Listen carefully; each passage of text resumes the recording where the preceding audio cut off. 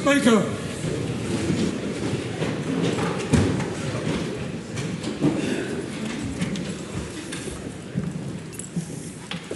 E te atua kaharawa, ka tuku whakamoimati atu mātou, mona karakia ko waihotia mai ki runga i a mātou. Ka wahi o mātou paanga whaioro katoa ki te taha, ka mihi mātou ki te kingi me te inoi atu, mo te arihitanga i roti o mātou whakaaroarohanga.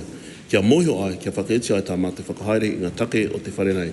Mo te oranga, te mangarongo me te aroha o Aotearoa, āmene. Āmene. 3 petitions have been delivered to the clerk for presentation. Petition of Anya Kelly Costello on behalf of Migrants Against Acceptable Standard of Healthcare Aotearoa, requesting that the House abolish acceptable standard of health immigration requirements. Petition of Joanne Chloe requesting that the House urge New Zealand Post to keep the Totara Park Post Centre open.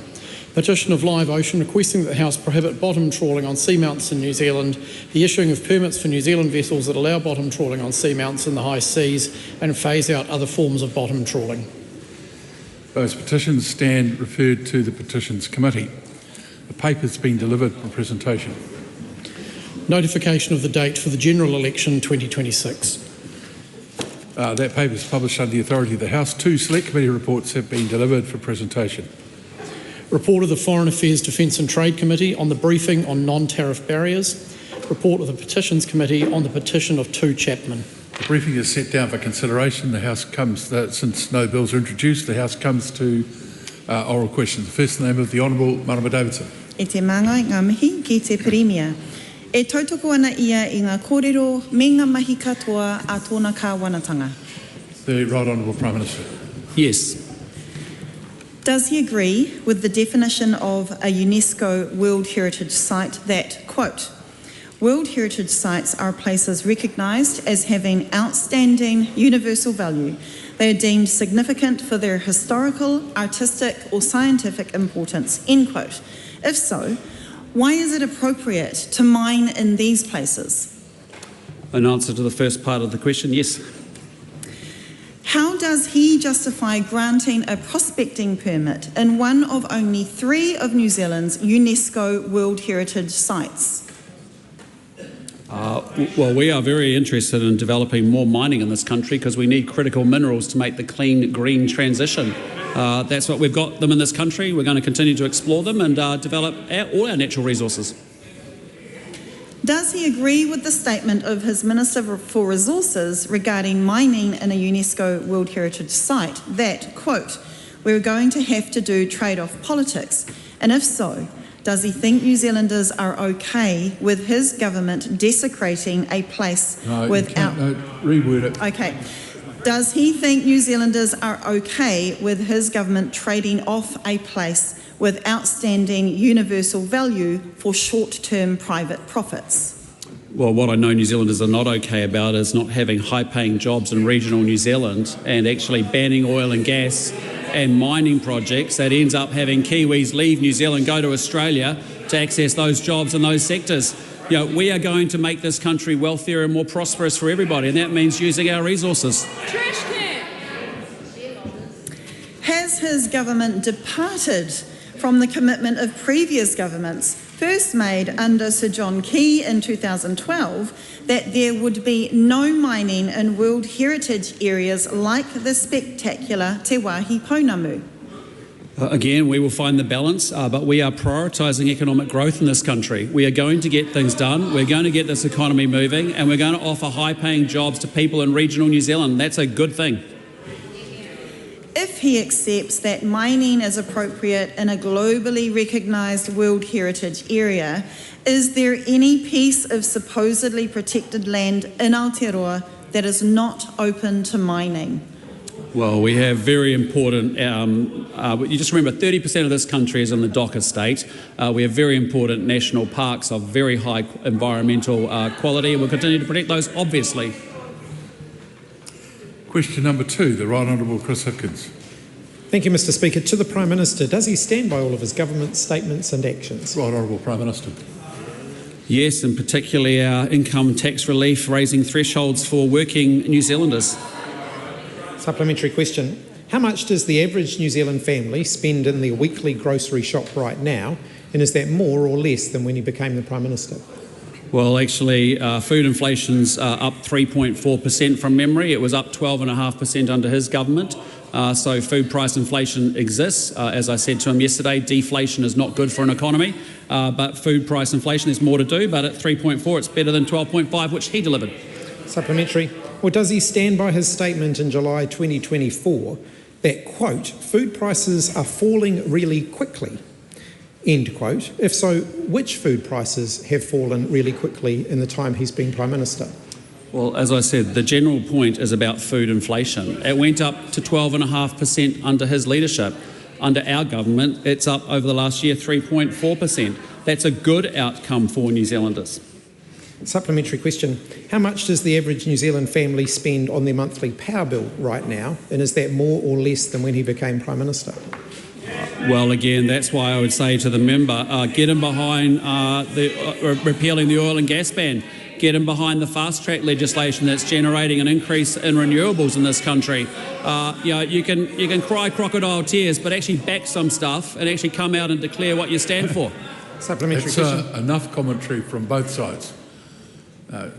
Questions are heard in silence. Answers should be given the courtesy of getting out before they're barraged down.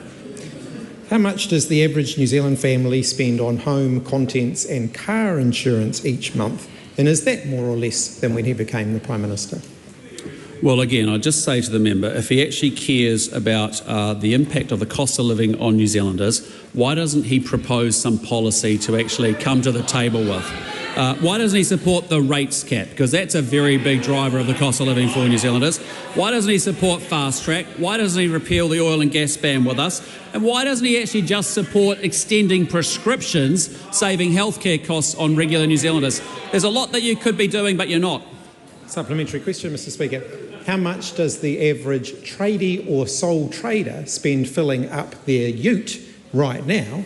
And is that more or less than when he became the Prime Minister? Well, the good news is that we abolished the ute tax. Remember that one? That was a special. We abolished the Auckland regional fuel tax, if you remember that one. So it's a lot less than it would have been if he'd stayed in power.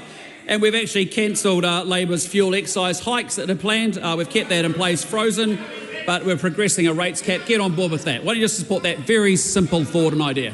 Supplementary, how many more people are unemployed now compared to when he became the Prime Minister?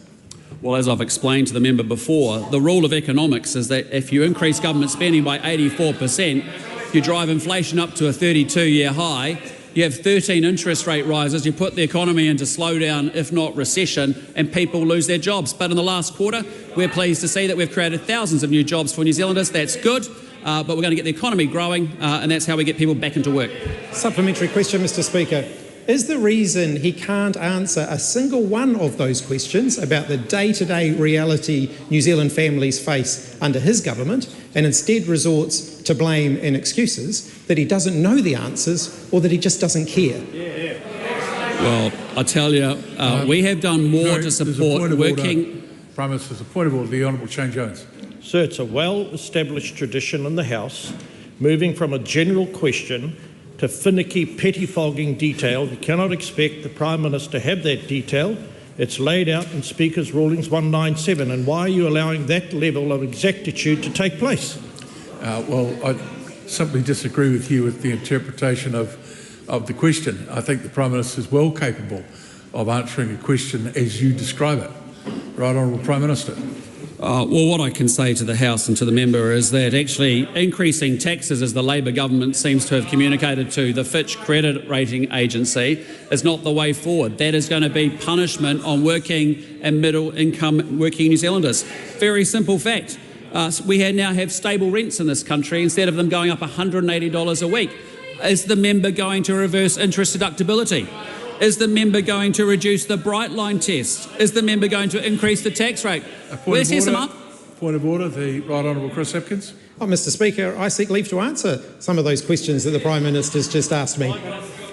Well, I would put the leave, but it would interfere with a prescription of standing orders, which makes this question time.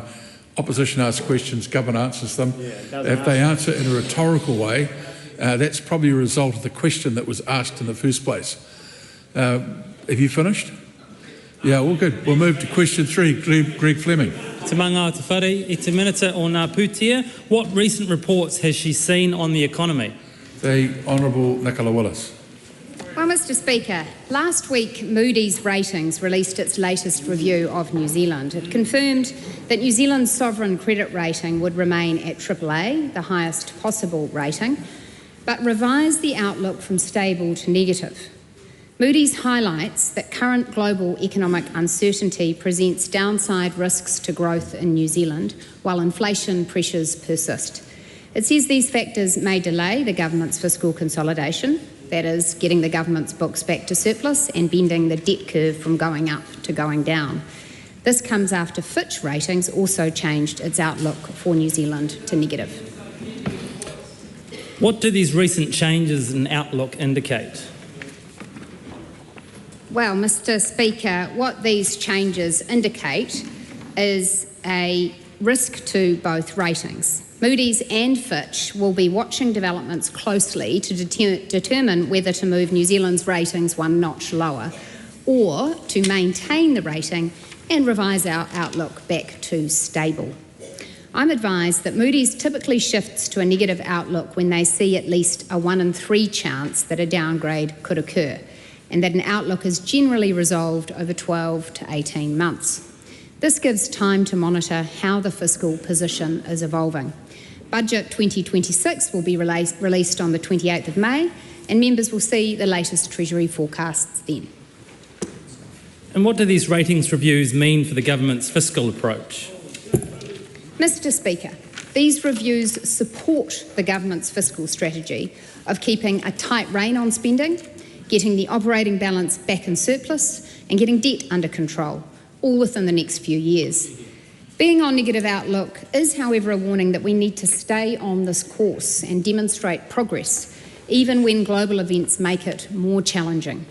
And it's a warning to others who might want to spend more and borrow more that ratings agencies are watching carefully. The interest cost on government debt is already around $9 billion a year. A credit rating downgrade would increase further if debt increased, would increase this interest bill further, and even more so if New Zealand faced higher interest rates from being considered a riskier country. And how can fiscal consolidation be achieved? Well, Mr Speaker, there are 2 possible fiscal strategies available for consolidation. As the member Chloe Spalbrick points out, the parties opposite me prefer tax. Our approach is to keep a lid on spending rather than increase taxes. Fitch makes this point explicitly in its review, saying, quote, "There is broad-based consensus across the political spectrum towards fiscal consolidation, although the consolidation strategy may vary." It says the current government focuses on expenditure constraint, and that is true. Over the last 2 budgets, the government has made a total of $44 billion worth of savings and reprioritisation. On the other hand, Fitch says others would emphasise revenue measures to reduce the deficit. That means increasing taxes. People who have those plans should tell the country which taxes they'll be increasing. Question 4, Oreni Kaipara. Kia ora, Mr Speaker, Sat Sri Akal. My question is to the Minister responsible for RMA reform. What assurances, if any, can he give to the people of Tāmaki Makaurau that his RMA reforms will not impact the protection of the Waitakere Ranges? The Honourable Chris Bishop. Mr Speaker, there's special legislation in place for the Waitakere Ranges, the Waitakere Ranges Heritage Area Act 2008. The Act requires Auckland Council to give effect to its purpose and objectives when making plans under the RMA that affect the area, and to have particular regard to that purpose and objectives when making resource consent decisions in the area. The Planning and Natural Environment Bills, which will replace the RMA, are currently before the Environment Committee for consideration. When those bills were introduced, it was acknowledged that not all consequential amendments to other acts were included, and the committee, as I understand it, has been made aware of that fact. To maintain the intent of the Waitakere Ranges Heritage Area Act under the new planning system, consequential amendments will be needed, and the Environment Committee will be considering that as part of its scrutiny of the bills. Supplementary, how can the Minister justify advancing planning legislation that effectively overrides the protections of the Waitakere Ranges Heritage Act 2008, and what specific safeguards, if any, will remain to prevent irreversible environmental degradation in the Waitakere Ranges? Well, I suggest the member at the end of the night goes back and reads the Hansard, because if she was listening, she would find out that that's not what I'm doing. Supplementary, what weight then has... Already copied. Continue. What weight has the Minister given to the strong opposition from local communities and mana whenua who are concerned that his RMA reform will undermine the Waitakere Ranges Heritage Act 2008, and why are these concerns not currently reflected in the Planning and Natural Environment Bills? Well, again, I gave a pretty comprehensive answer to the primary, which is that there are a range of consequential amendments required. There's around 100. It's not just about the Waitakere Ranges Heritage Area Act, it's about 100 other pieces of legislation that require consequential amendments, which the Select Committee will be considering. And in relation to the first part of the question, my understanding is there have been a range of submissions in that regard to the committee. The bill is in the hands of the committee. The Honourable David Seymour. Is there any chance that these changes might allow families with a horse paddock in Henderson, where they've been trying to build homes for decades, to actually provide those homes that would do a lot more for mana whenua and many others complaining than any of the carping we've heard in this question so far? Mr Speaker, it is true that I have emails from... That's just not quite so interfering. Well, it's not true either.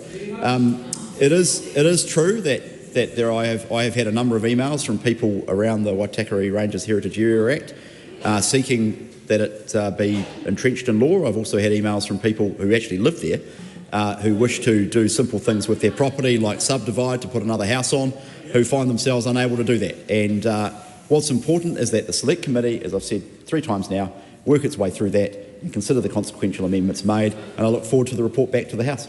Supplementary. Already copied. If protections are weakened and environmental harm follows, will the Minister accept responsibility for any irreversible damage to the Waitakere Ranges?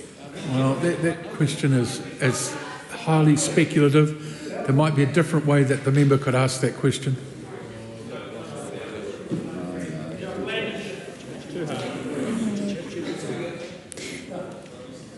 Should the protections be weakened in any way, shape or form, will the Minister accept responsibility for any irreversible damage to the Waitakere Ranges?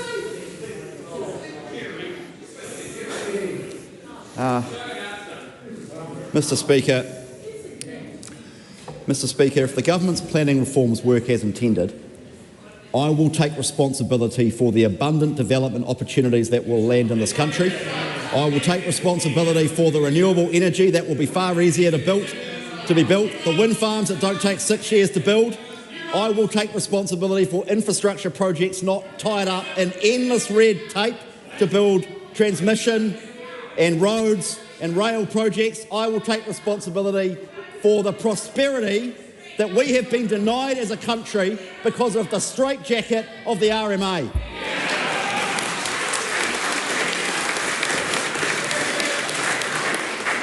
Supplementary. The Honourable David Seymour and no one else. Does he also anticipate taking responsibility for far more development opportunity created for Māori than the Maori Party could ever dream of creating? No. Well, Mr. Speaker. No, the member's got no responsibility for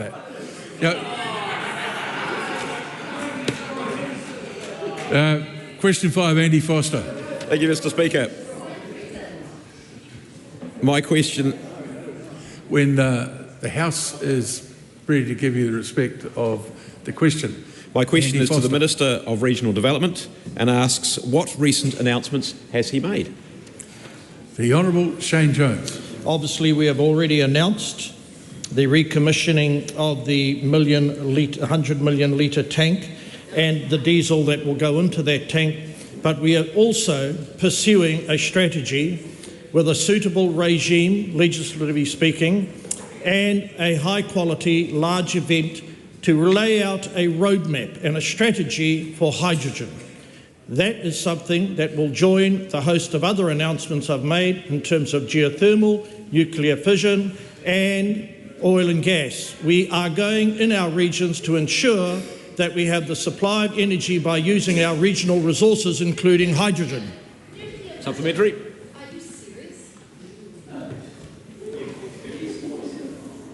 Andy Foster. Supplementary. Does New Zealand have potential for hydrogen being a fuel of choice? Mr. Speaker, being very interested in clean green outcomes, I think it's very important that we join with the different stakeholders in our community and explore the role that hydrogen can play in boosting our fuel resilience, our energy resilience, coming off the afflictions associated with the Persian Gulf military conflict. It is important, however, that when people apply for innocuous prospecting permits, that they are not pilloried, they are not cancelled, they are not harassed by opponents to mining when they are legally entitled to go and get an innocuous permit to learn about the potential of hydrogen and other minerals on the Dock estate. And watch this space.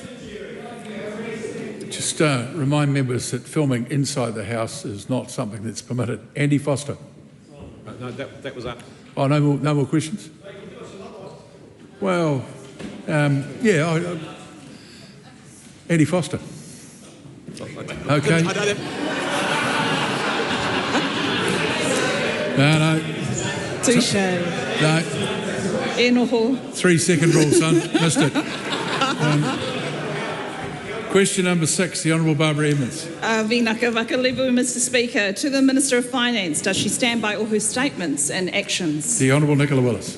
Mr. Speaker, in context, yes, including those statements I made in my discussions with the Fitch Ratings Agency. I can assure members that I said the same thing to them in private as I say to New Zealanders in public. Supplementary. Was she in the room when Barbara Edmonds met with Fitch? No, but I wish I'd been a fly on that wall, because what it led the ratings agency to report was that the opposition intends to achieve fiscal consolidation through additional revenue measures. I was surprised to read this because, of course, the capital gains tax, which the Labor Party have announced, they've already said all of that money has been stitched up for doctors' appointments. So where would the extra revenue come from? Only you know, Barb. Good luck fixing your fiscal hole. Supplementary. Are New Zealanders currently experiencing a cost of living crisis? Yes, Mr. Speaker, and events in the Middle East are playing a very significant role. We have seen the price of diesel almost double since that conflict began. Diesel is a fuel which powers not only vehicles but freight and a number of inputs into our economy, and it is correct to say that that will have an effect on the cost of living for New Zealanders. On the other hand, the effect of the events in the Middle East has shown that in the past couple of weeks we've seen that diesel price come down about 55 cents, which demonstrates, Mr. Speaker, that it is in all of our interests to see the conflict in the Middle East resolved as soon as possible. Supplementary. How many families have actually received the full $250 that she promised them? Well, Mr. Speaker, as I've set out to that member several times, and I hope this time she'll listen, National committed that the sum of our tax policies would deliver up to $250 a fortnight to families. We delivered on every single one of the commitments that underpinned that $250. Up to $150 of that would be delivered by the Family Boost payment, and I've been advised that more than 10,000 families have received that payment in a fortnight.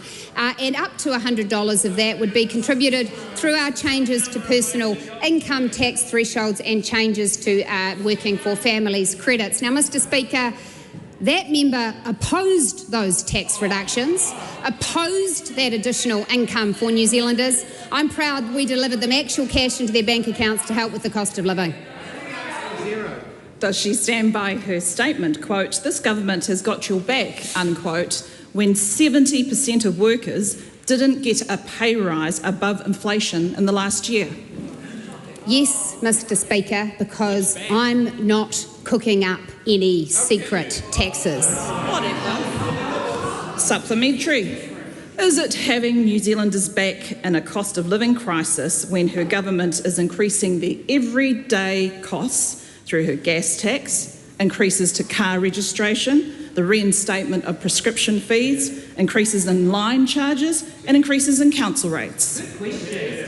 Mr. Speaker, to pick one, we are introducing legislation to this House to cap rates increases. Unlike that member who, again, opposes yet another practical measure to help with the cost of living. You see, the problem is that member has an opinion on everything and a policy on nothing. Question number 7, Tim van der Molen. Just wait a moment, Mr. van der Molen. That's enough. Questions are heard in silence. Tim van der Molen. Thank you, Mr. Speaker. My question is to the Minister for Trade and Investment. What recent announcement has the government made regarding the free trade agreement with India? Well, Mr. Speaker, the Honourable Todd McLean. On Monday, New Zealand signed a free trade agreement with India in New Delhi.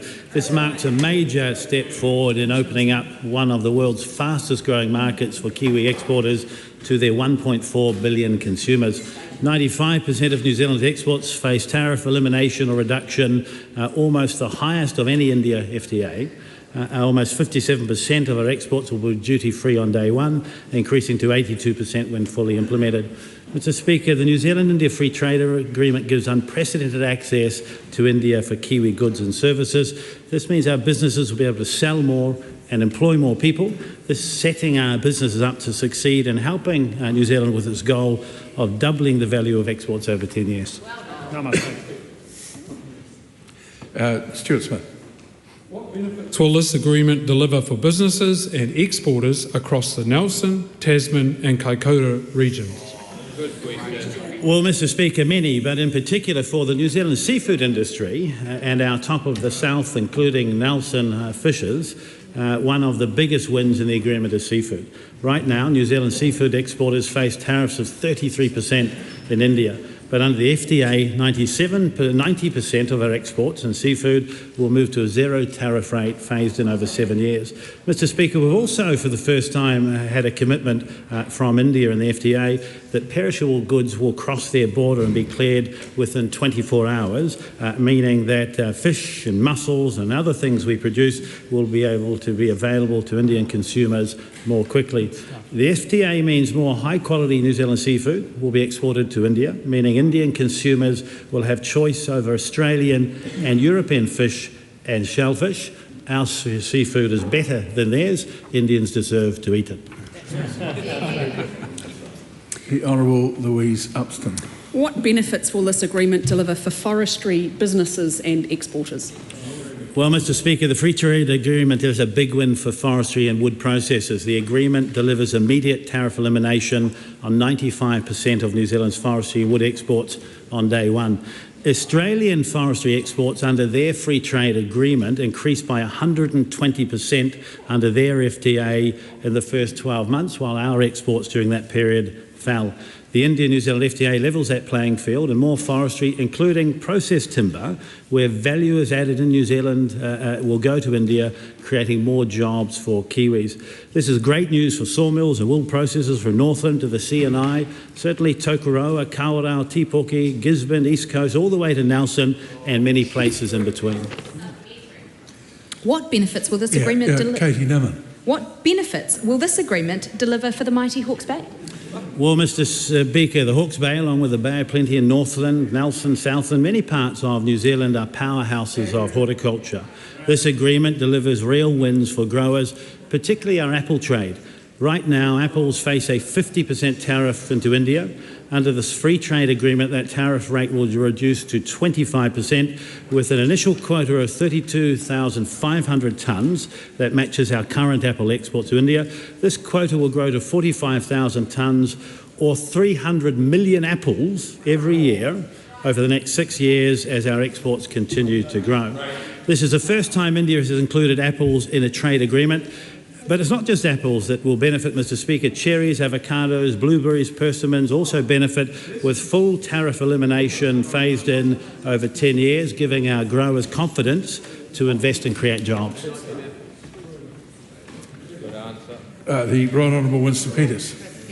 Why sign an FTA which included the phrase, quotes, "Nothing in this agreement shall preclude the adoption by New Zealand of measures it deems necessary to accord more favourable treatment to Maori," end of quotes, given that this language runs counter to the coalition government's approach that all New Zealanders should be equal under the law?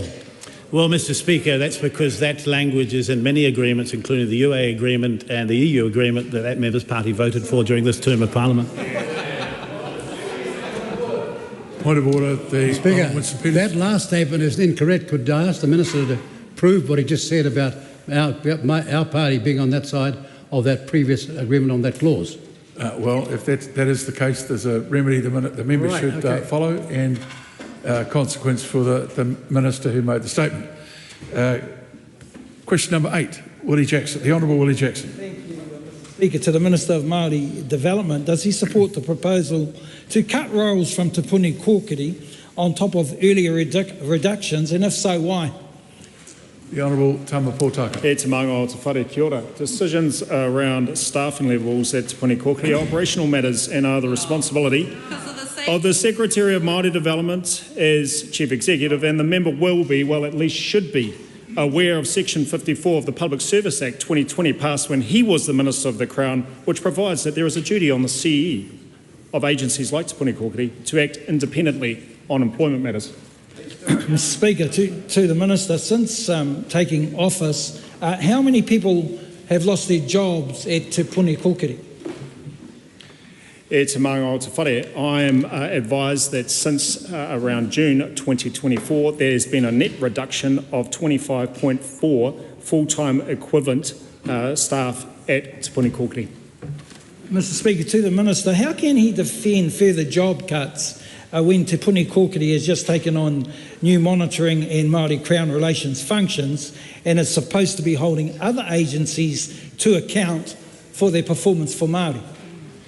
E te maunga o te whare. You see, this is partly a question that can help me explore the differences between the member whose modus operandi and party believe in massive big government and spraying the cash bazooka, and the fiscal prudence that exists on this side of the House. We are not about the quantity of roles through government, Mr Speaker, but actually the quality of advice, and I'm very confident about the quality of the advice that the Ministry for Māori Development and Te Puni Kōkiri is providing me.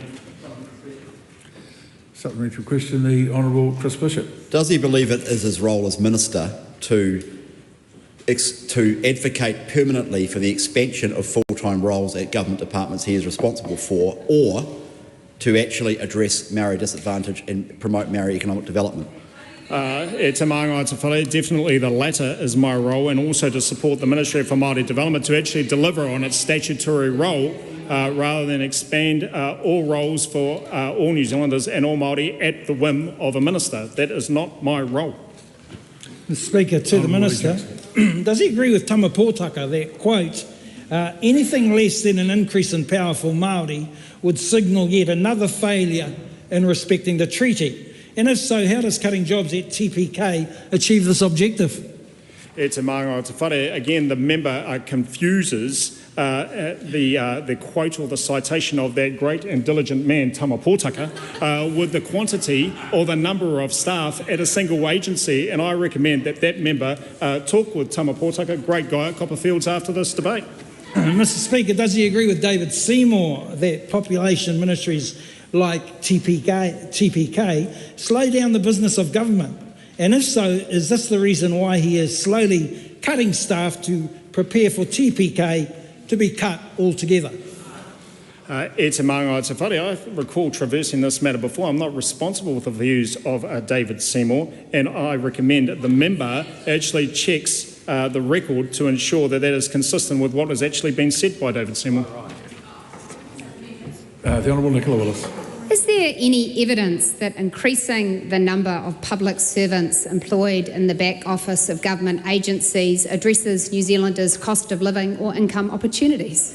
I am aware that there was an increase of about a third of public service between 2017 and 2023, and at this time a number of health and wealth indicators in this country absolutely deteriorated. Most importantly for me, indicators such as the 2-year-old immunisation rate of Māori, which dropped from about 90 to below 65%, and that's why having targets in place and making sure that we work collaboratively across government and with the agencies to meet those targets is absolutely important. Might I add and acknowledge the work of Minister Goldsmith and Minister Mitchell, who have seen a reduction in the number of serious persistent young offenders who are Māori from 784 to 594 in the last 2 years. Tēnā kōrua. Speaker, to the Minister, does he admit that the latest job cuts prove the government's negative Māori agenda is ramping up? And for all his rhetoric about thriving whānau, the only thing thriving under National are more cuts and misery for Māori. Again, the member has... Wait on, there's a point of order, and I think I can anticipate it, but Mr Jones. So you know as well as I do, Speaker's Rulings 196 makes that question completely out of order. That's an unsubstantiated assertion about a negative agenda towards Māori. Yes, that is strictly true. But as the member has pointed out, I think twice in this question time, where I have allowed questions that are of a political nature, political answers are given, and ministers seem very capable of doing that. Two or three observations from me. The member again conflates an assumption and an absolute misunderstanding of the intention of this government to deliver outcomes alongside with and for Māori, whether or not it's in housing, health, education, or indeed resource management and treaty settlements and social development and a range of other matters. But let me tell you a short story, Mr Speaker. 5 years ago, some relations of people in this House sought to resolve the issues arising over 150 years with the Nelson tents, and the previous government absolutely failed to deliver on their aspirations, and it took this government to actually step up and deal with those concerns after 150 years, and I'm very proud to be part of a government that has dealt with the issues in the Nelson tents and Wakatu situation, and I look forward to seeing members opposite at the day we pass that legislation. Question 9, Suze Redmayne. Thank you, Mr Speaker. Just hang on. Thank you, Mr Speaker. My question is to the Associate Minister of Agriculture. What recent announcement has the government made about supporting farmers and growers? The Honourable Mike Patrick. Thank you, Mr Speaker. On Monday, the government signed a free trade agreement with India in New Delhi. This agreement has been described as a once-in-a-lifetime deal, a landmark FTA and historic. This agreement opens doors and offers further opportunities to our farmers and growers. These are opportunities that have not previously been available. We know that our food and fibre is world class. This agreement will allow these products entry to a new market without significant barriers.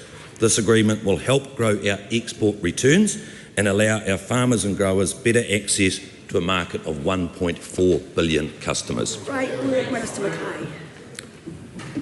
Joseph Mooney. Thank you, Mr Speaker. What benefits will farmers and growers see in the horticultural industry? Mr Speaker, I would like to share some fantastic news with the member from Southland, which includes part of the Central Otago region, and let him know what this free trade agreement will look like for some in his local area. Cherry growers, for example, will have tariffs eliminated from the current 33% down to 0 over 10 years. In other parts of the country, kiwi fruit growers will also see tariffs eliminated for kiwi fruit within quota. This quota is set to grow over 6 years to anticipate growth in exports from our mighty kiwi fruit industry. This makes kiwi exporters more competitive on the world stage. This is nothing but good news for an FTA that will bear fruit for our growers. Miles Anderson. What benefits will our wine growers and exporters see from this agreement? Mr Speaker, and thank you to the member from Waitaki, who is in an area of high growth for the wine industry. Tariffs on wine will be reduced from 150% to either 25 or 50% depending on the value of the wine over 10 years, plus a most favoured nation commitment. The most favoured nation clause negotiated in our agreement means that additional benefits negotiated with other trading nations must be extended to New Zealand, contingent on our agreement with India entering into force before others with more favourable wine commitments, such as the recently concluded EU-India FTA. This will be worth tens of millions of dollars in extra exports for New Zealand businesses, and so we are working hard to make this happen. Cheers to that, Mr Speaker. Carl Bates. Thank you, Mr Speaker. What benefits will our beekeepers and apiculture industry see from this agreement? Mr Speaker, one thing we are absolutely sure of is New Zealand Manuka honey is a premium sought-after product overseas. The good news for Wanganui and other honey-producing regions is that tariffs on Manuka honey will be cut from 66% to 16.5% over 5 years. The India Free Trade Agreement is making New Zealand products like Manuka honey more competitive in an international market, and it offers opportunities that we have not previously had in one of the world's fastest growing economies. Mr Speaker, the beekeepers are buzzing with excitement. Question 10, Ricardo Mendes March. Just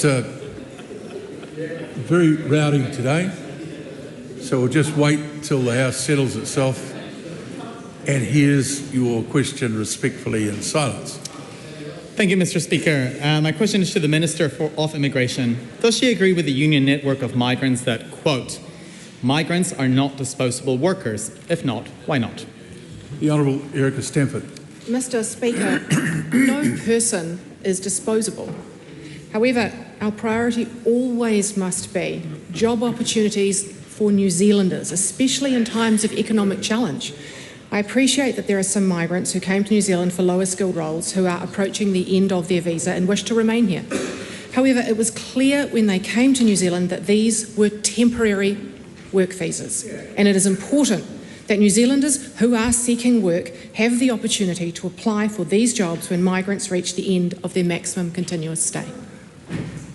Does she agree that the stand-down period, which prevents workers from being able to remain in a job for the long term, contributes to poorer wages, lower working conditions, and poor productivity as a result of employers not being able to retain them? How is that related to the primary? Mr Speaker, no. The topic. But on this topic... Hang on a minute. Relates to the answer given by the Minister, which perhaps if you look at the Hansard later, you'll see it makes the question admissible. Ask the question again, please, Mr March.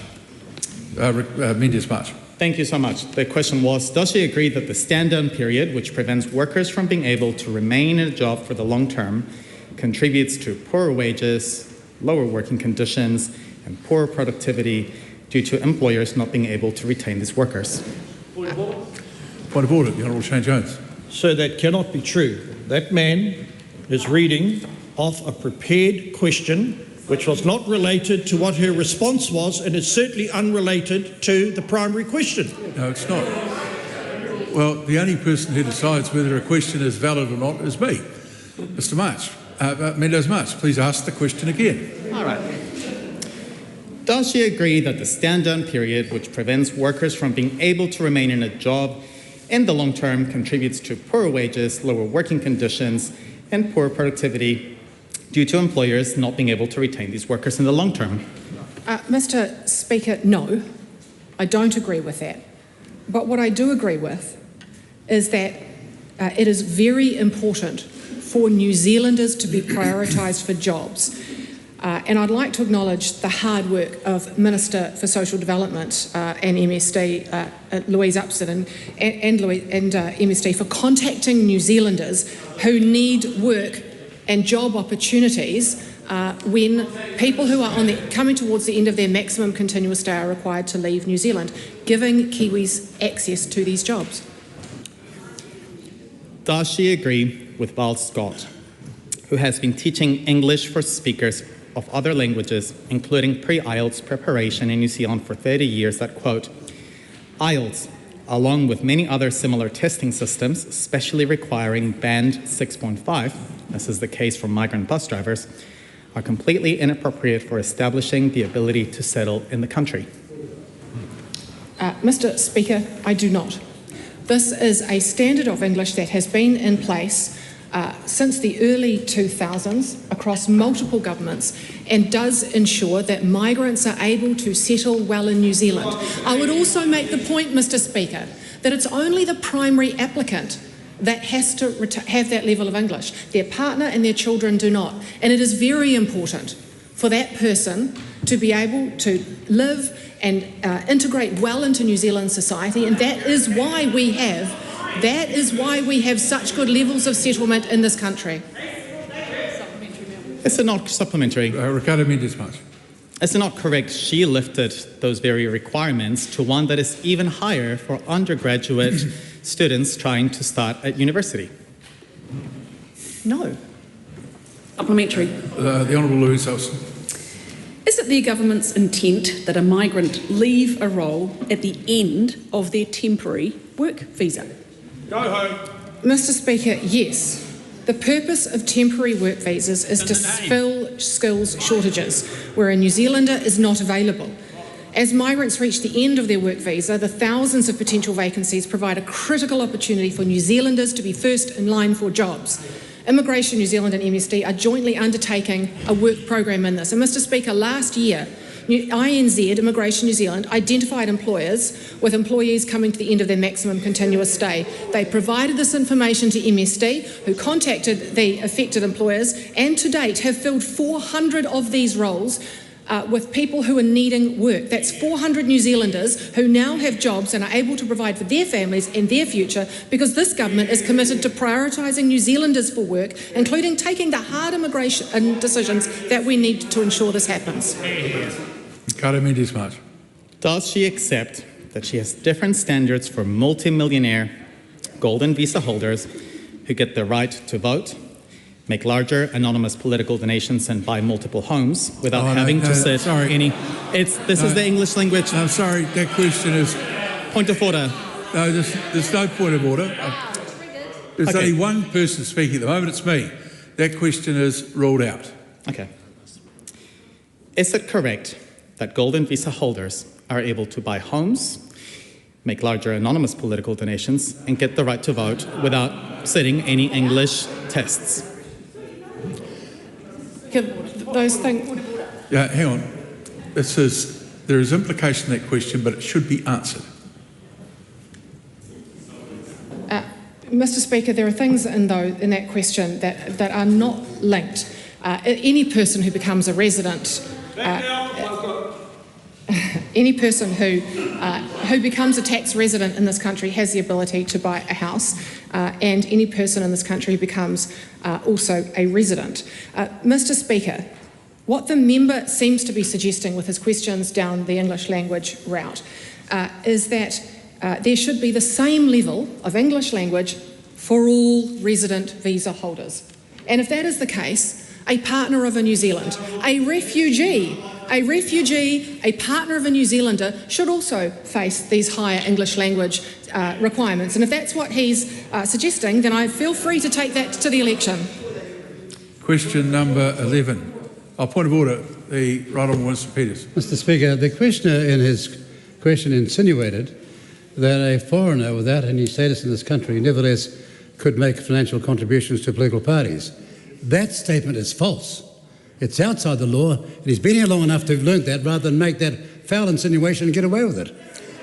Well, I appreciate that, and I understood that, and I was of a view that answer would be coming from the floor, and the members now provided it. Tangi Utakiri. Kia ora, Mr. Speaker. My question is to the Minister of Transport. Does he stand by his statement regarding heavy vehicle weight limits that, quote, there are sensible changes we can make that will lift productivity without compromising standards, end quote? The Honourable Chris Bishop. Mr. Speaker, yes, I stand by my full statement, which is we need to balance that with safety and network impacts, but there are sensible changes we can make that will lift productivity without compromising standards. The government is exploring a range of temporary, targeted and timely measures to support New Zealanders. This includes preparatory work to remove or suspend regulatory barriers that make it harder for businesses and communities to cope with global fuel shocks. Small increases in permitted loads for heavy vehicles could reduce the number of trips needed, saving time, lowering costs and reducing fuel use. Supplementary. How can he claim these changes will not compromise standards when he himself has acknowledged there is, quote, no doubt, end quote, roads will suffer from heavier trucks, and such a change will put pressure on repairs and maintenance and on former Transport Minister Simeon Brown's pothole patrol? Well, I think the answer is in the answer to the primary question, which is that we need to balance that with safety and network impacts. We're doing the work right now. No decisions have been made. Does a proposal to lift heavy vehicle weight limits have the support of all three coalition parties, given that when asked whether he would veto changes to truck weight limits, one coalition partner has said, quote, stand back and watch, end quote, and, quote, we are not going to go down that pathway, end quote? Well, the government hasn't considered any formal advice on the matters the member is referring to. Does he agree with Winston Peters that weight limits, quote, are put there for good reasons because of potholes and bridge strength, end quote? Yes, in a general sense. It is undoubtedly true that heavy vehicles have an impact on the road. We are considering that matter right now, and as I say, it is, well, we'll make an announcement when we've made a decision. That's generally how government works. I know that member wasn't in government for very long and maybe forgotten how the cabinet process works. But generally on this side of the House, we go through a process, we do the work, we take a paper to Cabinet, and then when we've made a decision, we announce it. And I look forward to making sure that we continue to be the ones doing the announcing and the decision-making for a long time to come. Supplementary. Should weight limit changes proceed, will he accept responsibility for safety and other concerns having been disregarded, concerns that have been expressed by members of his own coalition government? Well, Mr. Speaker, as I say, that the member makes a not unreasonable point that the impact of heavy vehicles has an impact on the roading network.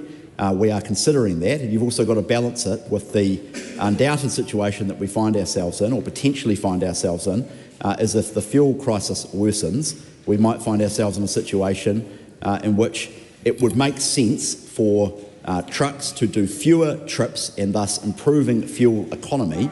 Well, the member says rubbish, but that is definitely true.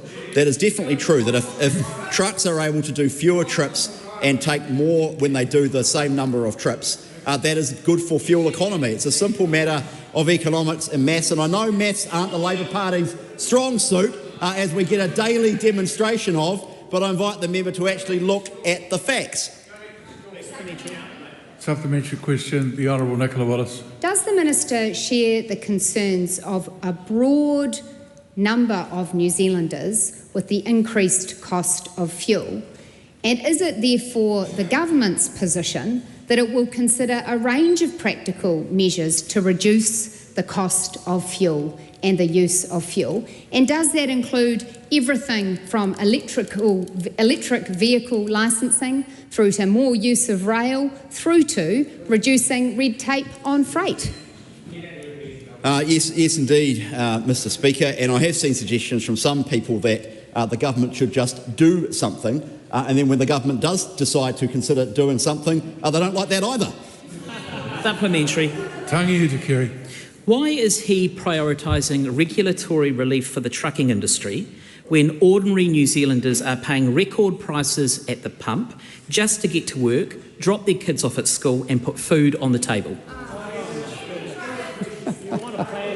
Well, this is a classic of the Labour Party genre, which is a series of fallacious assertions backed up with no policy of their own.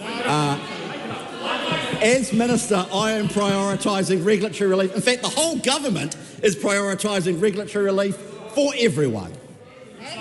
Supplementary question, the Honourable David Seymour. As Minister of Transport, is it his understanding that food on the table more often than not comes on trucks?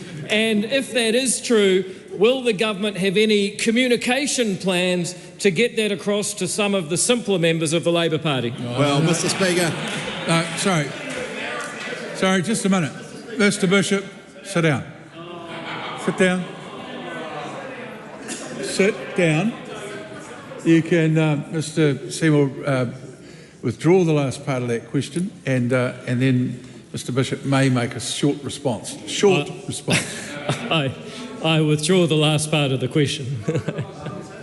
40 minutes ago, we had a long conversation at the front end of question time about food costs and people paying prices at the supermarkets.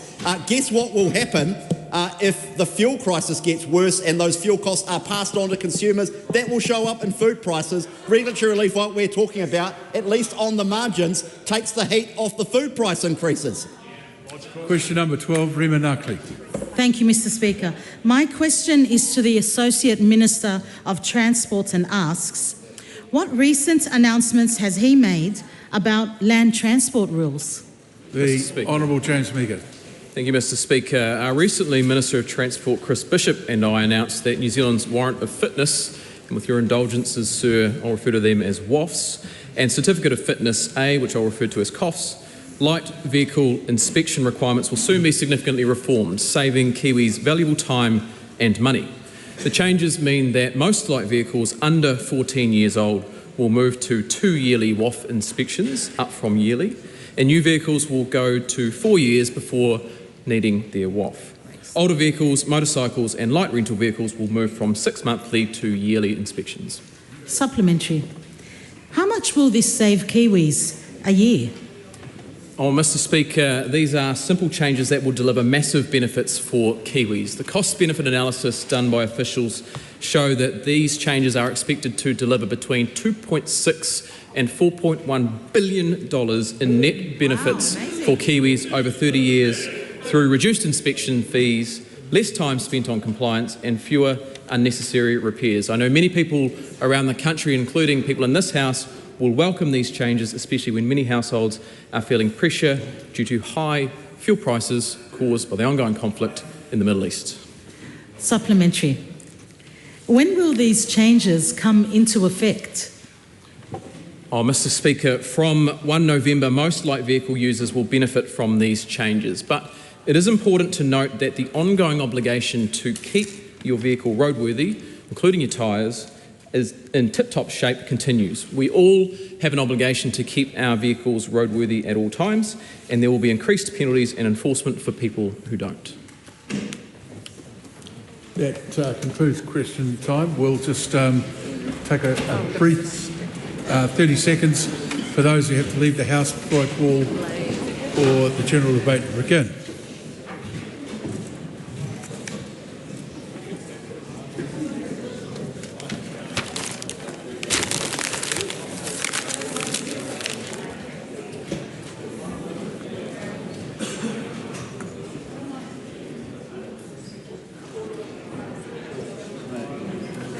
Yep.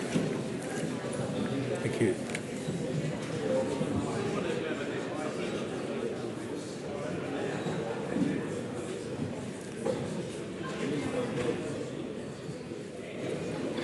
All right, that's a bit of quiet, please. Would some honourable member care to move that the House take note of miscellaneous business? I so move, Mr Speaker. The Honourable Marama Davidson. Mr Speaker, this week, Friday, is May Day, International Workers' Day. A really important opportunity to think about the state of workers' solidarity in Aotearoa and actually across the country, Mr Speaker. So what we're seeing right now is while this government wants to divide working people against each other, sowing division and misplaced fear, regular working people are actually uniting, coming together and fighting back, Mr Speaker. This coalition wants us to blame our neighbour for a lack of jobs, homes and adequate health care, for the failing state of flood protection and infrastructure that leaves the beaches polluted and homes filled with mud. Winston wants us to blame immigrants. No, look at his parties. Mr Winston Peters. The member cannot just use a name like that. Thank you, Mr Speaker. No, Mr Winston Peters. The member must use a member's full name. Thank you, Mr Speaker. Mr Winston Peters wants us to blame migrants. Just look at his party's rhetoric on Chinese people and on the India Free Trade Agreement. Mr David Seymour wants us to blame Māori. Look at the lengths that they are going to remove te reo Māori from public places and undermine te tiriti at every step. They had their own ACT Party candidate advising the Minister and the Government on reviewing and removing treaty clauses from legislation. The Prime Minister, Mr Luxon, wants us to blame beneficiaries for unemployment. Look at what they've done to remove the benefit from young people and create a host of new sanctions for how people are supposed to survive. So this government taking their hands off the wheel and choosing to maintain the hardship that ordinary, regular people are facing every single day, while right in front of all of our eyes, the wealthy few are hoarding more and more wealth than ever before. And Ganesh Nana wrote about this last year in the Household Net Worth Survey, where the wealth divide has become a chasm, and people know this. They can see it, they can feel it.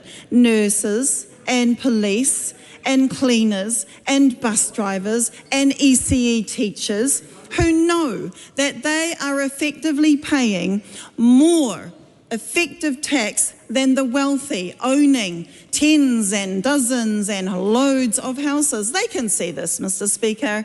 They're not buying the line that the economic recovery is helping them, because they are feeling it every single day. 119 families and individuals on the rich list hold as much wealth as nearly half of all New Zealanders. People know that is wrong. And this fossil fuel crisis, another chance for the mega rich to cash in on that, to exploit that, while the system that they've designed squeezes regular people harder and keeps us reliant on fossil fuel. Research released just yesterday showed 6 of the biggest fossil fuel companies are making $3,000 per second in profits during a crisis where ordinary people are struggling. $37 million a day above what they made last year. People know this is wrong. People know this system is unfair. People know it needs fixing, because people also know that there is enough for everyone. But this government and multi-millionaires and billionaires want us to believe otherwise. In this election then, we have a choice between working people having to work longer just to survive, to pay the bills, to get kai, to pay the rent, to pay the power bill, while the rich get richer and richer. Or we can finally tax the wealthy few so that everyone can have health care, affordable housing and jobs that work for us.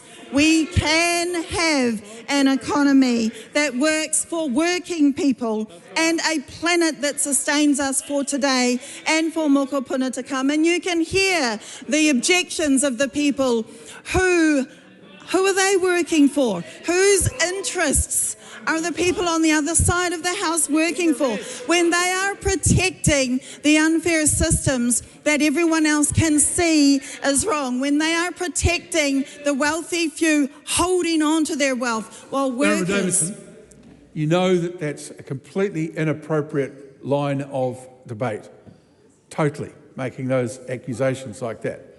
So that's the end of that speech. I call on the Honourable Nicola Willis. Mr. Speaker, it is an historic week.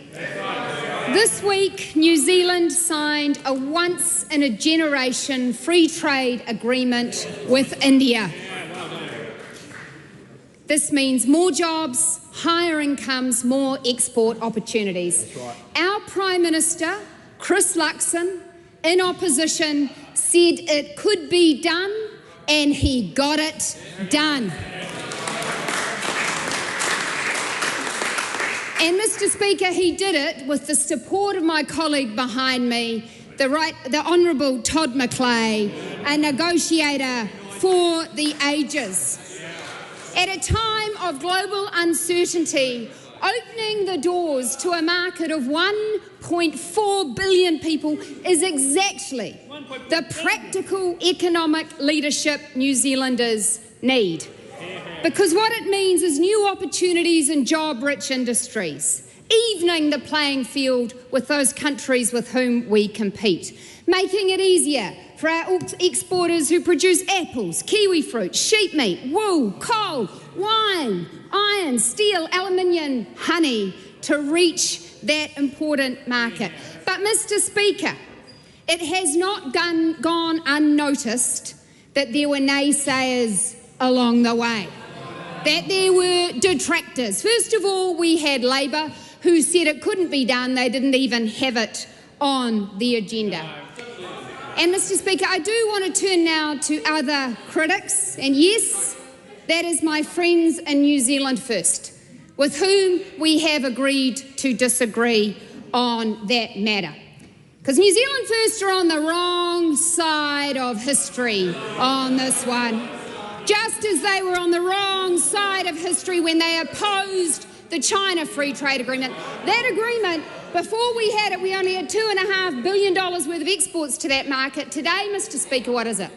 More than 20 billion. And that is what a free trade agreement can achieve. It can support jobs. It supports the regional communities New Zealand First say they care about but clearly don't talk to often, because those regional communities know that the farmers want access to India and they don't like New Zealand First's opposition to it. But actually what we really need to call out in this House, Mr. Speaker, and I want to acknowledge Marama Davidson for doing the same, is the race-based scaremongering that New Zealand First have indulged in opposing this free trade agreement. And I want to call out Labor, because actually along the way you two sidled up on the anti-immigration rhetoric. No, you were quite happy to sit back on that. But here in particular, Mr. Speaker, I want to quote a remark in Parliament that was made in public. And I apologise in advance because it will offend this House. It offended me, and let me tell you, it has offended New Zealanders of Indian descent up and down this country who've been in touch with our MPs, in touch with our ministers, who are hurt and feel betrayed. And that comment was that a free trade agreement with India so our exporters can sell their goods and services there would unleash a butter chicken tsunami. Well, shame on you, Shane Jones. I enjoy working with you around the cabinet table, but that kind of race-based rhetoric has no place in New Zealand politics. And to those New Zealanders of Indian descent, to actually all New Zealanders who are fair-minded and good-minded, I want you to know that we hear you and we back you. And we know that the contribution that people from India have made to this economy has been and will continue to be immense, and they deserve to be respected for their contributions and not described in that way. Now, it didn't go unnoticed that Labor indulged a bit of the anti-immigration speculation as well, but that's the state of Labor today, colleagues. They bark at every passing car. Point of order. The Honourable Kira McAnulty. Mr Speaker, that is the second time that member has made an inaccurate and quite serious accusation against this party. It is not true, and it is, I think, deliberately misleading this House to accuse the Labor Party of sidling up to what views we all find repugnant. The member knows that there's a course of action that he can follow for that. This is a debate, and where debating material is proved to be inaccurate or thought to be inaccurate, there is a remedy for parties to follow. Mr Speaker, that is the state. The last 30 seconds. That is the state of Labor today. Bark at every passing car, have an opinion on everything, a policy on nothing. Because, Mr Speaker, you know, their chickens are coming home to roost. They've made dozens of unfunded policies, and they've actually been caught out with these promises this week. In plain English, what they told the Fitch Ratings Agency is they'll sort it all out with more taxes. Well, Mr Speaker, they haven't told New Zealanders yet. Deborah's pretty shirty about it, but just you wait, it's coming.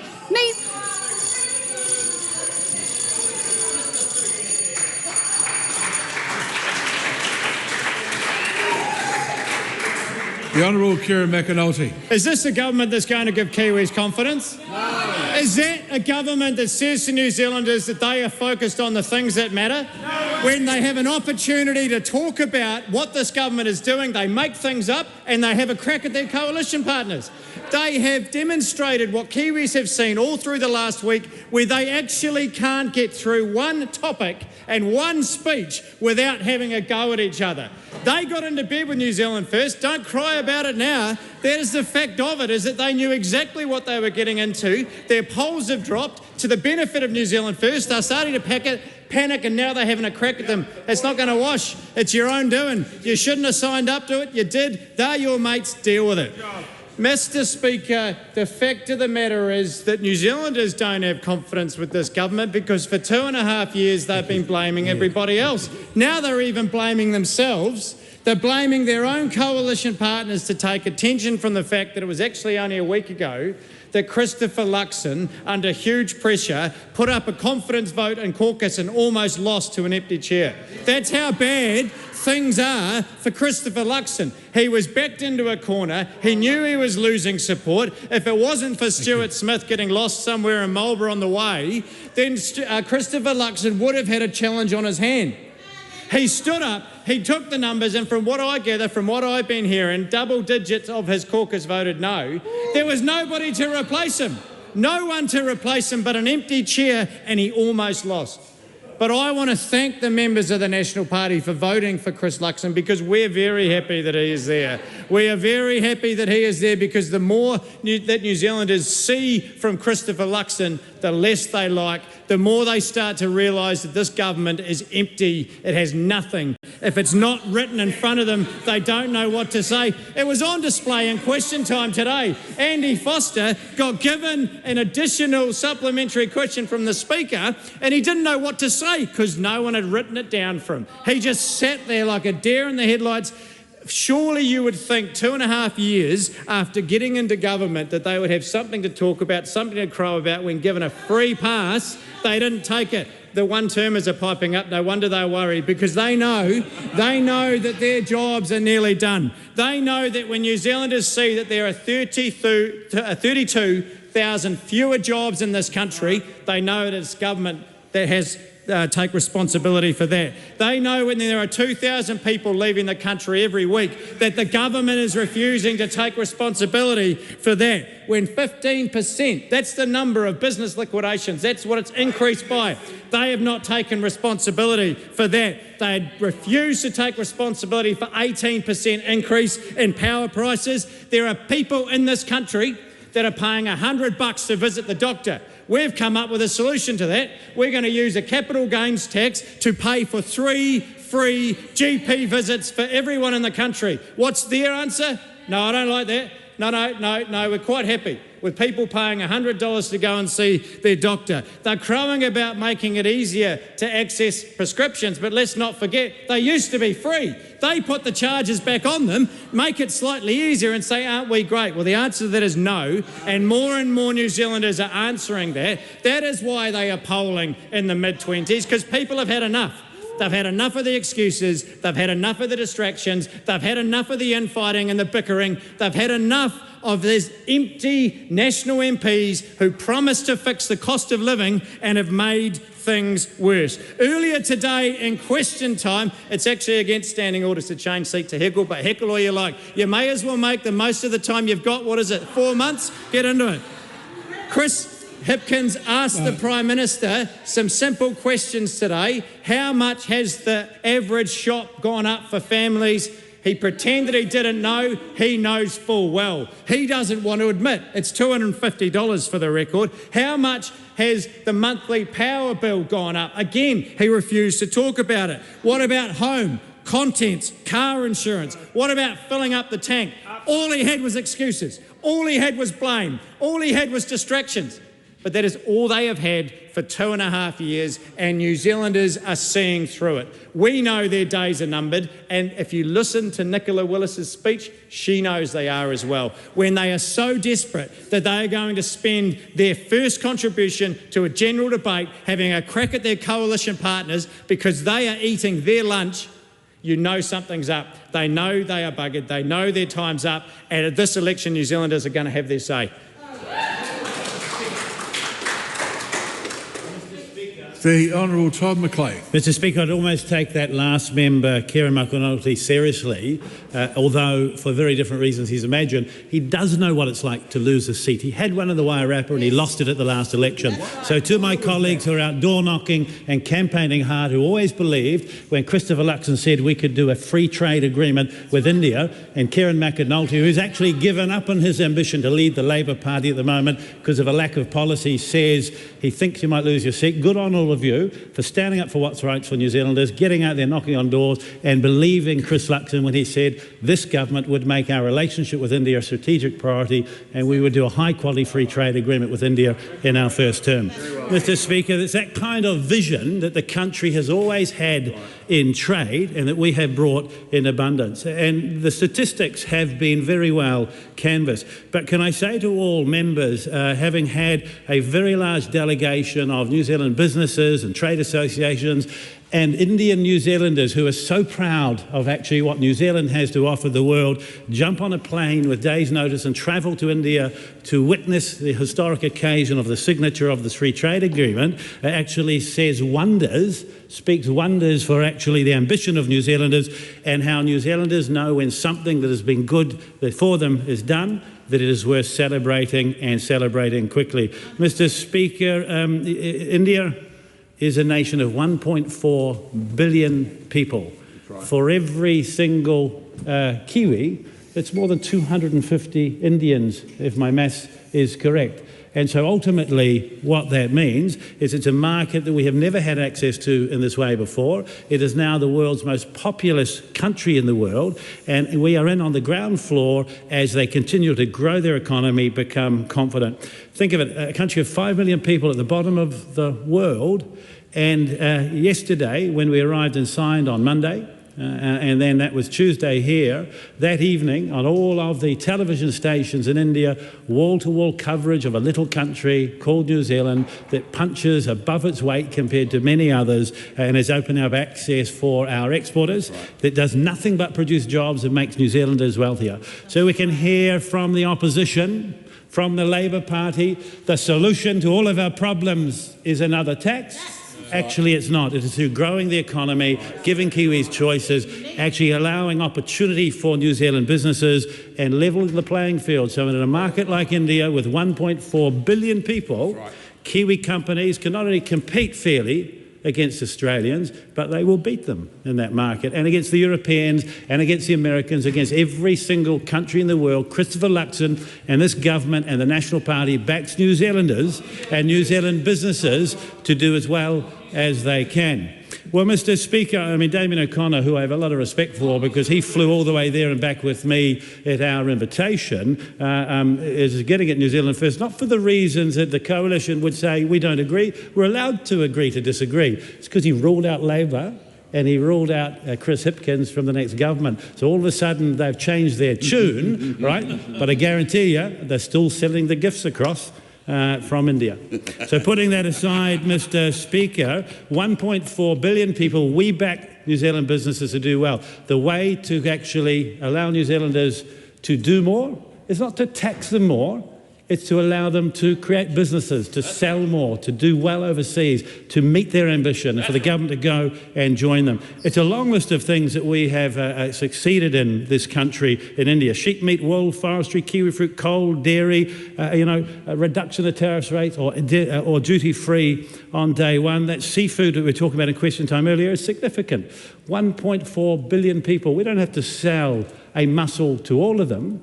But we just sell it to half of them, by golly, in Nelson, a seat that we're going to take off Labor at the next election because of a hard-working MP who cares about them. If we could do that there, actually the people of Nelson would be wealthier. Do you know what we actually need in New Plymouth, Mr. Speaker?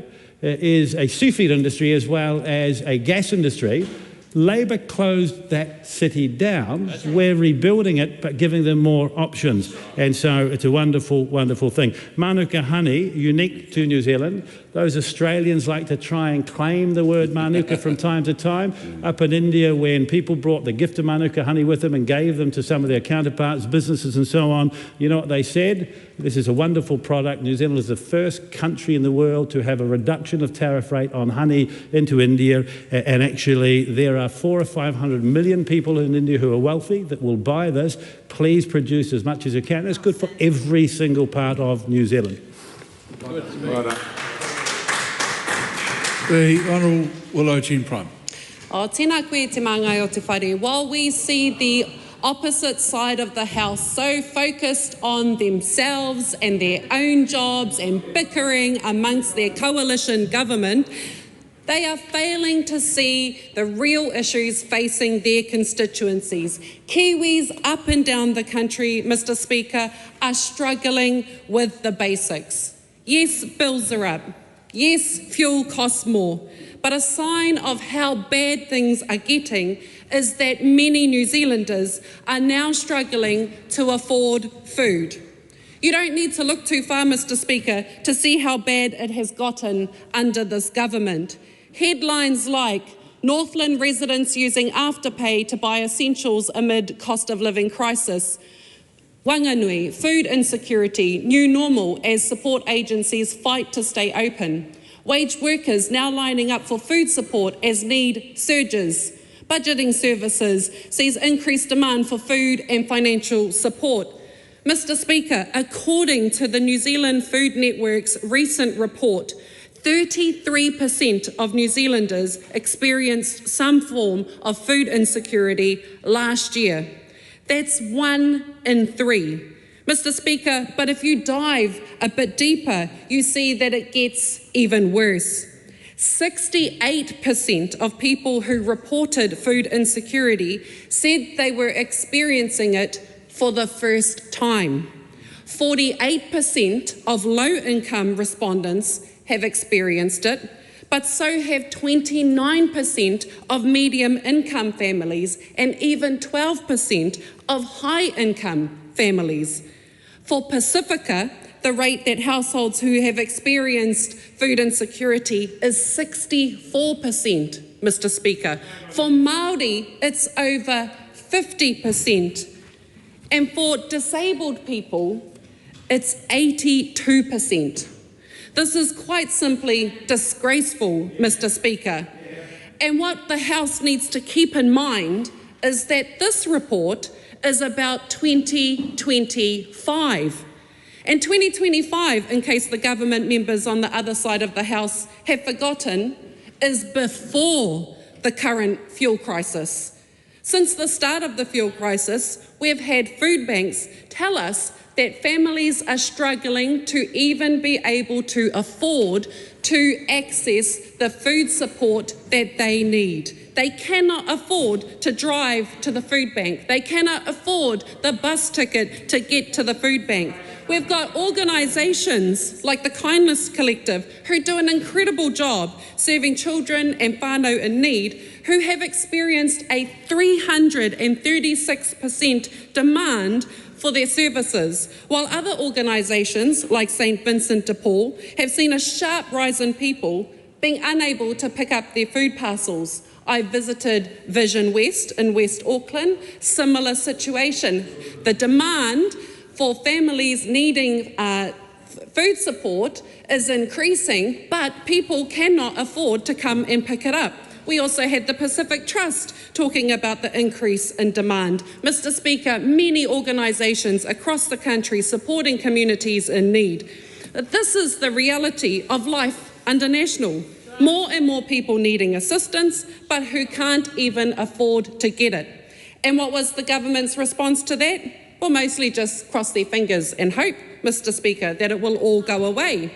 They talked about targeted support, but they haven't targeted these people in need. They see more and more people lose their jobs, seek assistance, and then kick them while they're down. Mr. Speaker, they ignore the struggles that Kiwis are going through. Christopher Luxon promised to fix the cost of living. The National Party promised to fix the cost of living. Instead, they have made it worse. And now, every third person you meet in New Zealand may have gone without food in the last year. Everything costs more, the economy is weaker, and people are worse off. People aren't just worse off, people are hungry. Our message to Kiwis is that the Labour Party is focused on what matters, on your job, on your health, on your home, so you can build a future for your family here, so you can afford to build your future here in Aotearoa. Kia ora, Mr. Speaker. Laura McClure. Thanks, Mr. Speaker. If liberty means anything at all, it means the right to tell people what they do not want to hear. Those words are from George Orwell, and they are words that this House would do well to remember today. The Broadcasting Standards Authority made little sense when it was created, and it makes even little sense now. Gone are the days of rabbit ear television and adjusting the antenna, and yes, I am old enough to remember those days when I was out flatting. And now we have everything at our fingertips. Oh, there's a few people in this room that remember that too. The Broadcasting Standards Authority has become irrelevant. It has not only become irrelevant, if we just actually call it what it has become a group of Wellington bureaucrats that are the taste police on content on the internet. That is what we are seeing. And in my very humble opinion, and those of very many New Zealanders, this is extremely dangerous precedents to set. New Zealanders, as we know, are getting their media from all around the world now. We're seeing it not just here in New Zealand, they're getting their media from everywhere around the globe, and that is the beauty of the internet. When the Broadcasting Standards Authority was set up, the internet was not even a thing. So for the Broadcasting Standards Authority to go out of their remit and be essentially policing the internet is actually a really scary thought. And you know what? It's funny, Mr. Speaker, because I look at the BSA's own justification for its existence, and it is so incredibly weak. The BSA claims its job is, I quote from their website, overseeing and promoting broadcasting standards on behalf of New Zealanders. But I think there is a more honest motto it could adopt. War is peace, freedom is slavery, ignorance is strength. Because, Mr. Speaker, the BSA it now looks something like more out of Orwell's 1984 than something that belongs in a modern liberal democracy. Mr. Speaker, freedom of speech is not a nice to have. It's not a luxury of a modern society. It's not something that you get to pick and choose whether you like to hear something or you don't. It's a fundamental right, human right, and to every other freedom that follows on from it. It's the underlying basis for freedom of religion, freedom to protest, and many more. If you take away speech, you take away it all. And if you don't believe in free speech consistently, if you only believe in it for the views that you agree with, then you don't really believe in it at all. It does not even matter whether someone is saying something correct. Often I see my friends over in the Greens spouting off some kind of nonsense that surely nobody thinks is correct. And some, you know what, they may even say that's harmful to New Zealanders. But as Evelyn Beatrice Hall famously wrote, I disapprove of what you say, but I will defend to the death your right to say it. And I defend even the Greens and Te Pare Māori's right to have their opinions. To me, the argument about whether the BSA needs to exist comes down to a simple question. Do we trust New Zealanders, or do we believe the state knows better? Because right now, the BSA stands here as a podium of truth, deciding which views are acceptable for the public to hear and quietly snuffling out the ones that aren't. At Trust New Zealanders, we trust them to hear different viewpoints and to make up their own minds. We trust them to push back against the ideas that they disagree with. We trust them to argue, to debate, to think for themselves. New Zealanders are not children who need to be coddled by the state or shielded from anything that might actually hurt their feelings. They are adults. They are citizens, and they are perfectly capable of handling speech that they don't agree with at all. For the critics out there that say removing the BSA will be a free-for-all, it won't be. We have the Media Council, we have defamation laws here in New Zealand, threats against violence, we have protections in place. The BSA is completely irrelevant now. Mr. Speaker, yes, there will be speech that people don't like. I'm sure some people in the House don't like this speech right now. There will be opinions that offend and provoke, but that is not a flaw of a free society. It is the beauty of one. A price worth paying. Abolish the BSA. Miles Anderson. New Zealand is at its core a trading nation. We depend on value created from the land, the sea, the rivers, our fields, and from our ingenuity. The returns from our trade are not just numbers on a page. They are the lifeblood that finances our schools, our hospitals, our police, our defence force, and all the services that every resident and citizen expects. That's right. When trade succeeds, the whole country prospers, and nowhere is that clearer than in the mighty Waitaki. The newly inked free trade agreement with India is truly great news for our farmers, growers, fishers, the local industries whose world-class products are the pride of our region. From Oamaru's historic precinct and to the green heartlands of Waimate, through the high country of Mackenzie, to the fertile slopes of Central Otago and Upper Clutha, the benefits will be felt far and wide. So let's talk wine. Waitaki boasts many renowned vineyards and wine producers. This is a growing industry in the region. Until now, our wines have faced a staggering 150% tariff at the Indian border. Thanks to this agreement, those tariffs will drop to as low as 25% for many New Zealand wines, making our labels more attractive and competitive in one of the world's largest and fastest growing markets. This helps not just our vineyards, but the bottlers, the packers, the exporters, the hospitality workers who rely on the wine trade. Our cherry growers and other fruit producers, especially those cultivating the famed stone fruits, apples and more, can now look forward to progressive elimination of tariffs that once made it hard to compete. For example, as we heard earlier during question time, cherries will fall from 33% tariff to zero over time. That means more money for orchardists, more opportunities for seasonal workers, and a real incentive for investment in new plantings and new technologies. The extra income generated flows back into our local economy, helping fund our roads, community facilities, education and health. Sure does. Sheep farmers in the red meat industry are at the heart of the Waitaki's identity. With all the tariffs on sheep meat and wool immediately removed, our region's fine wool and premium lamb can enter India duty-free. This will benefit not only our high country farms but also our processors, Silver Fern Farms at Aotearoa, Alliance Group in Pukuri, BX Meats in Oamaru. Each of these facilities provides jobs, supports families and adds enormous value to our exports.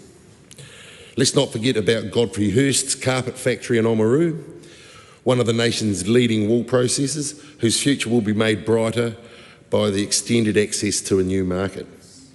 Geraldine's cropping, artisan foods ventures and dairying and horticulture in our valleys also stand to gain. The Waitaki Valley itself, as an emerging wine region, and a very good one at that, will find new customers and a greater profile thanks to this agreement.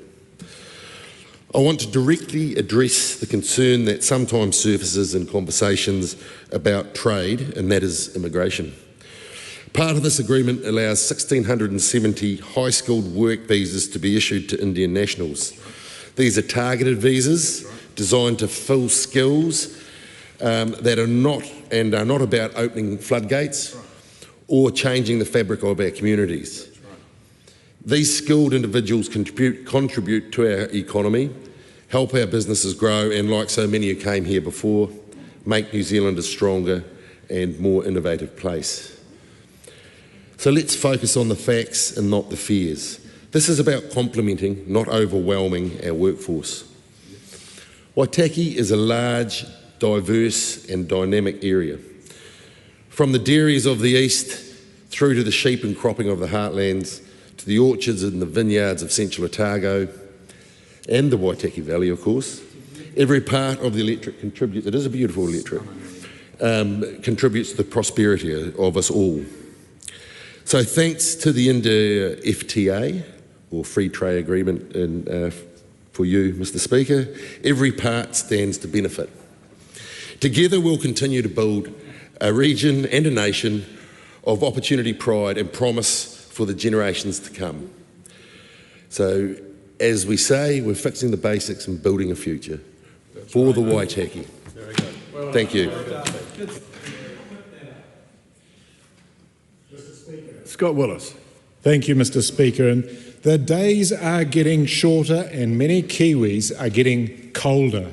And sadly, we know that energy hardship is now widespread. It was heartbreaking to hear from the Hidden Energy Hardship Hui last week that 200,000 households in 2025 were not able to keep their homes adequately warm, that 160,000 households could not pay electricity, gas, rates or water bills on time more than once in the last 12 months, that over 160,000 households put up with a cold house to keep costs down, and 100,000 households suffer dampness and mould.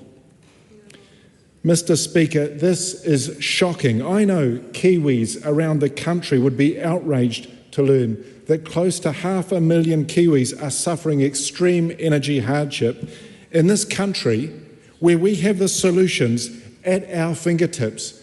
No one should be in this situation. I know how cold it can get in Aotearoa, Dunedin, lovely place, but it makes me heartbroken to see kids in cold, damp homes with black mould throughout. That's long-term hospitalisation and illness. So how about this government took action?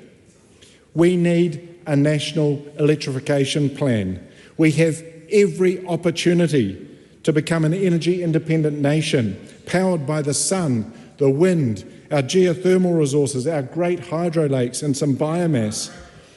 Mr Speaker, I've had the privilege of attending the opening of the top 2 geothermal power station in March, a partnership between Tūwharetoa, Mai Kawerau, Ki Te Tai Settlement Trust and Eastland Generation.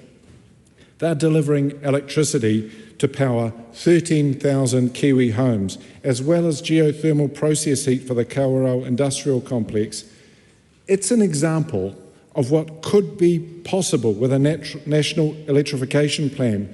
Energy independence, building resilience, freeing us from the inflationary pressures of imported fossil fuels. Mr. Speaker, how long will this government refuse to accept that their fascination with fossil fuels is harming us? The government is forcing extreme hardship on Kiwis by prioritising fossil fuels, which they should know by now creates high power prices and drives extreme weather events. Just like Wellington suffered last week and the far north the week before and Aotearoa before that. Our people suffer thanks to this ill-prepared government. You would think it was blindingly obvious, but this is why we need action on climate, and a national electrification plan is just the thing we need. We are blessed with abundant renewable power sources, and yet at the same time businesses and manufacturing are closing. People are having to choose between heating and eating. Mr. Speaker, this government has already cut $178 million of funding from the Energy Efficiency and Conservation Authority, which provided funding for hot water heating, low-cost energy efficiency measures, an LED lighting scheme and community-focused outreach program to target those hard-to-reach households. And that cut has adversely affected just those households and whānau in energy hardship. It is not rocket science.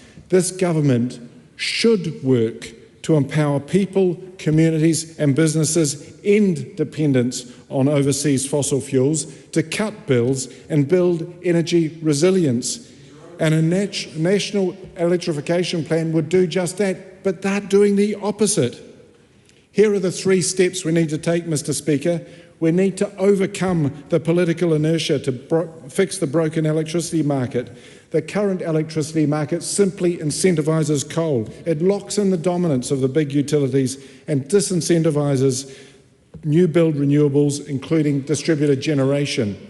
We need to support renewables for households, communities, iwi and grid-scale renewables, because building fossil fuels for energy is the primary driver of catastrophic climate change, and we need to beef up energy conservation, which is so critical because the cheapest energy is that we don't use. Mr. Speaker, this government is flailing about. They haven't just run out of fuel, they've run out of ideas, and they hope that we don't notice before November the 7th. Yeah, that's right. More in Pew. Mr. Speaker, I had a prepared speech, but I'm totally distracted by that previous contribution and the load of waffle that we've just heard about electricity and electrification from the very people that were in government when they wrecked the electricity sector in this country. But anyway, today is Wednesday. And today is also another FTA day. So I want to focus on some positives, Mr. Speaker, and not spread any more doom and gloom. I think we've had enough of that. But in simple terms, the India FTA agreement is a really solid win for West Coast and Tasman. The exporters in West Coast Tasman are going to end up with big trade barriers being removed. And this is going to open up our electorate to one of the fastest growing countries in the world and the market for 1.5 billion people. So we're a big player when it comes to exports, although we're usually fairly humble about it.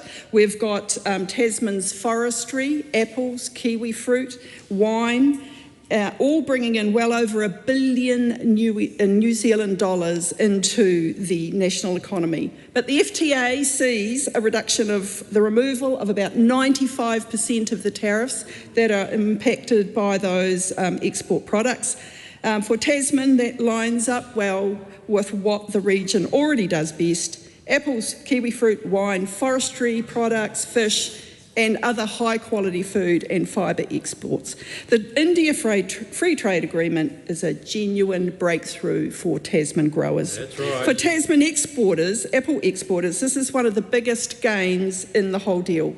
Until now, India had a 50% tariff on imported apples. Under the FTA, New Zealand apples get that cut to 25% within a quota, and over time that will come down.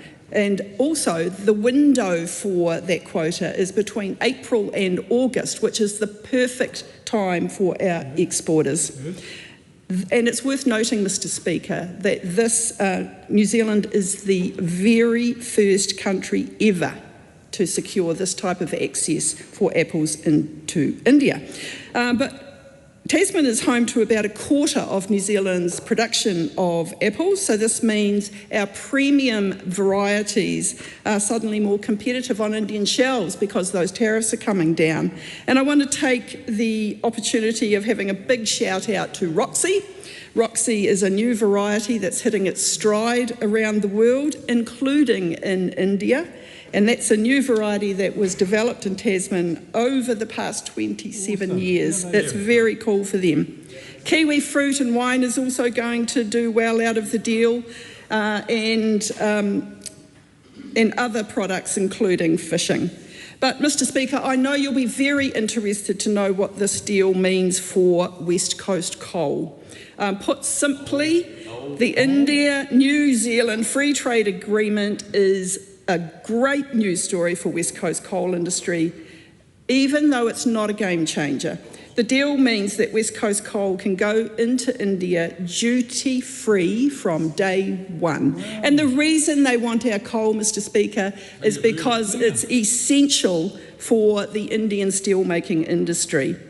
So before the Greens go booking a seat in an aerial coal bucket to start their protests, dropping the tariffs doesn't suddenly mean there are going to be more mines or there's going to be a big jump in production, but it does make our coal more competitive and it keeps our existing operations viable. That means a lot of security for that sector. After all, we cannot have solar farms and we cannot have solar panels and wind farms without coal.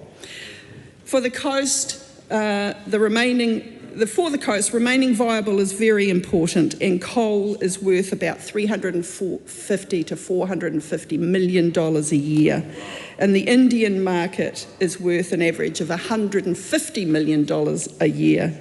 I congratulate the Prime Minister, I congratulate the Honourable Todd McClay and all of the trade officials for the sterling work that they have done over the past couple of years. Some people said it couldn't be done. Some people said it couldn't be done in the time frame. But what have we done? We've secured the FTA with India. Thank you, Mr. Speaker. The Honourable Phil Twyford. Mr. Speaker, there's one issue in my electorate in West Auckland that everyone talks about. Whether you're chatting at the petrol station while you're filling up, or in the supermarket car park, or on the doorstep, everyone is talking about the cost of living. People are in a world of pain. They want help, and understandably, they are mad as hell with this government because Christopher Luxon promised to fix the cost of living, but his choices, the government's choices, have made things much, much worse, and people feel let down by this government and abandoned. I've just done a survey of my constituents and I asked them what was going on for them and their families. The results were striking. 1,145 people did the survey from all across West Auckland. That's pretty good. And when I asked people what was the most important issue for them, they overwhelmingly said cost of living. 48% said cost of living. That's twice as much as the numbers for any other issue like jobs or health. 88% of the people who responded to the survey said they were very or quite concerned about the cost of living, and only 2% said they weren't concerned at all. 24% of people said it was having a severe impact on them and their families. 96% of people said it was having some or significant or severe impact. Now, my constituents cited overwhelmingly the difficulty in affording groceries, fuel, power, rent and childcare on stagnant and insufficient incomes. And they talked of living paycheck to paycheck with some even skipping meals or going into debt to survive. Shame. But don't take my word for it. Here's what some of the people actually said. Cost of everything is so high, we can barely afford to go anywhere or do anything. When everything from eating to driving to having a roof over our heads is so expensive, what are we meant to do? I'm so disappointed with the government and blame them for it. Another one wrote, living is hard, saving is hard, food prices are high, rates are high, power is high, petrol is high, wages are stagnant. And my relations are heading to Australia where they believe they can buy a house within 4 years. People are losing hope. Yep. Another person wrote, my husband is jobless and I'm on maternity leave and money is so tight with 2 kids and a mortgage. A solo father wrote, he suffered a heart attack in 2024 and had 5 stents. He said, it's a struggle to get by on my $625 benefit each week. I'm boarding, which costs me $300. Then my son's school lunch, $60 a week. And with the price of petrol, I need to put in $100 just to fill up half a tank. With doctor's fees and having to buy essentials, I'm lucky to be left with $30 to get me through to the next week. Another person wrote, cost of living, fuel prices, poor access to health care, hard to book GP appointments. So people end up going to the emergency department, which leads to emergency departments being so clogged up, putting massive pressure on staff and long wait times at our local hospital. I'm a nurse in the ED and experience this every day. Madam Speaker, that's just a cross-section of what some of the people in West Auckland and my electorate said. Is it any wonder that people are feeling the pain? Is it any wonder that 2,000 people every single week are heading to Australia? Power bills are up 18% under national. Doctors' visits cost $100 in some areas, including in West Auckland. Insurance is up, car regos up, groceries go up every single week while wages fall behind. Madam Speaker, the people of West Auckland need a government that's on their side and focused on one thing, helping people get ahead. And only Labor is focused on what matters, your job, your health and your home, so you can build a future in this country and not in Australia. We've already announced 3 free doctor's visits, free cervical cancer screening, a plan to get easier doctor appointments and a future fund that builds your future here in New Zealand. Christopher Luxon promised to fix the cost of living. He's only made it worse. The only way to fix it is to vote to change the government in November. Well said, Bill. Dr. David Wilson. Madam Speaker, thank you very much. I rise on behalf of New Zealand First to talk about a really sacred cow today. I like called cows. Climate change. Before we go there, I just might like to add that we've had a lot of discussion about free trade agreements today, and this latest one, I'm sure, is not particularly free, as we will find out as we get the detail.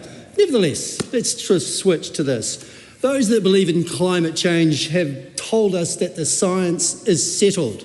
Anyone that understands science will know that science is never settled, and there are disagreements about what is the truth in this whole climate cult.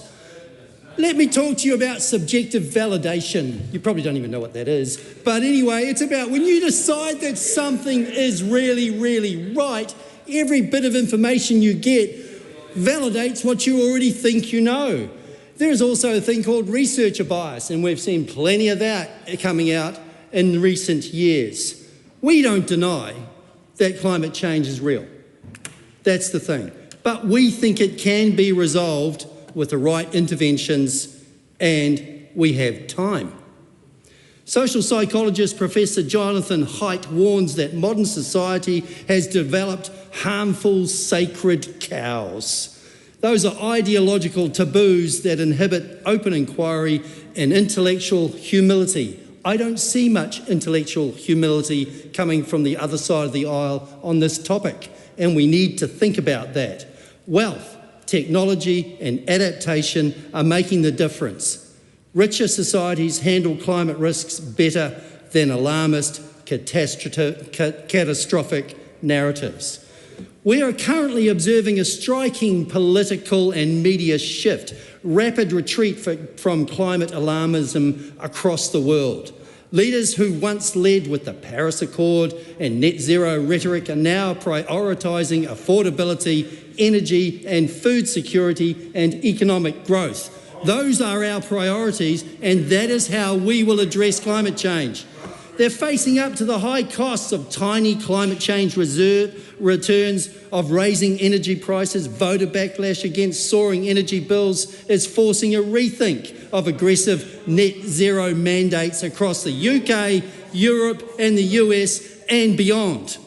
In UK, well-intentioned climate policies have driven electricity prices to the highest levels in the Western world, while delivering negligible climate benefits. As a result, these governments and corporations and even climate change advocates are talking about rolling back this net zero commitment.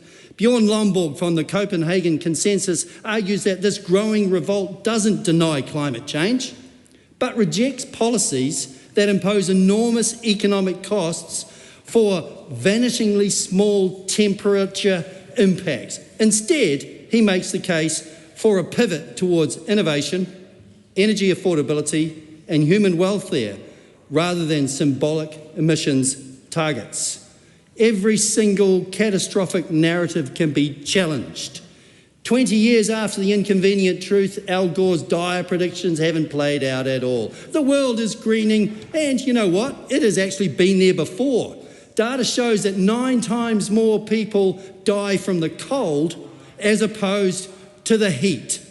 When I was younger, we had a global ice age coming at us. Oh, a few years later, actually, we were wrong. So climate-related deaths have dropped in the last century by 97%. 97%. How have we achieved that? Innovation, adaptation, getting smarter about what we're doing. One of these other ones is that the world is burning. I'm sorry, no it's not. It's not burning. If you take a look at this little graph here, I'm happy to show you that. It's from real evidence. And what it shows is both the number of these catastrophic burning events have dropped in the last 100 years, as have all of the areas burned. Fact. Sorry about that. Sorry to destroy your narrative. Anyway, climate change is real. But I have complete faith, unlike you, complete faith that New Zealanders can adapt and innovate. Complete faith, unlike other members in this party. The climate change challenge is not going to end with us next week, next month, next decade or next century. We have shorter-term challenges to actually focus on. Adapt and provide resilience against disasters, and we have. Our party has. Members' time has expired. Madam Speaker. Thank you. Tim van der Molen. Thank you, Madam Speaker. This week is a good week, Madam Speaker. This government has just signed the free trade agreement with India. It is a momentous occasion, Madam Speaker, because it presents substantial opportunity for New Zealand exporters. It is a huge potential game changer for our economy when you think not just about the amazing food and fibre sector, but for New Zealand businesses more broadly that can take up this opportunity now to access the most populous country in the world, over 1.4 billion Indian consumers who desperately deserve the opportunity to embrace New Zealand's amazing products, Madam Speaker. And this free trade agreement will give them that opportunity. It's fantastic for sheep meat. It's fantastic for horticultural products, for apples, for kiwi fruit, for grapes as well. It's amazing for seafood. There are so many areas in it that have been well traversed already, Madam Speaker. I won't go back over them. But the point is that the economic opportunity that comes from deals like this is meaningful. And when we're in a situation where we've had some pretty challenging times as a country, we've had really high inflation, we've had government expenditure out of control for a number of years, that's all improving, Madam Speaker, and we're making some great progress there in terms of fixing the basics so that we can then get on board and focus on building the future. But the challenge remains that there is still more to do. And we see that presenting in people's everyday lives with some of the cost of living pressures that they face, with some of the uncertainty that businesses face around the country from an investment decision perspective on whether to act or not to act. And that's why this government is so relentlessly focused on growing the economic opportunity for New Zealanders. Because doing that successfully helps to increase prosperity for all New Zealanders, lifting wages, creating employment opportunities, driving investment, encouraging innovation. These are all things that New Zealand historically used to do so well, Madam Speaker. But it feels like, certainly over more recent years, that hasn't been the case. And we are desperately focused on restoring New Zealand's mojo in that sense and getting us back performing like we know we're capable of doing and capturing that opportunity for future generations, Madam Speaker. So that trade agreement now has just been presented to the House. It will go through the Select Committee process, and I'm looking forward to having that come before the Foreign Affairs, Defence and Trade Committee. We'll be meeting tomorrow, and as we do with all treaty examination processes like this, there'll be discussion around submission timeframes, welcoming contributions from the public to scrutinise the detail of this deal, because that's an important part of the process too, Madam Speaker, to give confidence to the New Zealand public that we are indeed acting in their best interests, and this deal will deliver the many benefits that we have been talking about in this House and out in the public as well.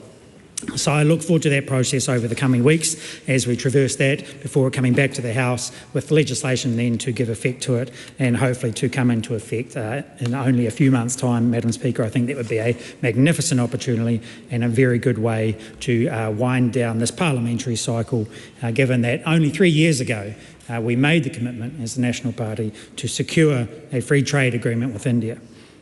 And at the time, the Labor opposition, well, then Labor government, dark days, said it couldn't be done. But of course, we have proven that it can be, and that has been delivered just this week, Madam Speaker.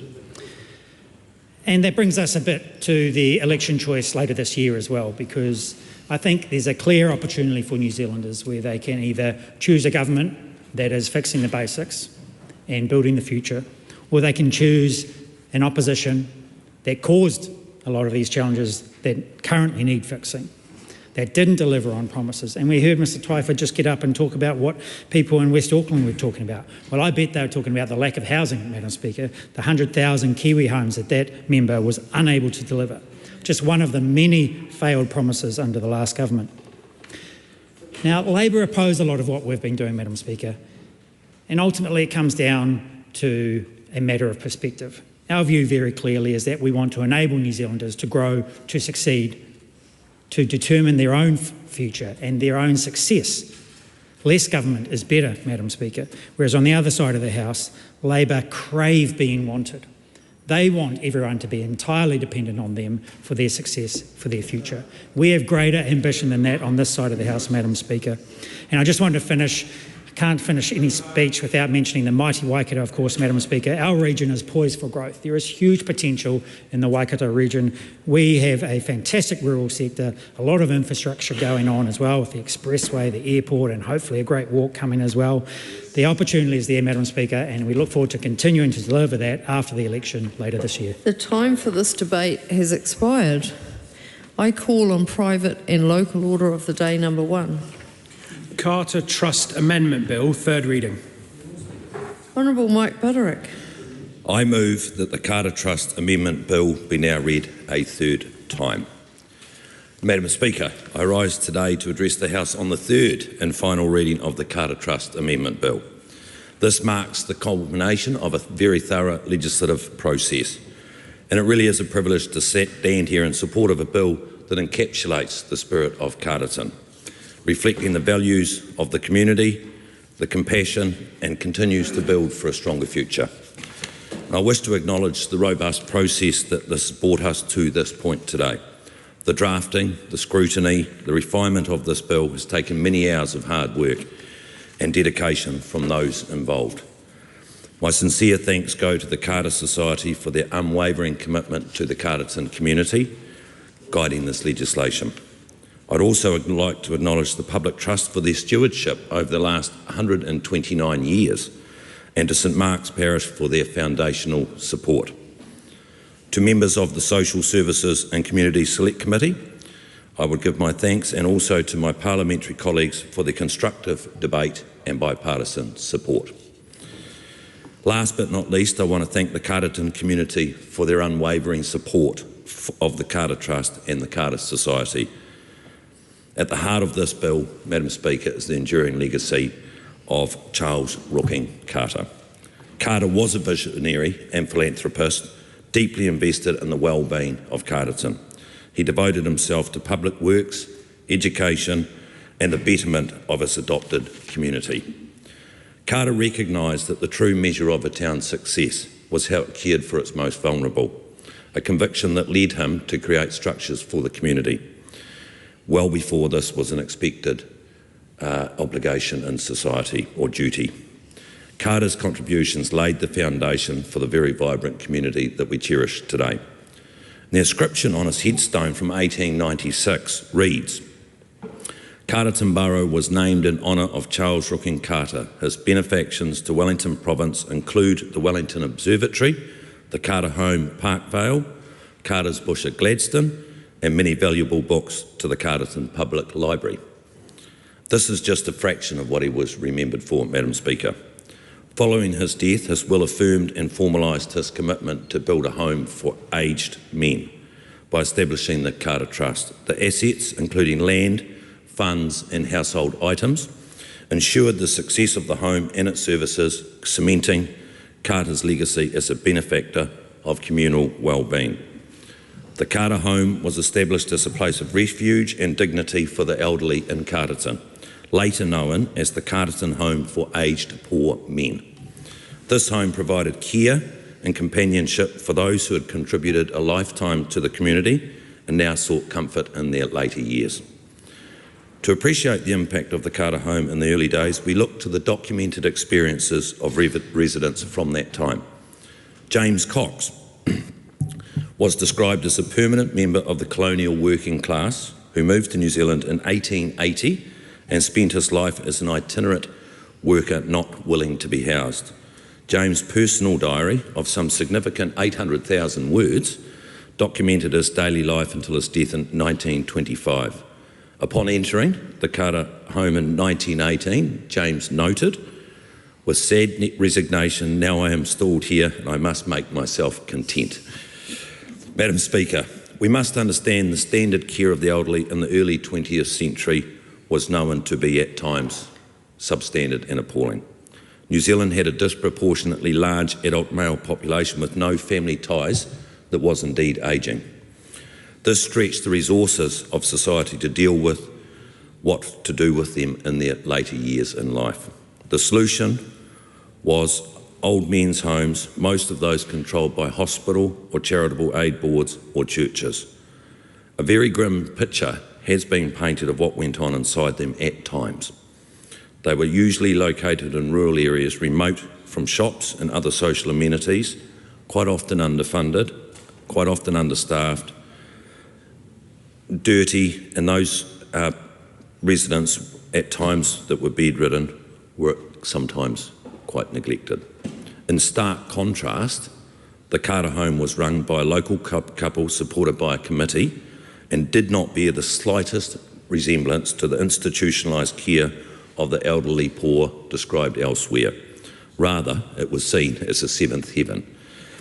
The home was not crowded, and with a generous endowment from Charles Rooking Carter, the home had enough rental income to employ staff who cared for the residents. Basic clothing was provided, medical care was paid for, and transport by wagon, and later a motor car, was provided for taking residents on joyrides. Visits to the Carterton shops, rugby matches, and of course the good annual AMP show, Madam Speaker. Carterton had a good reputation, Carter Home, had a good reputation in the community, and local groups of volunteers would visit and put on evening entertainment for those in the home. The residents with relative freedom of movement were expected to do a few chores around the place, which could be done, and I quote, at their pleasure. Cox's diary describes how with undertaking these chores they became integral to his daily life, helping in the gardens, sharing stories and rediscovering community in his later years. James Cox's journey reminds us that the Carter Home was and remains more than a service, it is a lifeline. His experience exemplifies the transformative power of community care, turning isolation into inclusion and hardship into hope.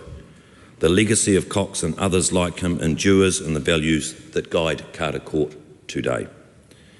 As the decades have passed, Carterton's needs have evolved, and so did the Carter Trust. The transformation of the original home into Carter Court marked a significant step forward, reflecting advancements in elderly care and a growing appreciation for holistic support. The Carter Society, formed to oversee these developments, has continually adapted its services to changing expectations, ensuring the residents receive not only physical care, but also emotional and social support. Today, Carter Court stands as a vibrant facility offering a wide range of services from independent living units to high-level care. The Society's commitment to continuous improvement is evident in every aspect: staff training, resident engagement, and partnership with health providers. This evolution proves the Society's dedication to upholding the values set forth by Charles Rooking Carter. At this point, Madam Speaker, I would just like to give a shout out to the residents of the Carter Court who may be watching right now. I was lucky enough to catch up with a current resident who had been living there for the last 12 months at a local Anzac Day rugby match recently. And he could not speak highly enough of the Carter Society, of the staff and of the fellow residents. And such testimonials are echoed throughout Carterton. Families speak of the peace of mind they feel knowing their loved ones are indeed in caring hands. Residents describe a sense of agency and belonging, supported by the programs that foster social connection and lifelong learning. These stories affirm that the Carter Society's mission is not only being fulfilled, but continually strengthened.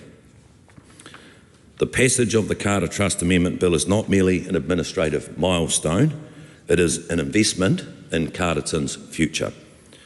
As our population ages and the demand for quality elderly care rises, our legal and organisational frameworks must keep pace.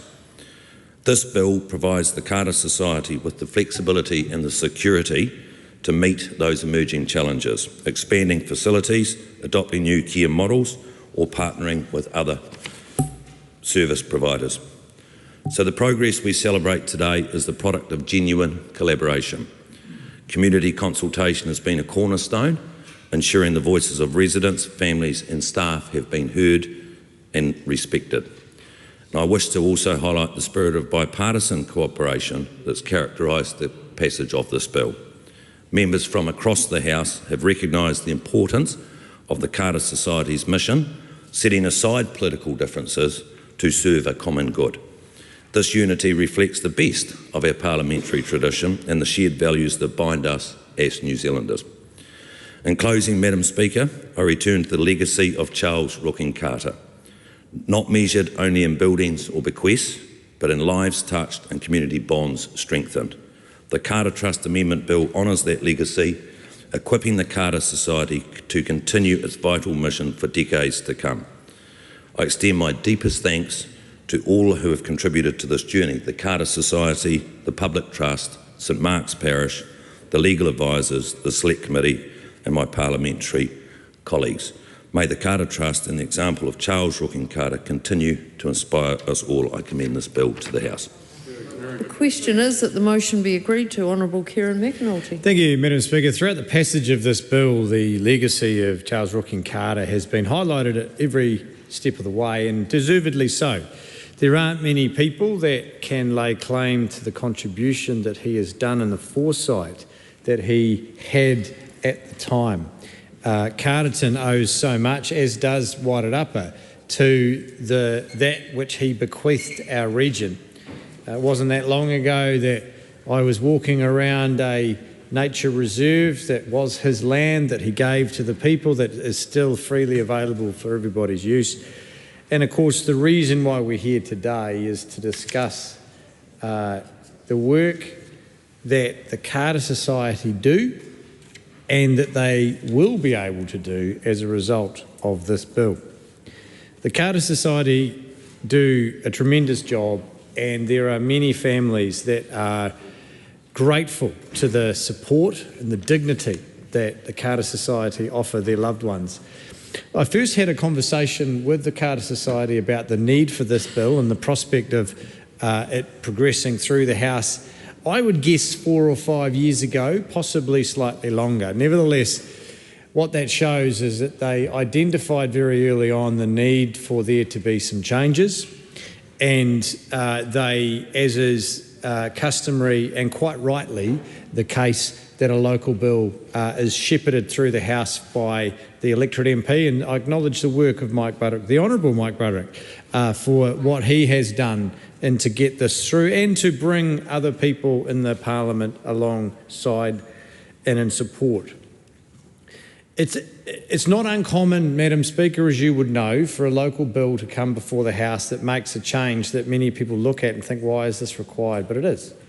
And even with the foresight that they had at the time, they might not have anticipated the changing nature of the need, the changing requirements of the care, the changing requirements on those that provide the care. But the needs of the community is at the forefront of what the Carter Society wants to do here. And it would be unfathomable for this Parliament to say no to a society that exists to care for those in need in the autumn of their autumn years, when really they are hamstrung by the way in which they were set up. They no longer have to go and seek permission to simply meet the needs of their community. And I think that simple premise that the Carter Society, who are the last remaining community-owned aged care provider in Wairarapa, who are up against corporate providers and who in recent years have seen the provider in Martinborough and the provider in Greytown fall over, that they have to go through hoops that others don't. It made no sense. And it does, I think, bring cause for us as parliamentarians to reflect on whether there might be an easier way to do this when it is so clear-cut and when it can be, the case can be made that look, there was, through no harm or whatever, the rules that were put in place at the time that might have been fitting are so now out of date. But these things, these simple changes that just make sense and aren't controversial and have the full support of Parliament still have to go through a full process. Perhaps that's something we could look at. But nevertheless, the Labor Party fully supports this as it has done its whole way through. We won't be making full contributions simply because, like we did in the committee stage, we want to acknowledge the work that the Society does, we want to acknowledge the changes that this bill does, but we don't want to hold up the progression of this bill any longer than it needs to. It'll be a good day for the Society and for Carterton when this is passed into law, and we look forward to that happening. Celia Wade-Brown. Thank you, Madam Speaker. As a resident of Carterton and a List MP based in the Wairarapa, I'm pleased to support this bill at its third reading, its third and its final reading, and this is going to be the last time we hear about it in the House. So I want to, again, as I did before, put some thank yous out to Sharon Parker, who's the chair of the Carter Society, Peter Croft, the treasurer, and the rest of the board. Also the staff and the volunteers at Carter Court. They do a lot of good work. It is strange, as my colleague from the Wairarapa also said, that we have to go through, in fact, a longer process than some of the bills rushed through in urgency over something that we actually all agree about. So I'm not sure how we can amend the standing orders or other processes so that really non-controversial bills still need some scrutiny, still need some input from the community, but basically a good thing is done. Or maybe we should just enjoy the fact that we all agree and are supporting it for a change. I want to say some things about Charles Rooking Carter, who donated or left his money to so many good causes. I've got the Carter Observatory, you've got the Carter Reserve, that beautiful bit of ecological wilderness that I nearly was late for the Anzac ceremony at Anzac Bridge because I was doing a bit of iNaturalist work at the Carter Reserve. So he had a broad range of interests. He was also a champion for workers' rights. I mean, what's not to like? You've got reserves, you've got housing, you've got long-term investments that have also created the lands trusts in the Wairarapa, which really go a long way to help the communities. But let's look at what stands out about Carter's Court today. In a landscape of, I think it's just under 700 different retirement homes in New Zealand, Carter Court is a shining example of a community-led facility that is run for the community, by the community, rather than for the shareholder. I think there are some much bigger questions we should be asking about aged care, about contracts, about what proportion people pay for their own care depending on their situations, what assets they may or may not hold.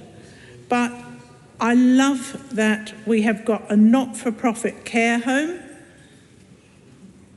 offering a range of accommodation options, and there are a number of different options from independent living through to complete care, which means that you can age in place. You can stay there with the people you've got to know in the town that you've got to know. It's very convenient for getting to the medical centre, the dentist, the rail station, the cafes, the library. Now, it's not far from these places, and there is a Carter Court van and with wheelchair access and so on. So even if you can't walk to the Carterton Club, you can still get there. So, you know, I mean, it is a bit of a paean to Carterton that it's a small town with quite so many facilities. But then I must admit, Madam Chair, that I am, Madam Speaker, that I am biased about Carterton. So, lastly, I just want to say that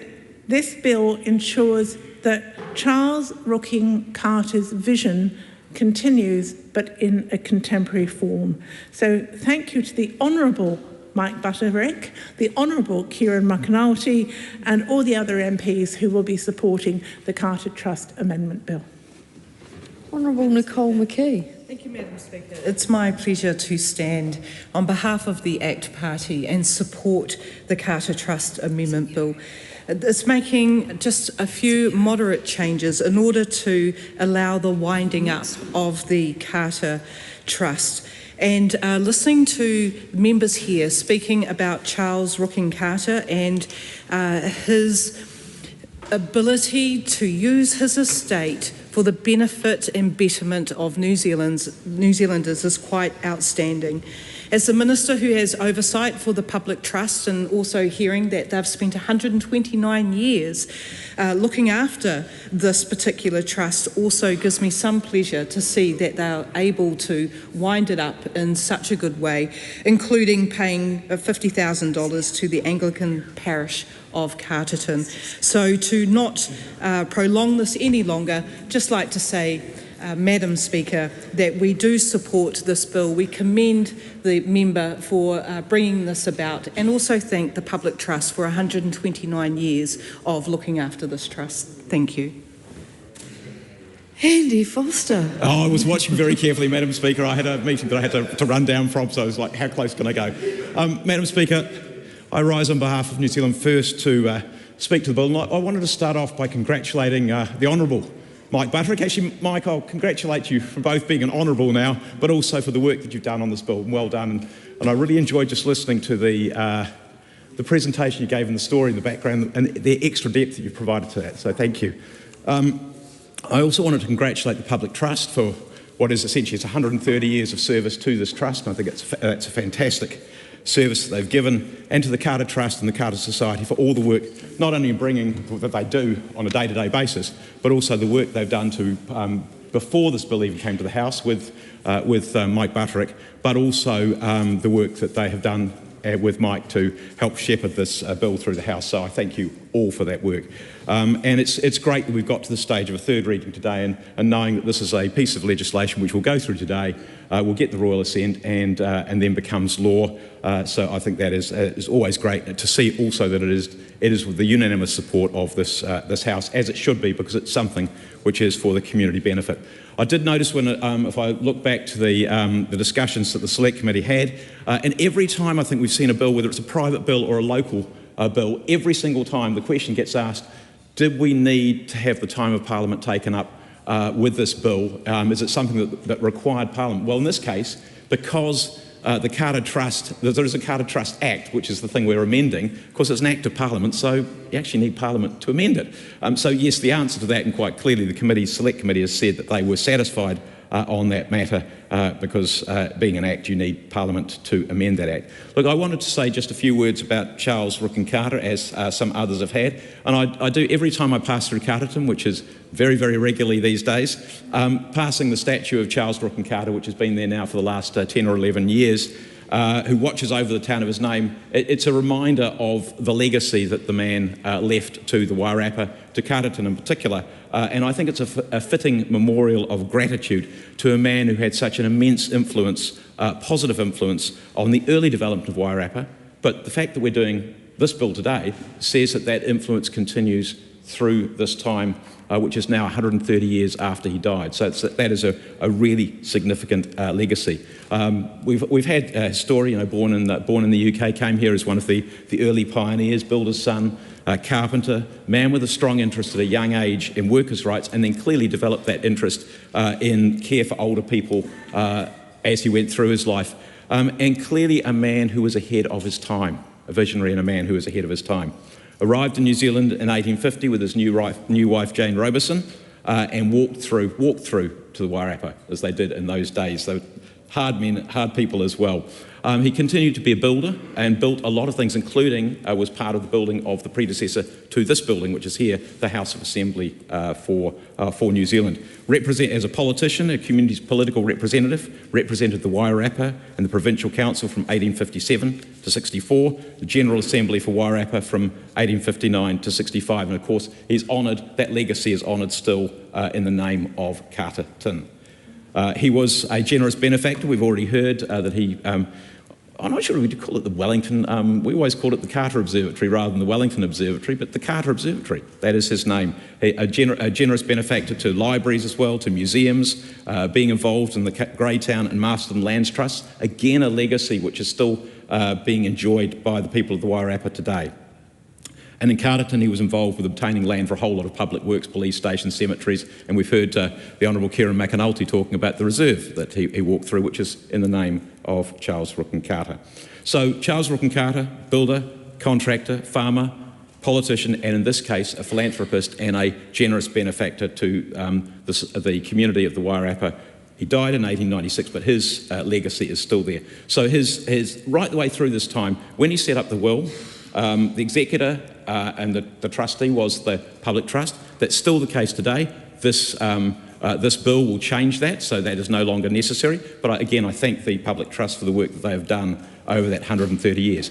His will established the home for aged poor men, and the Honourable Mike Butterick has talked about the great work that was done then and being a man ahead of his time, and the great work that is done now in its successor, which is the Carter Court, which has some 50 units, provides also for aged care, respite care. So they do a great job. And so that is a long legacy which has gone all the way down from 1896, from Charles Rooken Carter's will, through the Act of 1961, and is honoured again in the bill which we will pass today. Likewise, the support for St Mark's Anglican Parish in Carterton.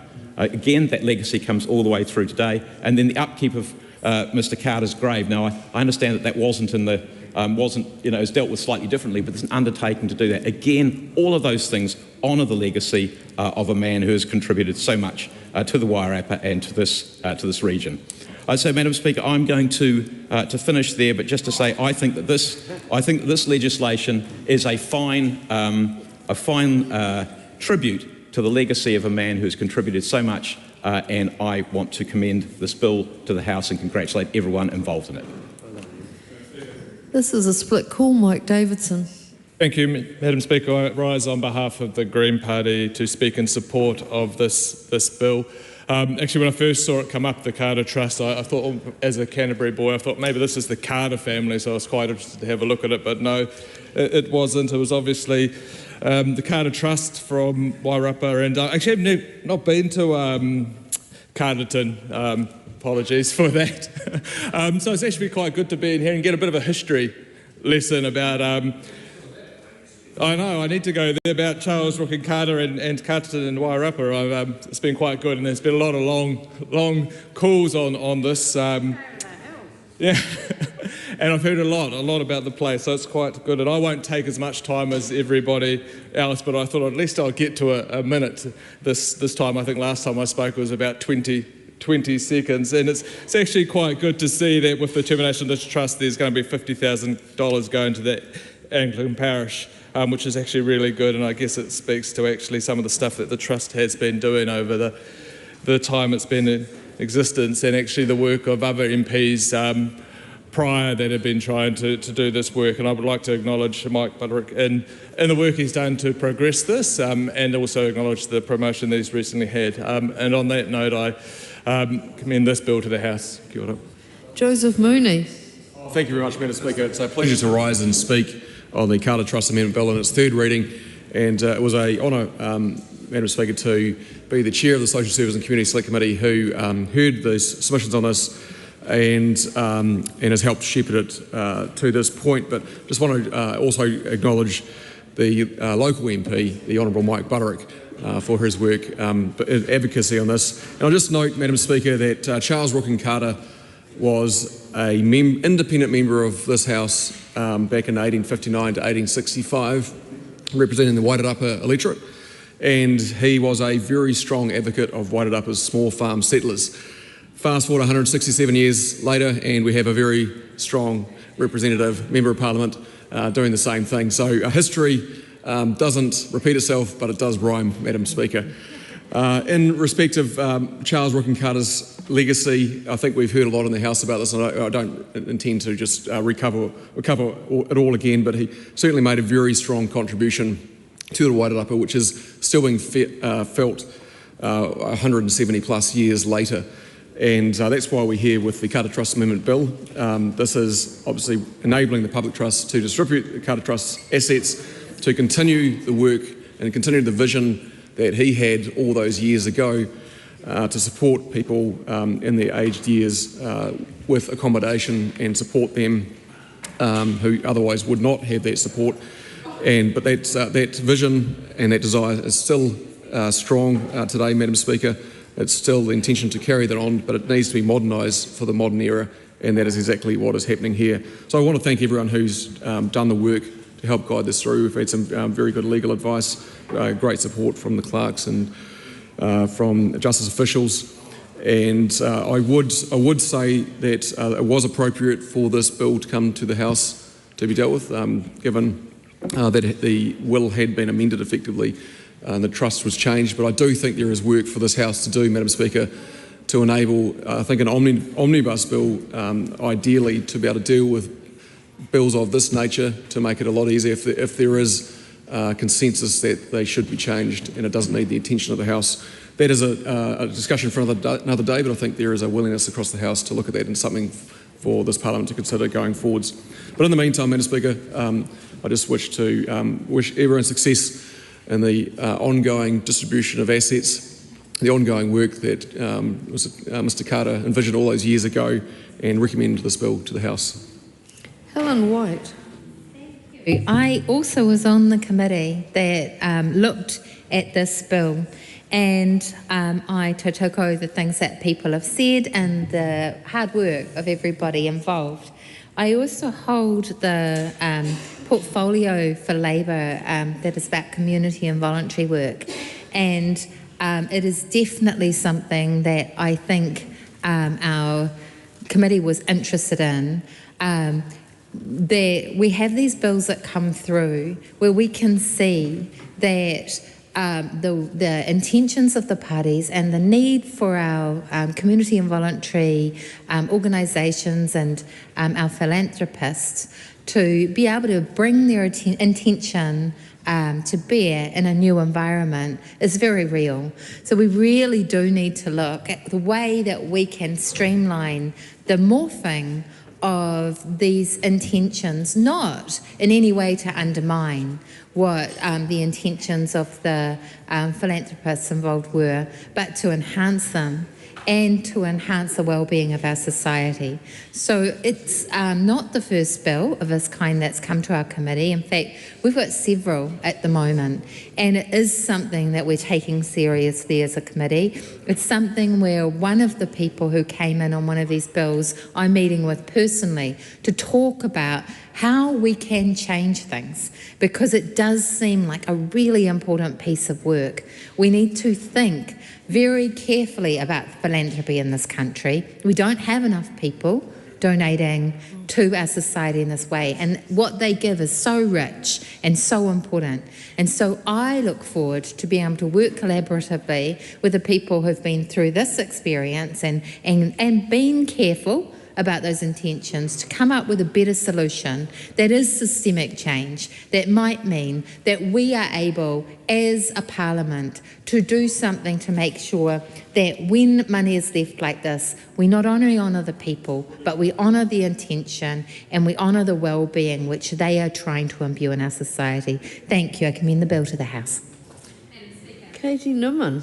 I haven't had the privilege until this point to speak on this bill, and so I'm really pleased to be able to do that in the third reading. Can I just acknowledge, as everyone else has, the Honourable Mike Butterick and his sponsorship of this bill. For those of you at home that don't understand how private bills work, private members' bills work, they're community bills that we don't really see anymore, that often need our intervention to modernise them. And so it's wonderful members like the Honourable Mike Butterick who come to the rescue of these organisations, usually quite old school, set up for the right reasons, and we end up having to intervene in modern days like we have now to try and make them realistic. So in this case, we've heard time and time again about the reason for the Carter Trust Amendment Bill. But I just want to say, when they're established for the right reasons, and when they are changed to be able to terminate them, like in this particular case, it's done for the right reasons. It's done so that the Carter Society can actually continue to operate as best it can, because it no longer needs to get the sign-off and approval from the Minister of Health on every single occasion it wants to make a change, which we know was not the intention in the first instance. But we can trust, and I think this is where we come to as a national party within the government. We don't believe in extra government. We believe in limited government. It is one of our values. And so to limit the amount of reliance that community organisations like this, philanthropists and the societies and trusts that they establish and go on to continue to contribute in communities, don't need the government. No, they don't. They haven't, they don't in the future, and so it is wonderful to make sure that they're independent and continue to be independent. And so I am very, very supportive of this change. And can I also just say, we hear a lot of times from the House, particularly from members opposite, that you must legislate to ensure that these things happen because otherwise they won't. I'm really buoyed by the fact that there was complete agreement that the area within this bill about the protection or the care for the grave of Mr Carter would be maintained and cared for regardless of it being legislated, and in fact wasn't the intention of his will to have that be the case. Of course, I don't think anyone would be so vain as to say that my gravesite must be maintained, but that the community feels so fondly towards this individual that they would do that of their own kindness and their own sense of duty. And so I think that is important to note, that philanthropy is alive and well, that this is a wonderful organisation within Wairarapa, and it's great to hear that there's support around the House for the Carter Society and Carter House, and the genuinely deserving people that live in Carter House, and that there is long-standing support for Mr Carter that has gone well beyond the need for this particular bill. So I think it's brilliant that we're here to debate it, that it's in its third reading, and that this goes back to the Carter Society and no longer needs government intervention, because that is the point that we are here for today. So with that, I commend the bill to the House. Shannon Halbert, this is a split call. Thank you, Madam Speaker. It's my privilege to speak on the Carter Trust Amendment Bill, and just to open, can I acknowledge my colleague across the House, Mike Butterick, MP for Wairarapa. Congratulations on getting to this particular stage, my friend. I know that both members' bills and local bills in this House really speak to the direct needs of our communities across the country. And I know that one of the more recent bills that we moved through was not too dissimilar to this, which was the Takapuna Boating Club on Auckland's North Shore, where we just needed to make some technical changes in order to enable them to continue to serve our communities. So it's good to see this particular piece of legislation before us all in the House today. Can I acknowledge out there the community and voluntary sector, particularly those that have a charitable status, and the work that they do to help our communities thrive, whether it be seniors, whether it be young people. Today, Madam Speaker, Labor supports this bill as a set of technical but very useful updates that simplify the administration of a historic trust.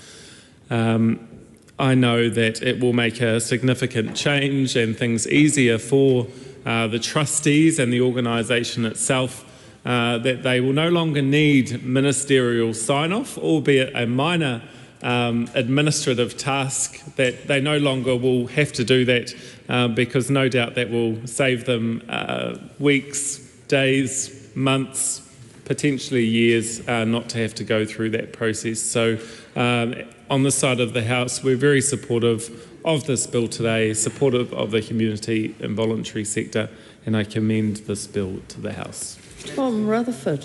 Madam Speaker, it gives me great pleasure to rise on the third reading of the Carter Trust Amendment Bill. Firstly, to acknowledge friend and colleague. Last time we considered the legislation actually at the Committee of the Whole House stage, Mike Butterick was just Mike Butterick. And today, Madam Speaker, in the third reading in the intervening period, he's become the Honourable. He's always been honourable to me, Madam Speaker, but it's very well recognised for him. And it's good to have this legislation. Don't make me blush. Don't make me blush. But just I just want to recognise him for his leadership on this local bill, which, like many members in their previous contributions have said, is quite a sort of archaic process that Parliament has to go through this just to, in this case, wind something up, which has been a great benefactor to the local community, but that we have to go through this sort of long, drawn-out parliamentary process to enable something that's quite simple and a rather necessary fix, and actually which universally political parties across the House actually agree with. And so I think there is some learnings potentially for us as parliamentarians and as the way we operate in Parliament to consider whether that is the way we want to operate moving forward in the future. One of the things I thought was really interesting in the process and progress of the legislation was during the Committee of the Whole House stage, because for us, yes, whilst it is a local bill and you don't filibuster the Committee of the Whole House, for many of us who haven't been involved in the process involving the legislation, there needs to be an opportunity for us to gain an understanding of why it's come to Parliament, what it's trying to achieve, and what it's going to deliver for the local community. And so that's the viewpoint I took through the Committee of the Whole House stage when Mike Butterick was sitting in the chair. A couple of the questions I asked, and I think I really want to tease out in this contribution, were firstly about why are we here? What is the purpose and the background of what we're actually trying to achieve with this private bill? Madam Speaker, it was about the bill being in relation to the Carter Trust Act from 1961, and that effectively, and as Mike Butterick clearly outlined in his response to me at the time, was that that was now out of date, and it was actually impeding the efficient operations of the Carter Court care home. And so once you hear that sort of response, you get an understanding of, okay, I get why this legislation has had to come to Parliament, why we've gone through this process and what we're trying to achieve. One of the interesting pieces I picked up when I read the Select Committee's report on the legislation was around the upkeep of Mr Carter's grave, because in their report the Select Committee noted that the upkeep of the grave is not actually included in the legislation. And so I really wanted to know, to sort of honour the legacy of Mr Carter and everything he'd done, why the upkeep of his grave wasn't included. And it was reiterated to me that the Carter Society has already given a formal undertaking themselves to continue to maintain the grave, and the Select Committee themselves were happy with that and satisfied with the assurance that they'd received.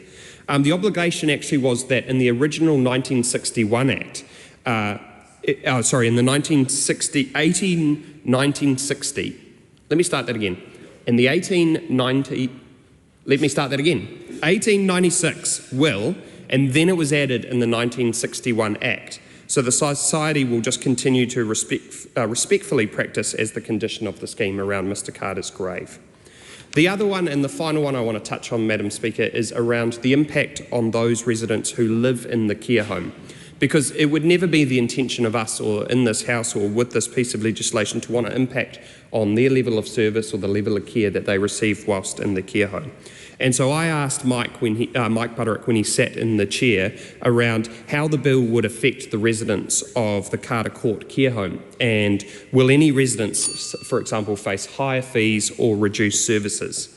And I was given the assurance by the member in charge of the bill that residents will see no negative impact. Fees for contracted long-term residential care are already set nationally under the Residential Care and Disability Support Services Act, and removing the outdated ministerial power does not change what residents pay. And so I was really pleased to receive that assurance from Mike Butterick himself. Madam Speaker, it's taken a long time to get here, but I think we've finally reached the last hurdle. And it feels like this has been a protracted and drawn-out process, but it's been really well worth doing in the sense of getting to this point. Commend the local MP, Mike Butterick, for his leadership on it, for everybody involved in getting it to this point. And I'm really pleased to support this bill to the House. Dan Rosehorn. Thank you, Madam Speaker. I rise on behalf of the Labor Party to speak in support of this bill at its third reading.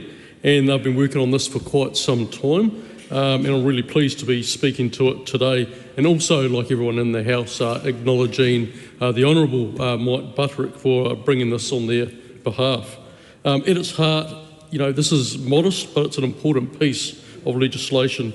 It's not trying to reinvent the wheel, and it's not some kind of sweeping reform.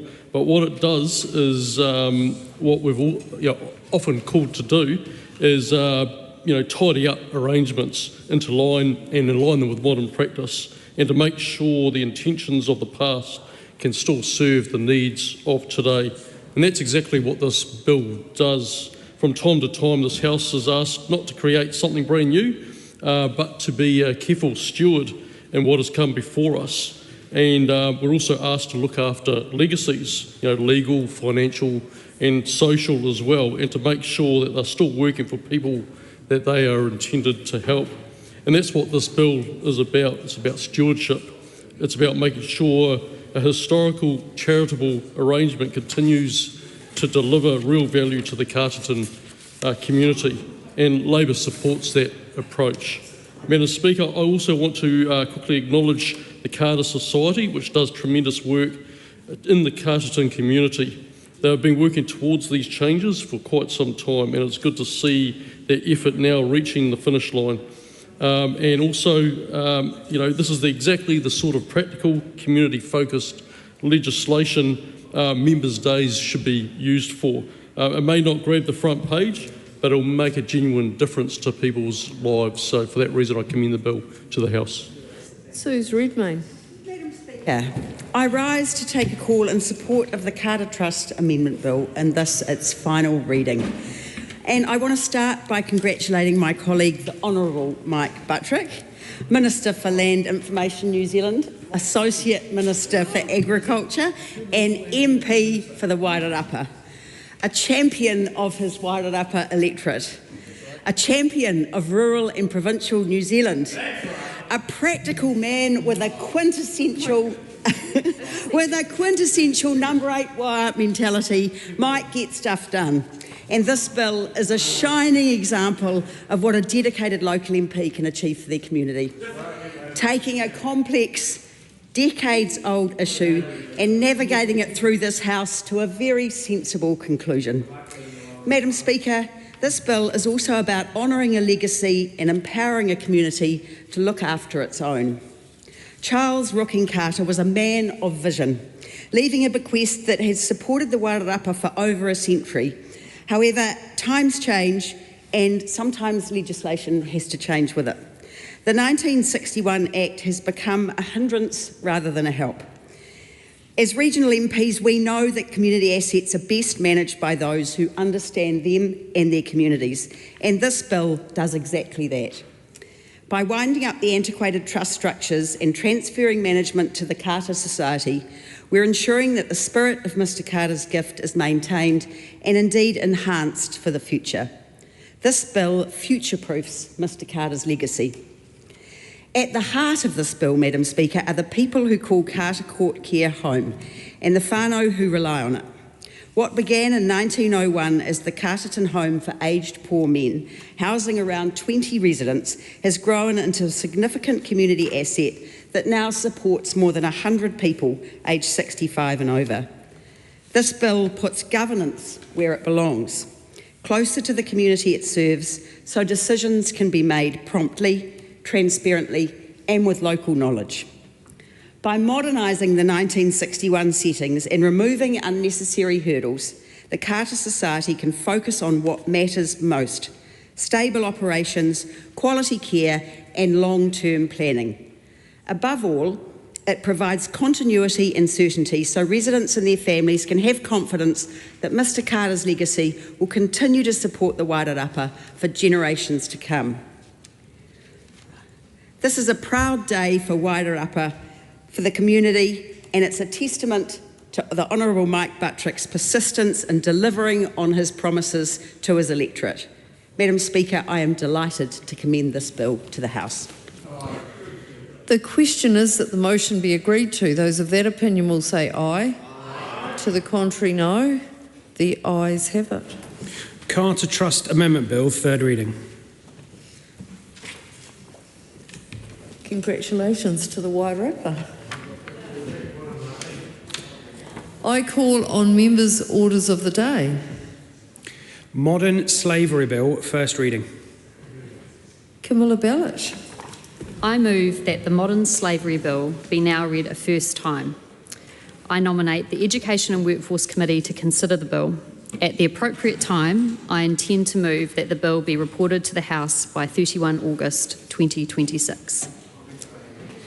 Madam Speaker, this bill has been the work of many, and it has also been many years in getting to this House and getting to the stage of first reading. I think it was back in March 2021 when 100 businesses signed a letter asking for the government to introduce modern slavery legislation.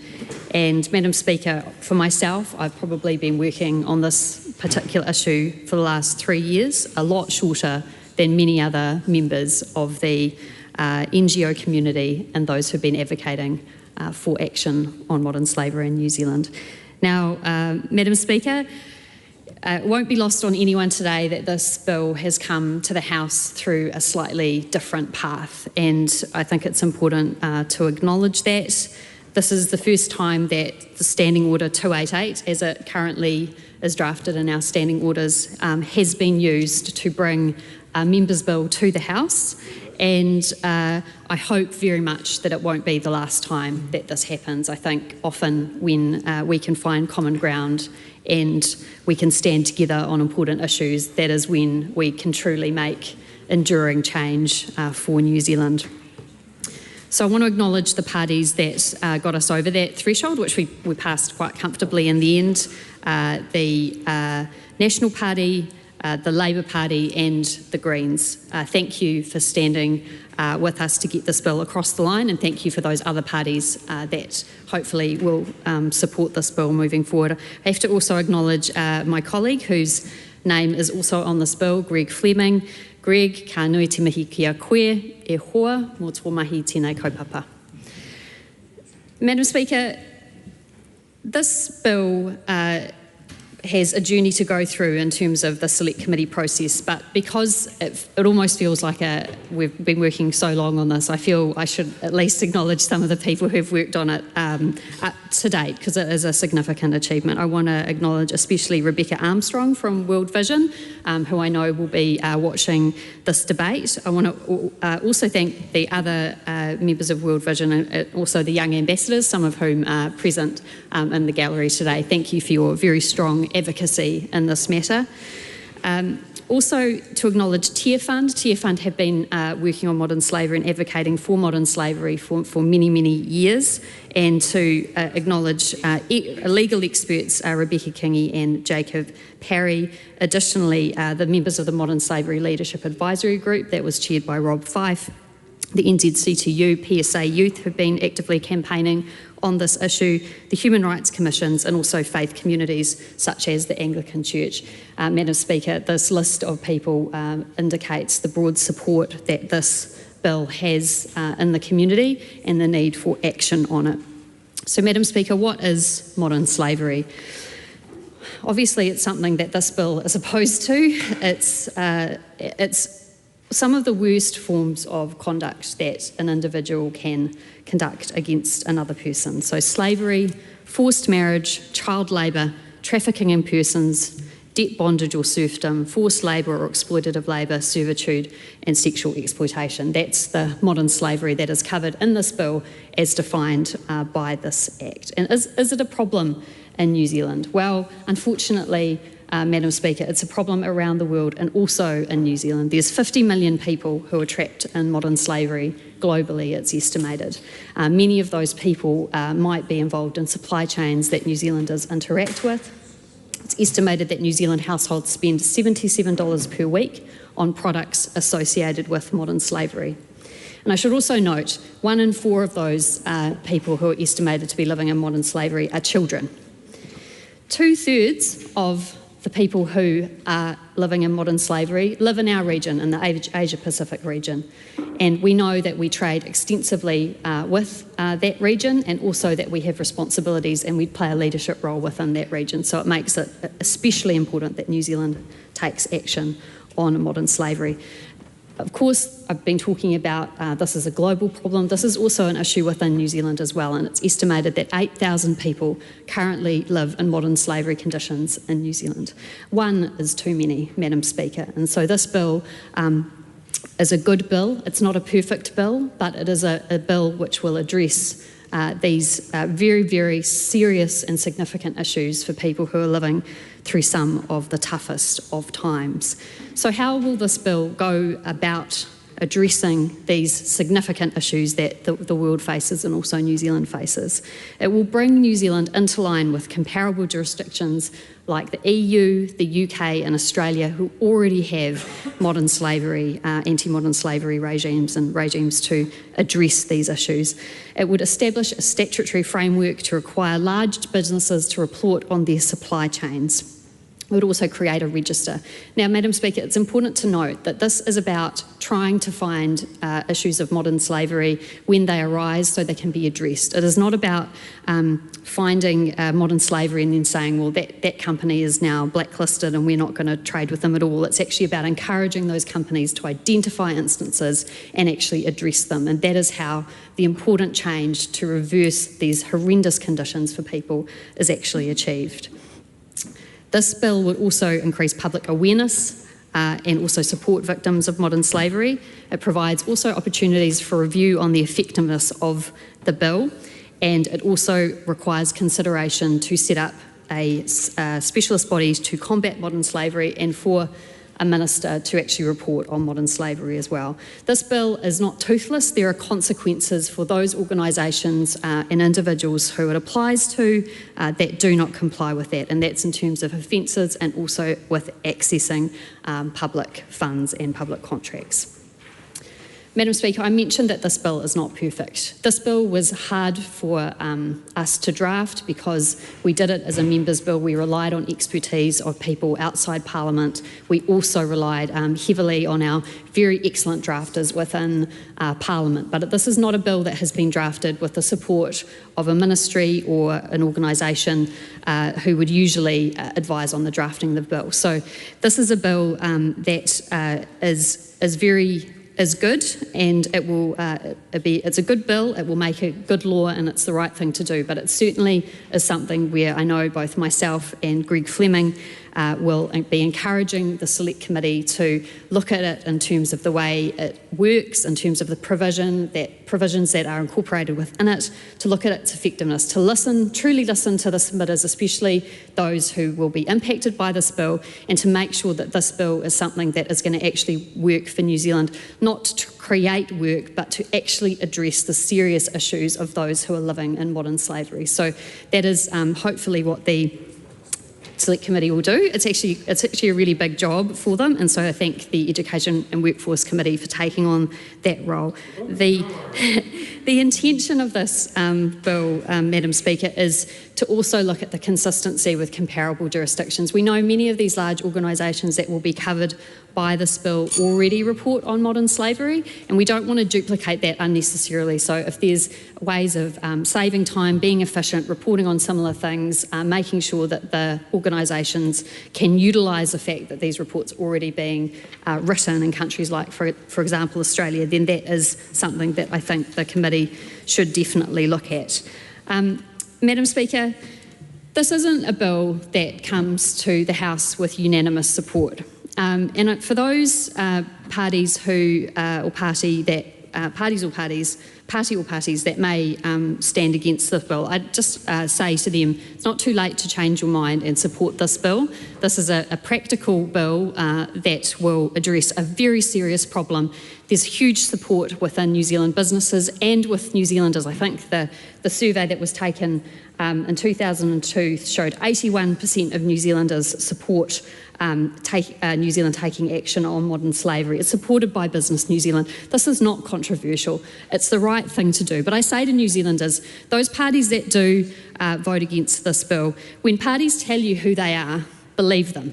And if they stand against actions like modern slavery, then you know that that is the type of party that they are and that they purport to be. So it is up to them to explain themselves to New Zealand if they decide to do that. But again, the invitation to join us in this bill is still there.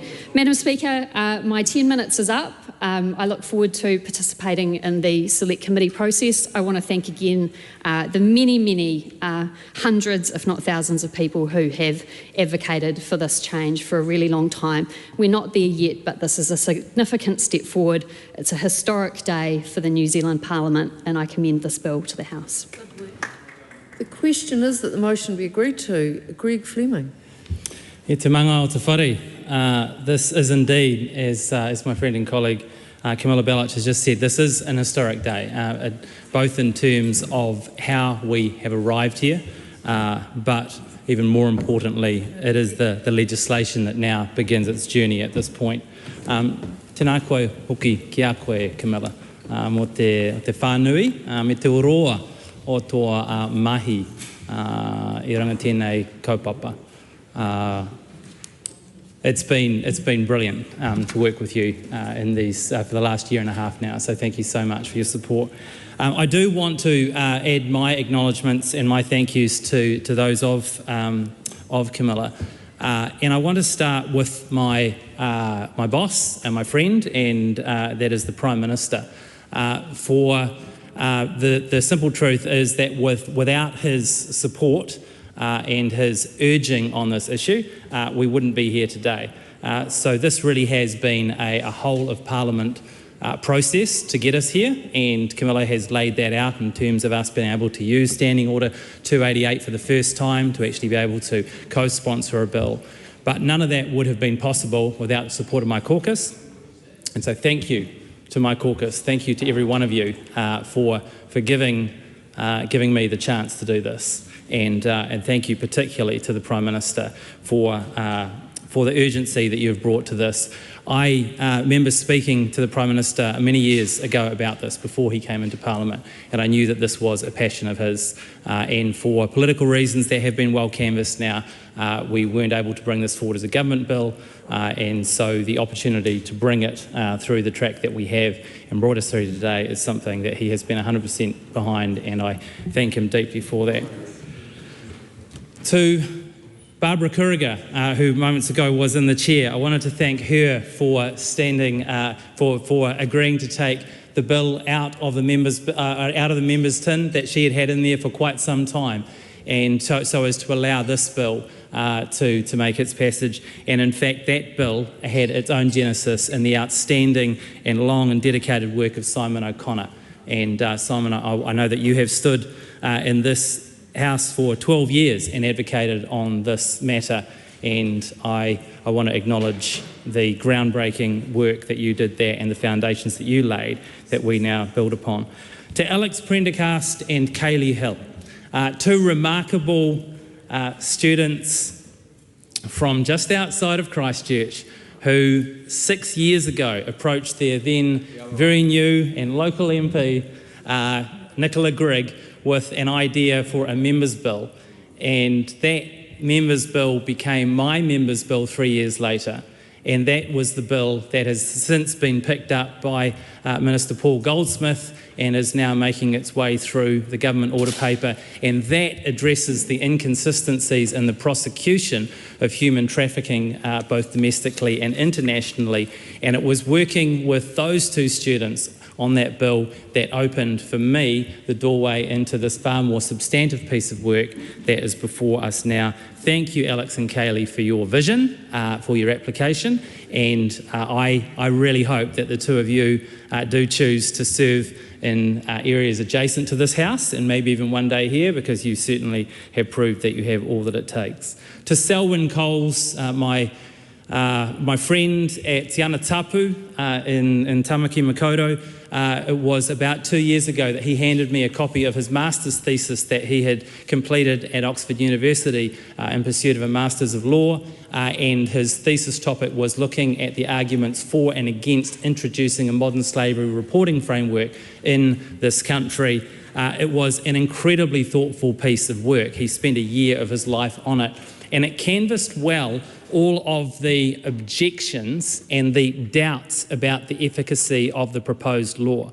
And during the select committee process, I look forward to bringing that work of Selwyn's forward, because I don't pretend, and neither do most of us here, that this is a silver bullet. There is no single action that can overcome and address the scourge of modern slavery, both here in New Zealand and even more worrisome abroad. But it is an important part of addressing that evil. It does turn the attention of companies to their supply chains on a regular basis, and it has been proven time and again in our trading partners from Australia to the UK to Canada and across Western Europe that when companies look for these things, they see things that they hadn't previously seen. That is the fruit of this modern slavery reporting framework, and I thank again Selwyn for his work on that. Camilla has already mentioned Rebecca Armstrong, Becky Kingy, Jacob Parry and Clayton Walker for the incredible work that they did on that M-Step bill, and we acknowledge that this modern slavery reporting framework is but one part, a very important part of that overall approach that addresses modern slavery in here and in our international supply chains. The other parts we are addressing both as a government and in fact in this own bill, and this will come out the select committee stage, we are looking forward to a conversation with the Human Rights Commission in terms of their possible contribution around the oversight and the enforcement of this proposed framework. And to that extent I want to acknowledge Stephen Rainbow, Gail Pacheco and also David Rutherford, the former Human Rights Commissioner, for the work that they have done on this and the counsel that they have provided. It's been enormously appreciated. To Claire Gray at Tier Fund, thank you. I know that Claire wanted to be here today. I'm sorry you couldn't be clear. I know you're watching online. Thank you so much for the technical expertise that you've offered and the constant encouragement. You've been brilliant. To Matt Friedman at the Mekong Club, he's been working in this area for over 20 years. And it was my engagement with him and the first-hand accounts of the difference that these reporting frameworks have made across the world that really urged me to work harder and more urgently to bring this kind of legislation before our House. Madam Speaker, I am reminded of a conversation that I had at Waitangi. Mr. Speaker, look at that. Conversation at Waitangi this year. Waitangi Week is filled with challenging and wonderful and inspiring conversations. This one was of a different kind in terms of it wasn't looking at the normal issues of Waitangi Week. Instead, it was a long dinner at CBK down there beside the helicopter terminal there, and I was with Jenny and Justin Duckworth. Justin is the Archbishop of the Anglican Church. From Wanganui, that's right, that fine electorate with that outstanding local, hard-working, seen everywhere MP. And Justin and I have been friends for several years now, and he is an advocate par excellence for all these kinds of things. And he and his wife Jenny have passed this on to their daughter Maya, who works with Claire in advocacy work at Te Fund. And Jenny asked me a question. We were talking about this modern slavery reporting bill and the opportunity to bring it before the House using this bipartisan approach. And Jenny said to me, Greg, can you tell me honestly, she goes, you've worked in this space for years, because for those who don't know me, I worked in the community sector for 25 years before I came to serve here. She said, all of this advocacy, all of this work that is done by thousands of young people, all the stirring that happens, does it really work? Does it really make a difference? And I told her about what was coming up, what it was that we'd been working on here, that Camilla and I and my caucus had been driving through, and I looked at her and I said, the reality of it is, Jenny, that without the advocacy over the years of all those people that we've mentioned here and the thousands of others that we haven't directly named, without their work, we wouldn't be here. So yes, it does work. It really, really does. Ioti ia koutou. You did it. We did it. Mr. Speaker, I commend this bill to the House. Tiana Tuiono. Thank you, Mr. Speaker. I rise on behalf of the Greens to support this first reading of the bill.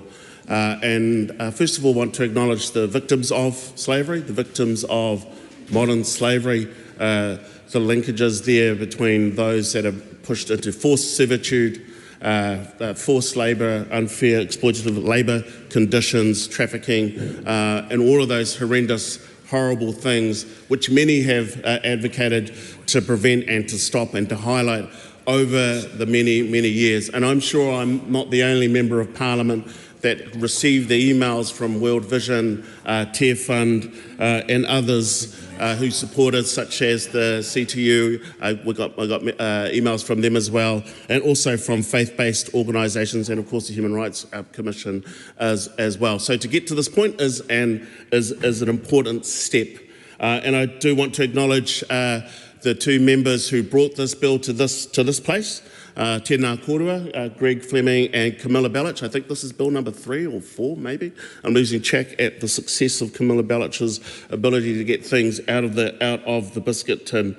So that was the first time that this has happened under Standing Order 288.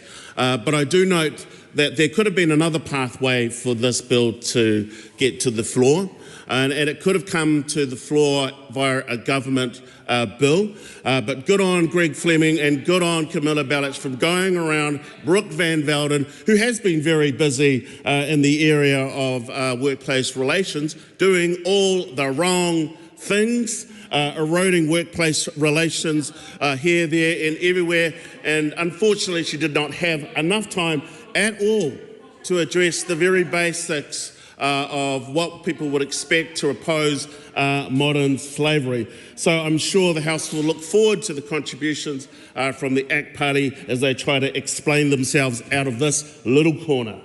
Mr. Speaker, this bill will require reporting entities to report on how they identify, address and mitigate and remediate incidents of modern slavery. It will require the Minister to report annually on progress towards combating modern slavery and to issue guidance on reporting suspected incidents of modern slavery processes that government agencies should follow in response. So it is, as the two speakers before me said, it will focus on those big businesses. But I do note some of the comments that have been made, that actually when this is the pathway for legislation to get to the floor, members themselves don't have the full backing of a whole government department to help them to draft it. So the workload will be on the Select Committee to make sure that we iron out all the different bits and pieces of this legislation, which I expect there will be some. There will be some. As was talked about earlier, there are issues around modern slavery with links towards child exploitation, but noting that actually we've ratified some of the international agreements on that, so that has been taken care of in other parts. But how does it link forward to this particular bill, I think will be an important question.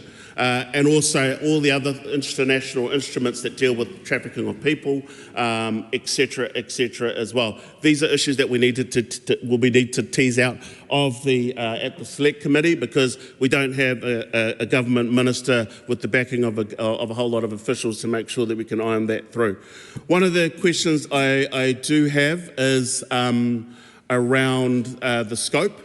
And I get it, the members, you have Members' Day, and members' bills tend to be as narrow a scope as possible to be able to get enough support to get over the line. But one of the issues that we could be talking about as well is why are we just looking at bigger companies when actually exploitation in the form of modern slavery can happen. It can often happen within small businesses. It could often happen in other circumstances which are not part of the supply chain. These are issues that we should be able to tease out within the Select Committee. Mr. Speaker, this is an important bill. This is an important step. I do want to once again acknowledge the two members for finding a very creative way to bring this to the floor. Well done. And it had to come to the floor sooner or later. It could have come with the full resources of the government, but congratulations to those two members. We will be debating these issues on the floor and getting into more and more of the detail at the Select Committee to make sure that we can actually start the step to stopping modern slavery. Thank you, Mr. Speaker. Laura McClure. Thank you, Mr. Speaker. Before I start my speech, I just want to thank the organisations and the work that they do in this space. I know that it is a really hard area to be in, and I hope that you take care of yourselves with some of the things that you might be confronted with. Let me be absolutely clear. Modern slavery is a moral abomination. The exploitation of human beings has no place here in New Zealand or around the world. There is not a single person in this House who is soft on slavery. I don't believe there is a single one. But that is actually not the question before us today. The question is whether this bill, as it is drafted, will meaningfully make a difference here in New Zealand, or whether it will simply make us feel like we have done something about modern slavery. This bill is a near-perfect encapsulation of what Milton Friedman warned us about when he said, one of the greatest mistakes is to judge policies and programs by their intentions rather than their results. And I will say that there are really good intentions behind this bill, and I know both of the members that are involved have the very best intentions. And had you maybe come and talked to me about this, we may be in a different position, but I haven't actually spoken to either member about this bill, and nor have a lot of my colleagues. So as much as we're doing a bit of a kumbaya here and you feel like the ACT Party is out on their own, we actually weren't consulted on it. We weren't consulted. What New Zealanders deserve from this House is not good intentions, but actually good policy. And on the evidence before us, this is not actually good policy. First, Mr. Speaker, the title of this bill certainly sounds very nice. And many New Zealanders out there will be thinking, we're going to be doing something about modern slavery and we should be doing something about it. New Zealand already does actually have robust laws against slavery. In fact, it has been almost 200 years since slavery was abolished in New Zealand when we became a British colony back in 1840. Since then, these laws have evolved to a multitude of different offences. We have obviously got the Crimes Act, and the fact that this bill explicitly acknowledges that in its own definitions. There's always a case for these punishments to be reviewed, especially if it seems like we are being too lenient. But this bill doesn't do that. And in fact, we know that we have modern slavery here in New Zealand, and we should be tackling that first. There was just a case the other day, and most of you will be familiar about it, around the Thai massage parlour and the immigrants that were being exploited there. It's absolutely horrendous. So this problem here in New Zealand is happening. We do have the Labour Inspectorate who are doing a very good job, but it could be actually that we should be increasing our penalties. We should be coming down harder on what is actually happening here in New Zealand.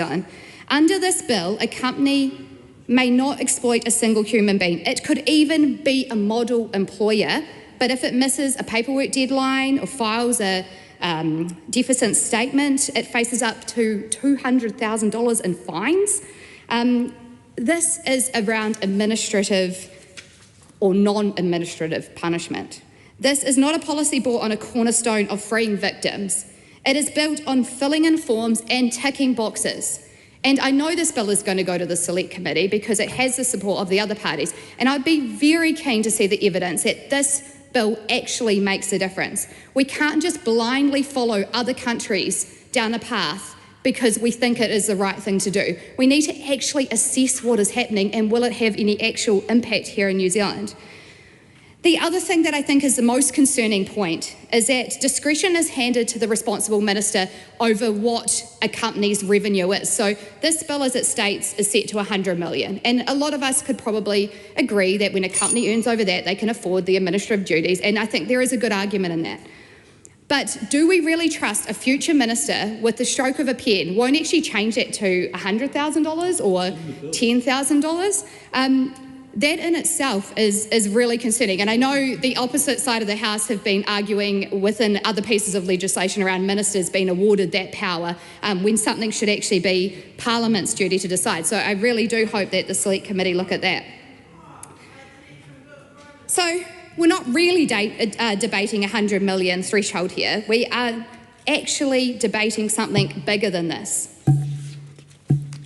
Finally, Mr. Speaker, New Zealand is not the first country to run this experiment. And despite the ability to look at other jurisdictions like Australia, like the United Kingdom, it seems we'd rather be a fast follower than a smart follower. We can do better. We could actually tackle modern slavery and we should be doing better right here in New Zealand first. That's right. Honourable Casey Costello. Mr. Speaker, I rise on behalf of New Zealand First to speak on the Modern Slavery Bill, which we, of course, will be supporting. New Zealand First has always advocated for the rights of the worker, and we think this is an important piece of legislation. I do sincerely commend the members Camilla Bellich and Greg Fleming for working together to achieve this piece of legislation and acknowledge the members for talking about the fact that this is a starting point. This is an important starting point, but it is a starting point. I reflect on in 2020 when New Zealand saw its first slavery conviction in New Zealand and we were appalled. We found it abhorrent and we couldn't believe that it happened on our shores.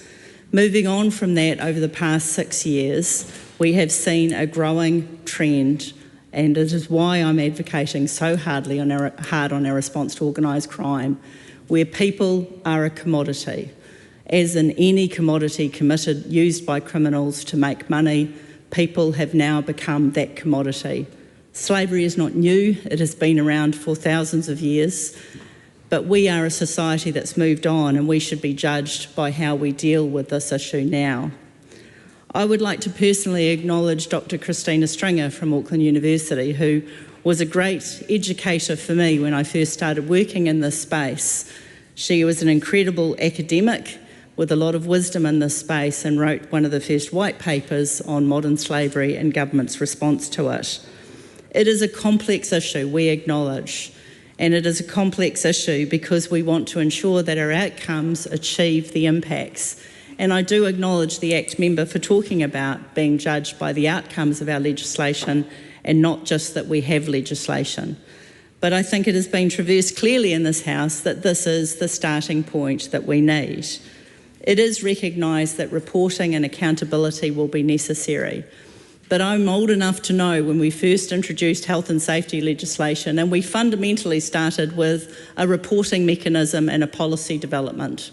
And over time, that legislation grew teeth, it grew strength, and it grew, most importantly, accountability for those who do wrong.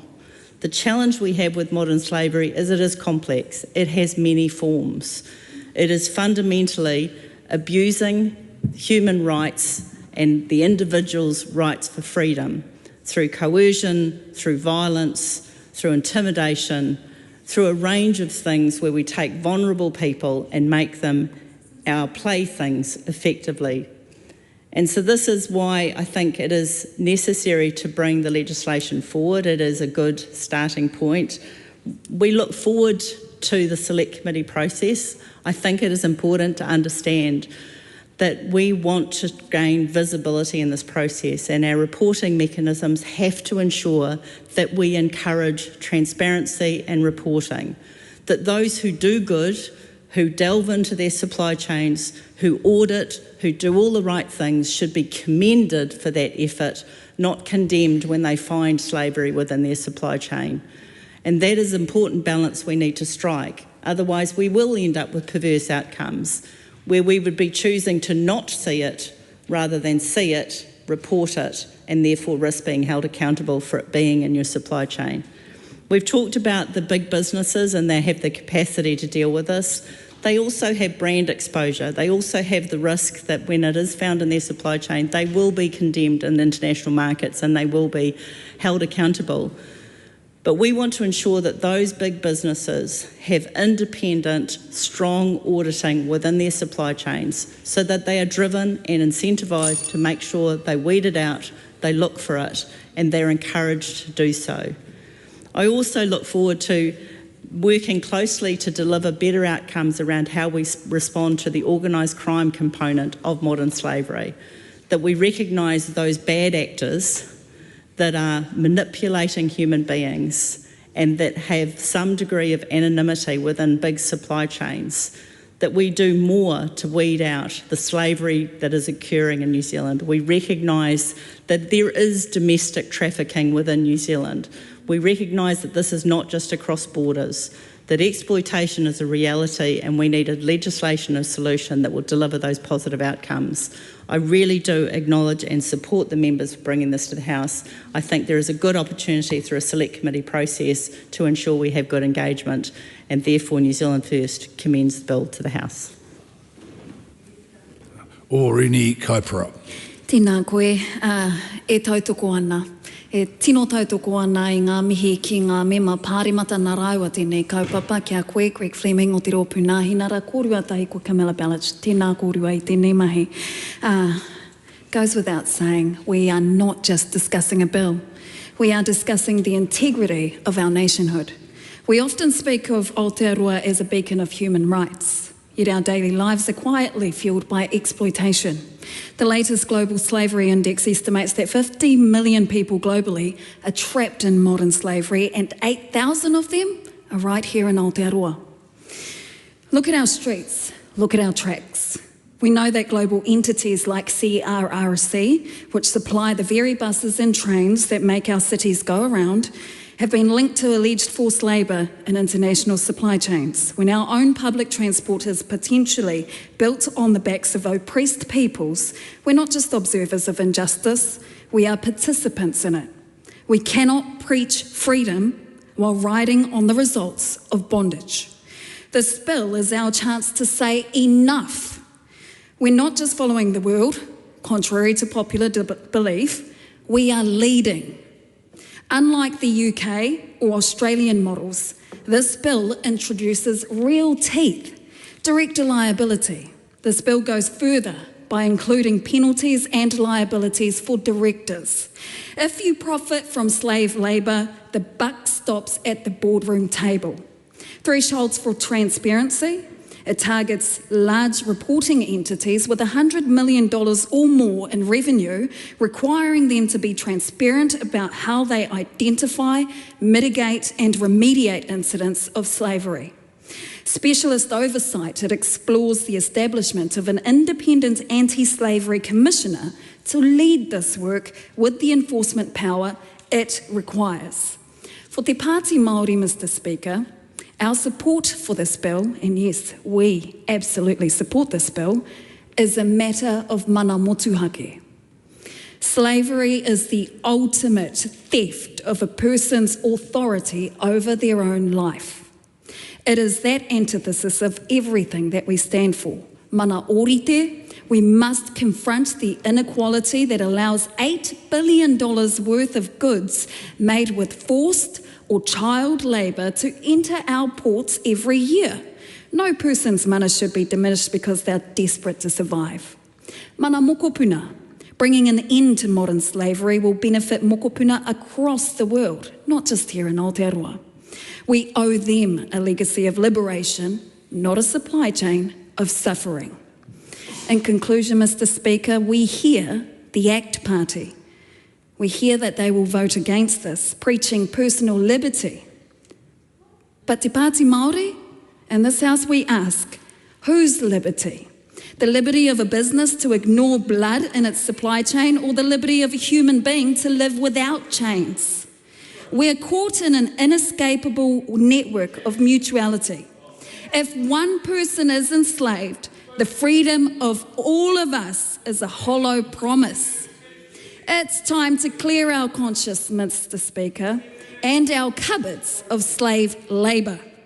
Te Pāti Māori absolutely supports this bill, and we support the emancipation of all people. Tēnā tātou. The Honourable Jan Tinetti. Thank you, Mr. Speaker. Often when we hear that word slavery, it's something that creates a really physical response in most of us. It's something that we see as being horrific and horrendous. And often we will think about it in terms of, well, we don't hear it, we don't see it here in New Zealand, so it doesn't exist. And yet that's not the case.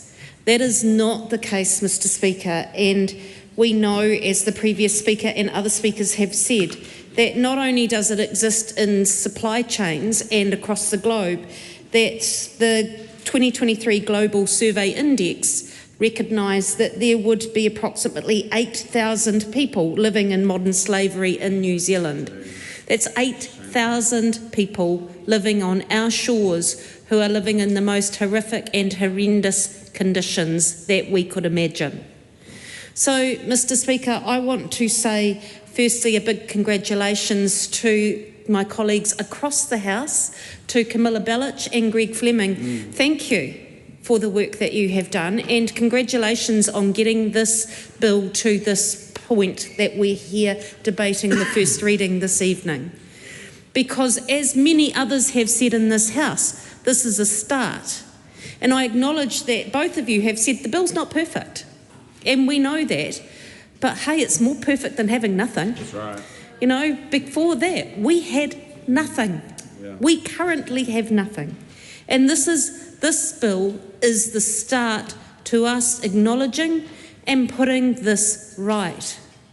So I also want to acknowledge, before I move on, because I am talking about those two members, congratulations on the work that you have done to create history in Parliament. That's right. Because this is a really, really big day for Parliament, that we have bypassed the ballot and we have used the standing order for the first time that enables this bill to go straight to first reading and then through to select committee. And I'm really proud that we can stand here as a Parliament and do that. So well done. I happen to know, because I work closely with Camilla Bellich in the workplace relations portfolio, so I know the work that both of you have done. And I'm really impressed because you've been both very tenacious in this, so congratulations. Mr. Speaker, I also want to say a big thank you to, as others have done too, to all the NGOs and the lobbyists who have really made this a big focus in this Parliament. I have been to several events that they have run in this area to highlight just how big of an issue this is in Aotearoa, New Zealand. I have grown my awareness over that time, and that is thanks to them, because I think before all of this, I probably was one of those people that thought this does not exist on our New Zealand shores. I think if we're all honest, there was a point that we came to believe through their lobbying and through their activism that we understood the rationale and the reason why this bill is so important for us to progress within this Parliament. Mr. Speaker, we're talking about protecting vulnerable people, people who have very few other options in their life to get past this. They are being exploited. They are being, because they're in vulnerable situations, they are accepting in many cases, and it's not on them, it is on people that are putting them into these positions in the first place, but they have to be accepting because they can't see any other options. Well, today we're saying that we see them. We see them and we are prepared to stand up for them. And we are prepared to stand up with them. And that is something, as again, it's a very historic day for us. And it sits at the heart of all of our values in this Parliament. I know we all come here to support people and to put people at the centre of what we do. And the fact that we can come together across the parties, or most of the parties, is a really historic day. This is what's good about politics. Sometimes people don't see that, sometimes we don't see that ourselves, but this is what's good about politics. I look forward, Mr. Speaker, at seeing this bill progress through the House. Katie Neiman. Speaker, I'm really pleased to be able to stand in support of this bill, and just to acknowledge both Camilla Bellich and my friend and colleague Greg Fleming. When Greg talked to me about this bill potentially coming to the Education and Workforce Select Committee, I explained why that was a really exciting thing and something that I knew that the committee would support. And one of the reasons for that is the committee, and I think we've got a very constructive committee, and I've really enjoyed that over the last couple of years.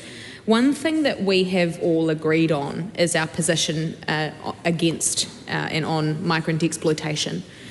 We've followed that really closely when we review Immigration New Zealand and where that's going and the work that we're doing around that. And now that's just a small part of modern slavery that's addressed in this space, but it is something that I know that we have followed closely and would find, there a lot of similarities, certain issues that if we address this, we can certainly go in the right direction towards addressing migrant exploitation in general.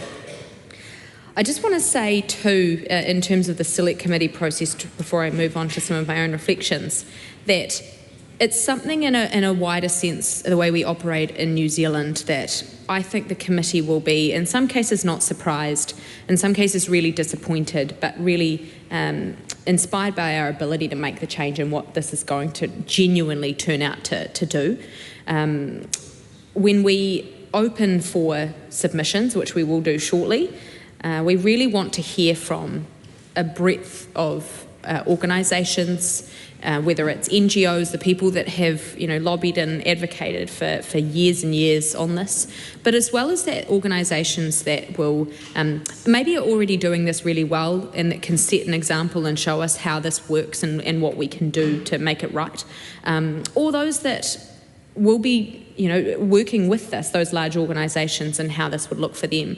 We want to make sure that something like this genuinely works and has sustainable outcomes, because that is what this is about. We don't want opposition in the business world or in various sectors. We want this to be supported for all the right reasons. And that brings me to my point, my own personal reflection. We have these large organisations, we've talked about this in the bill, they have the resources to be able to do this kind of thing, and anyone that studied business understands, or anyone that hasn't studied business should probably understand the triple bottom line and corporate social responsibility, something I'm personally really passionate about. It is in a lot of our businesses, if not all of our businesses' best interest to do what's right by our communities and our country. And unfortunately, unless we raise awareness and shine the light on this kind of situation, a lot of people can blindly purchase commodities in New Zealand, not knowing the supply chain, not knowing the impact that things have had in their path to our dinner table, to our, frames when we wear clothes, whatever it might be. When Kiwis buy products, they should and they deserve to know the origin of them. Now, I was a high school student in the 2000s, and I watched China Blue, and this is no disrespect to the country mentioned in that title, but that was my observation when I was in fabric technology, understanding of the clothes we wear, where they come from and what that means. Now, we talked a lot about the 8,000 people, and no doubt there are more, sadly, that suffer modern slavery in New Zealand, but it's the people around the world that we continue to enable to be in this position that we don't believe deserve to be. And when we're buying products, whether it's what we wear or what we use, that facilitate and support modern slavery, we deserve to know that, to call those organisations out, to encourage them to see it if they don't see it, where they're just looking for the best possible price on behalf of their consumer. This is something that we absolutely deserve to address, and I'm really looking forward to doing that.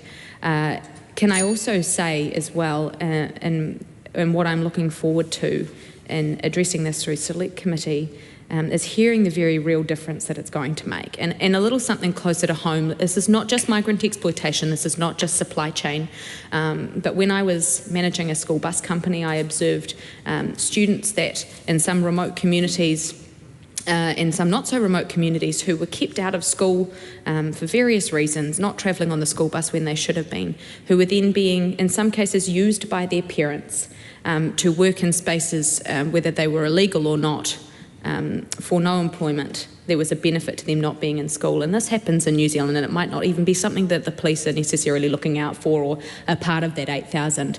There are broader impacts of this piece of legislation, and we talk about this being the starting point, the baby teeth maybe, when we're talking about the teeth that this has. I'm pleased to be a part of it. I know our committee is pleased to be a part of it as well, and with that I commend it to the House. The Honourable Phil Twyford. This is a very important issue, and I would march in the street on this issue. But that's probably not saying much, because I would march on the street on lots of different issues. I want to acknowledge, like my colleagues, I want to acknowledge Camilla Bellich and Greg Fleming for their work, the historic use of Rule 288, bypassing the biscuit tin. This bill will go down in history if nothing else. I want to say something about the basic principle at play here. And I was staggered to hear the ACT Party member saying that they're not even going to support a bill that's only about transparency and disclosure of modern slavery in supply chains. And I say to the people who are fans of free market capitalism, if you want to have the free flow of capital around the world, then for goodness sake, do something about maintaining social licence for that, like actually protecting some basic ethical standards, which is what this bill does. Because if you don't, then you risk losing public confidence and public support in the very system that you want. And I think the Super Fund had a little lesson in this recently, when the High Court found that they had not actually met their mandated legislative obligations to ensure that the investment of New Zealand superannuation funds should not be in things like Israel's illegal occupation of the Palestinian territories. So what this bill does is it ensures that the supply chains that deliver products to New Zealanders should not rely on modern slavery. I wanted to just add to the debate a little bit of commentary about, well, what do we mean by modern slavery? And some colleagues have talked about the 8,000 people in New Zealand who suffer the most egregious forms of oppression, particularly in work. But internationally, what are we talking about? And one of the biggest issues that campaigners have spotlighted in relation to modern slavery is the use of state-imposed forced labour in Xinjiang province in China. In Xinjiang province, which produces about 20% of the world's cotton consumption. And the campaigners allege, the Chinese government denies it, but the campaigners allege and have produced evidence that there are hundreds of thousands, if not more than 1 million people engaged in state-imposed forced labour in Xinjiang province. North Korea is another obvious example where there is mass forced labour in action. The Southeast Asian fishing industry, where hundreds of thousands of people find themselves in an industry which produces huge global seafood exports, including to the consumers of this country, and they find themselves trapped at sea for months and months on end with no pay and their documents confiscated. In South Asia, there are many hundreds of thousands, in fact many millions of people who are trapped in debt servitude, bonded labour and child labour and forced marriage in South Asia, including in India, where this country is in the process of finalising a trade agreement. So that, folks, is what we're talking about. Those are the big ones internationally, where millions and millions of people find themselves trapped in servitude and bonded labour. I'm looking forward to the discussions that we have at the Education and Workforce Select Committee on this bill. And I want to finish by saying that I suspect that some of the most interesting discussion at committee will turn on this issue of whether this bill goes far enough. Is it enough to impose transparency requirements that businesses are required to report and disclose on whether or not there is modern slavery in their supply chains? Or should they, and this is the big issue internationally on this issue, should they be required by law to undertake due diligence? That is, to find out and prevent or remedy the harms caused by modern slavery. And Ken Roth, the former director of Human Rights Watch, is one of the international experts on this. He was in New Zealand only days ago. He argues that due diligence should be the target, not just disclosure. Carl Bates. Mr. Speaker, and as has been said in this House already this evening, congratulations to the two members, our colleagues who have brought this bill to the House this afternoon. I did try and attempt not to get up and make any political comment around that though, Mr. Speaker. However, the second speaker, unaccustomed as I am to making political statements in the House, I cannot sit here and not note that it is my colleague Greg Fleming, a member of the national-led government, the National Party, that has actually got this to the House during our government. Labor had the opportunity in 2021, Mr. Speaker. They didn't get it there. So well done, Greg, and well done to Camilla. I know that the two of you have worked closely to make this happen. There's been much said of the 200. There was much said of the 200, the clause 288 that has been used, Standing Order 288, that's been used to make this happen. And I might just note that I think that's a little bit like a mountain that's about 288 metres high, to be able to use that clause, Mr. Speaker, and I'm sure it won't become a regular occurrence because it is a significant piece of legislation that's enabled that standing order to be used. Modern slavery is abhorrent. We know that, we all agree to that, we appreciate that, and we don't want it in our supply chain. The question here is, how do you know when it is? How far do you go to make sure it isn't? And what is the responsibility in reality on the companies that are going to be implementing this.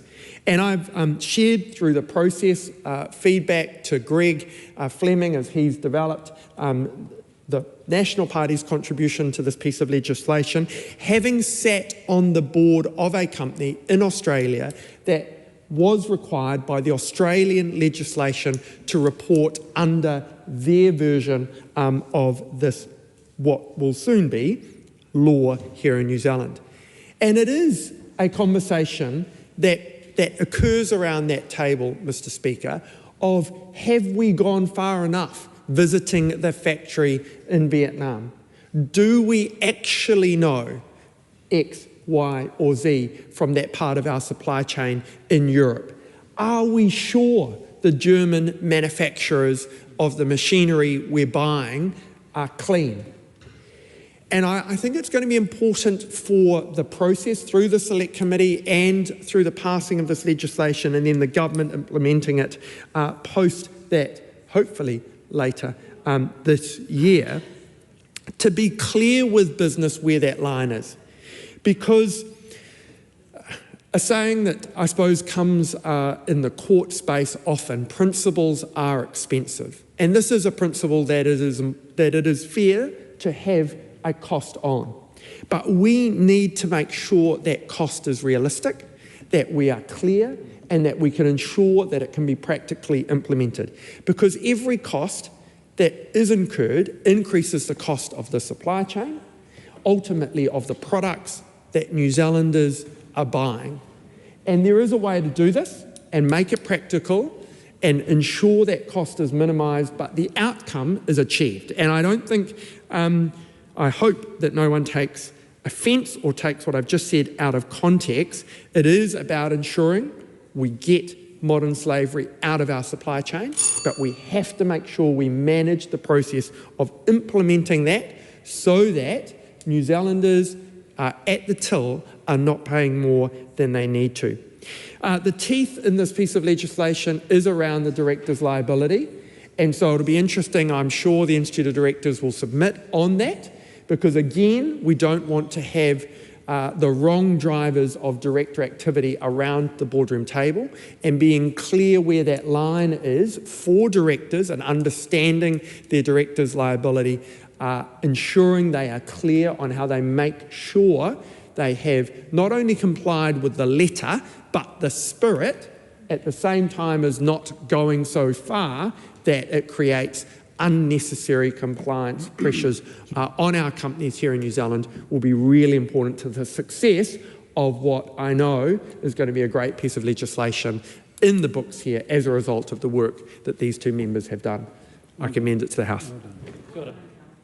In reply, Greg Fleming.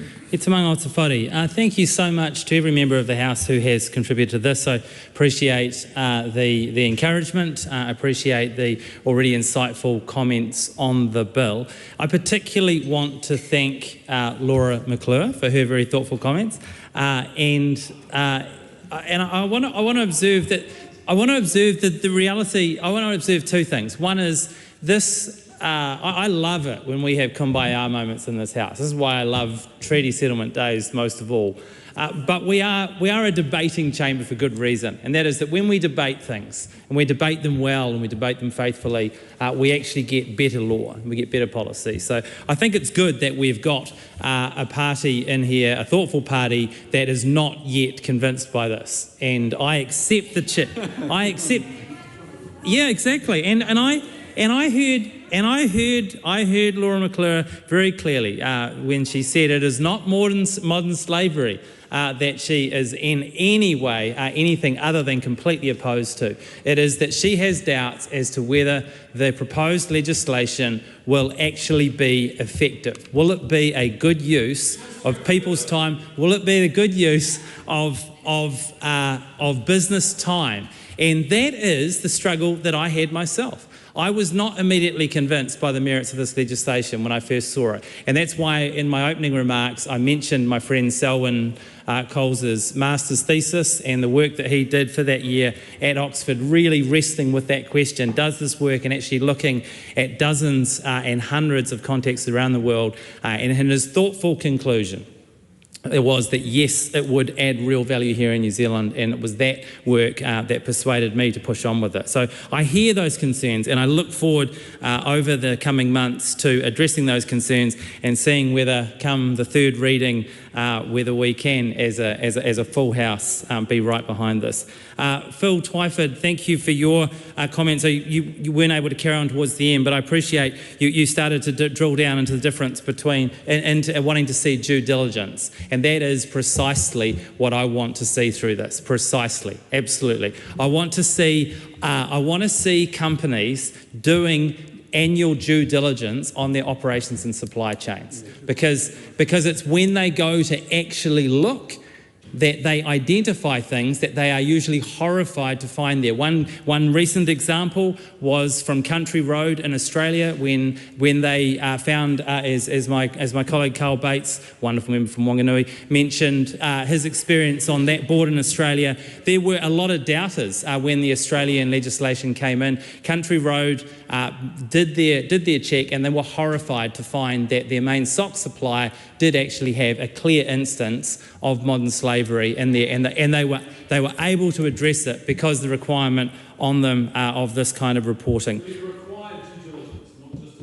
Absolutely, and let's make sure that through the select committee process that we require it in there. And to the select committee process, can I echo my colleague and friend Katie Nimmons, who will chair the Education and Workforce through this process, her call for really thoughtful submissions. There has been a tendency during my brief time of serving in this House, I've seen often quality and quantity get confused, get conflated when it comes to select committees. And the problem with that is twofold. And sometimes, of course, this is what people are wanting to do, is you end up clouding out the really thoughtful submissions, but secondly, you end up slowing the whole process down. We don't want either of those things in this case. We want to make sure that the very best submissions, the very most thoughtful quality comes through. So again, and we don't want to slow the process down, because who knows, we could be back here sooner otherwise, and the sooner that we can get this legislation in play, the sooner that we can begin to seriously address modern slavery both here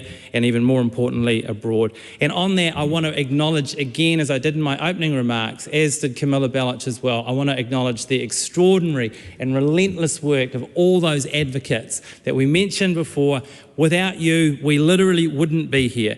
And I know that those advocates include the likes of Rebecca Armstrong and Claire Gray, who represent World Vision and Tier Fund. To those people who are passionate, can I encourage you to maybe look at sending your submissions to them so that they can collate them into really powerful, detailed, insightful submissions that come to our select committee. That would add the greatest help. Finally, can I say, each time I've looked up here over the last hour and I've seen those words, modern slavery bill, scroll along the bottom of the screen, first reading, modern slavery bill, I can't believe we're actually here.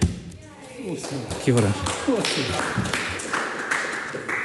The question is that the motion be agreed to. Those of that opinion will say aye.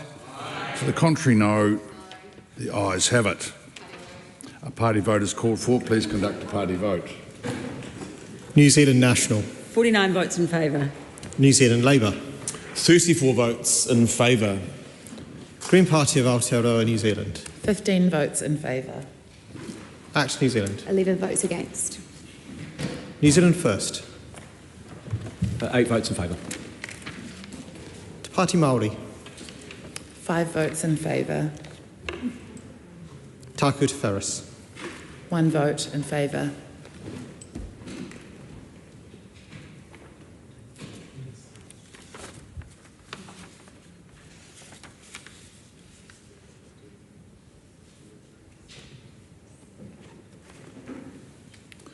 The ayes are 112, the noes are 11. The question is agreed. Modern Slavery Bill, first reading.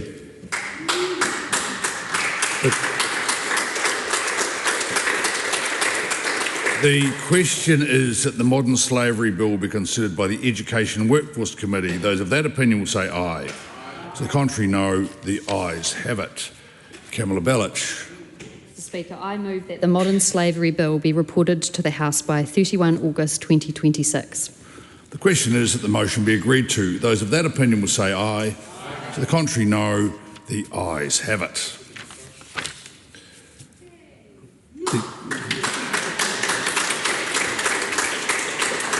Congratulations, both members. The time has come for me to leave the chair. The House will resume at 7:30 p.m.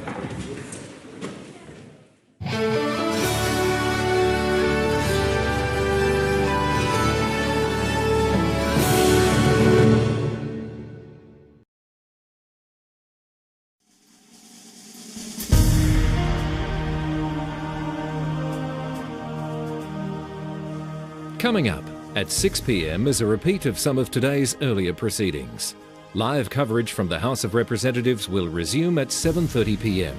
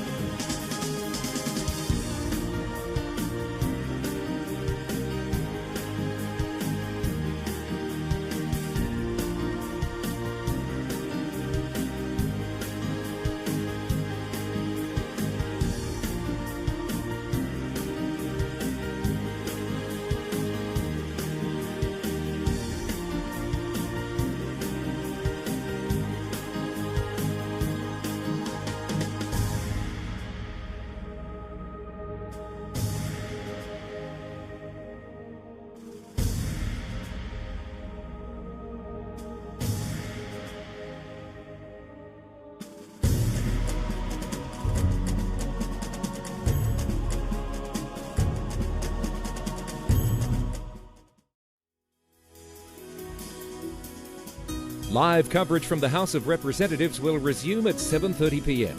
Until then, some of today's earlier proceedings will be repeated.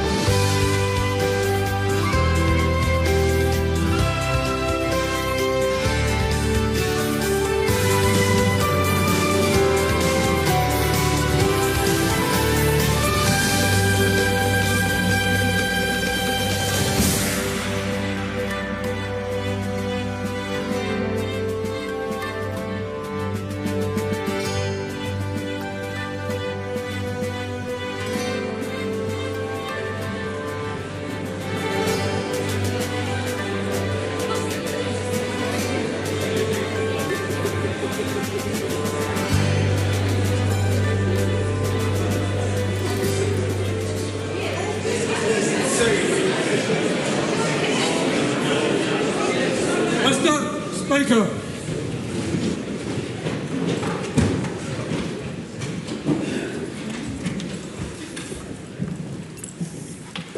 E te atua kaharawa, ka tuku whakamoimiti atu mātou, mōna karakia, ko waihotia mai ki runga i a mātou. Ka waihi o mātou paanga whaioro katoa ki te taha, ka mihi mātou ki te kiengi me te inoi atu, mo te arihitanga i roti o mātou whakaaroarohanga. Kia mōhio ai, kia whakaiti ai tā mātou whakahaere i ngā take o te wharenei. Mo te oranga, te mangarongo me te aroha o Aotearoa. Āmene. Amen. 3 petitions have been delivered to the clerk for presentation. Petition of Anya Kelly Costello on behalf of Migrants Against Acceptable Standard of Healthcare Aotearoa, requesting that the House abolish acceptable standard of health immigration requirements. Petition of Joanne Chloe requesting that the House urge New Zealand Post to keep the Totara Park Post Centre open. Petition of Live Ocean requesting that the House prohibit bottom trawling on seamounts in New Zealand, the issuing of permits for New Zealand vessels that allow bottom trawling on seamounts in the high seas, and phase out other forms of bottom trawling. Those petitions stand referred to the Petitions Committee. The paper's been delivered for presentation. Notification of the date for the general election 2026. That paper is published under the authority of the House. 2 Select Committee reports have been delivered for presentation. Report of the Foreign Affairs, Defence and Trade Committee on the briefing on non-tariff barriers. Report of the Petitions Committee on the petition of 2 Chapman. The briefing is set down for consideration. The House comes, since no bills are introduced, the House comes to oral questions. First, in the name of the Honourable Marama Davidson. E te manga ngā mihi ki te Premier. E tautoko ana ia I ngā kōrero me ngā mahi katoa a tōna kāwanatanga. The Right Honourable Prime Minister. Yes. Does he agree with the definition of a UNESCO World Heritage Site that, quote, World Heritage Sites are places recognised as having outstanding universal value. They are deemed significant for their historical, artistic or scientific importance, end quote. If so, why is it appropriate to mine in these places? In answer to the first part of the question, yes. How does he justify granting a prospecting permit in one of only 3 of New Zealand's UNESCO World Heritage Sites? Well, we are very interested in developing more mining in this country because we need critical minerals to make the clean, green transition. That's what we've got them in this country. We're going to continue to explore them and develop all our natural resources. Does he agree with the statement of his Minister for Resources regarding mining in a UNESCO World Heritage Site that, quote, we're going to have to do trade-off politics? And if so, does he think New Zealanders are okay with his government desecrating a place without... No, reword it. Okay. Does he think New Zealanders are okay with his government trading off a place with outstanding universal value for short-term private profits? Well, what I know New Zealanders are not okay about is not having high-paying jobs in regional New Zealand and actually banning oil and gas and mining projects that ends up having Kiwis leave New Zealand, go to Australia to access those jobs in those sectors. You know, we are going to make this country wealthier and more prosperous for everybody, and that means using our resources. Has his government departed from the commitment of previous governments, first made under Sir John Key in 2012, that there would be no mining in World Heritage areas like the spectacular Te Wāhi Pounamu? Again, we will find the balance, but we are prioritising economic growth in this country. We are going to get things done, we're going to get this economy moving, and we're going to offer high-paying jobs to people in regional New Zealand. That's a good thing. If he accepts that mining is appropriate in a globally recognised World Heritage area, is there any piece of supposedly protected land in Aotearoa that is not open to mining? Well, we have very important, you just remember 30% of this country is in the DOC estate. We have very important national parks of very high environmental quality, and we'll continue to protect those, obviously. Question number 2, the Right Honourable Chris Hipkins. Thank you, Mr Speaker. To the Prime Minister, does he stand by all of his government statements and actions? Right Honourable Prime Minister. Yes, and particularly our income tax relief, raising thresholds for working New Zealanders. Supplementary question. How much does the average New Zealand family spend in their weekly grocery shop right now, and is that more or less than when he became the Prime Minister? Well, actually, food inflation's up 3.4% from memory. It was up 12.5% under his government. So food price inflation exists. As I said to him yesterday, deflation is not good for an economy, but food price inflation, there's more to do, but at 3.4 it's better than 12.5, which he delivered. Supplementary. Or does he stand by his statement in July 2024 that, quote, food prices are falling really quickly, end quote? If so, which food prices have fallen really quickly in the time he's been Prime Minister? Well, as I said, the general point is about food inflation. It went up to 12.5% under his leadership. Under our government, it's up over the last year 3.4%. That's a good outcome for New Zealanders. Supplementary question. How much does the average New Zealand family spend on their monthly power bill right now? And is that more or less than when he became Prime Minister? Well, again, that's why I would say to the member, get him behind repealing the oil and gas ban. Get him behind the fast-track legislation that's generating an increase in renewables in this country. You can cry crocodile tears, but actually back some stuff and actually come out and declare what you stand for. Supplementary question. Enough commentary from both sides. Questions are heard in silence. Answers should be given the courtesy of getting out before they're barraged down.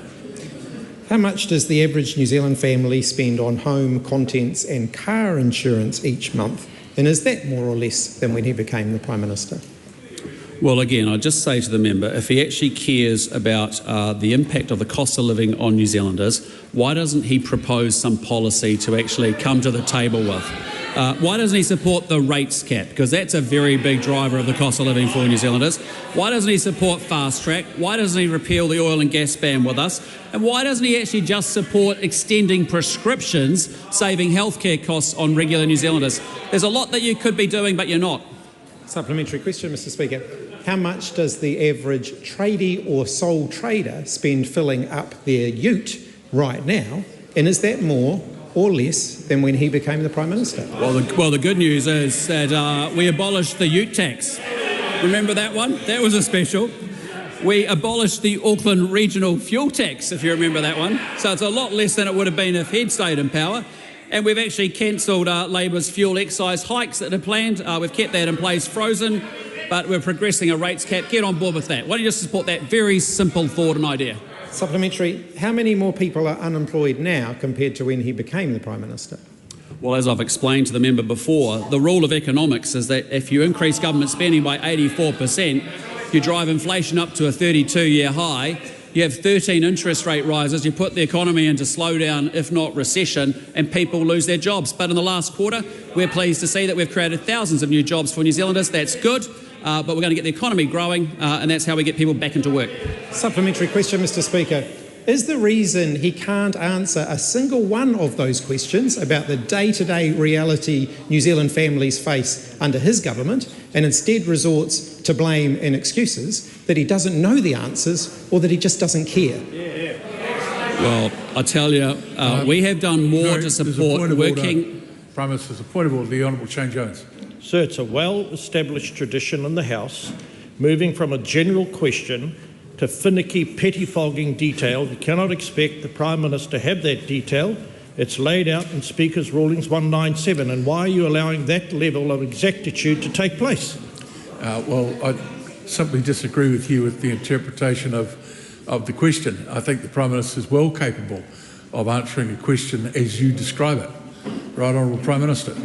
Well, what I can say to the House and to the member is that actually increasing taxes, as the Labor government seems to have communicated to the Fitch credit rating agency, is not the way forward. That is going to be punishment on working and middle income working New Zealanders. Very simple fact. We now have stable rents in this country instead of them going up $180 a week. Is the member going to reverse interest deductibility?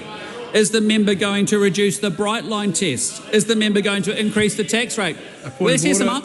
Point of order, the Right Honourable Chris Hipkins. Oh, Mr. Speaker, I seek leave to answer some of those questions that the Prime Minister's just asked me.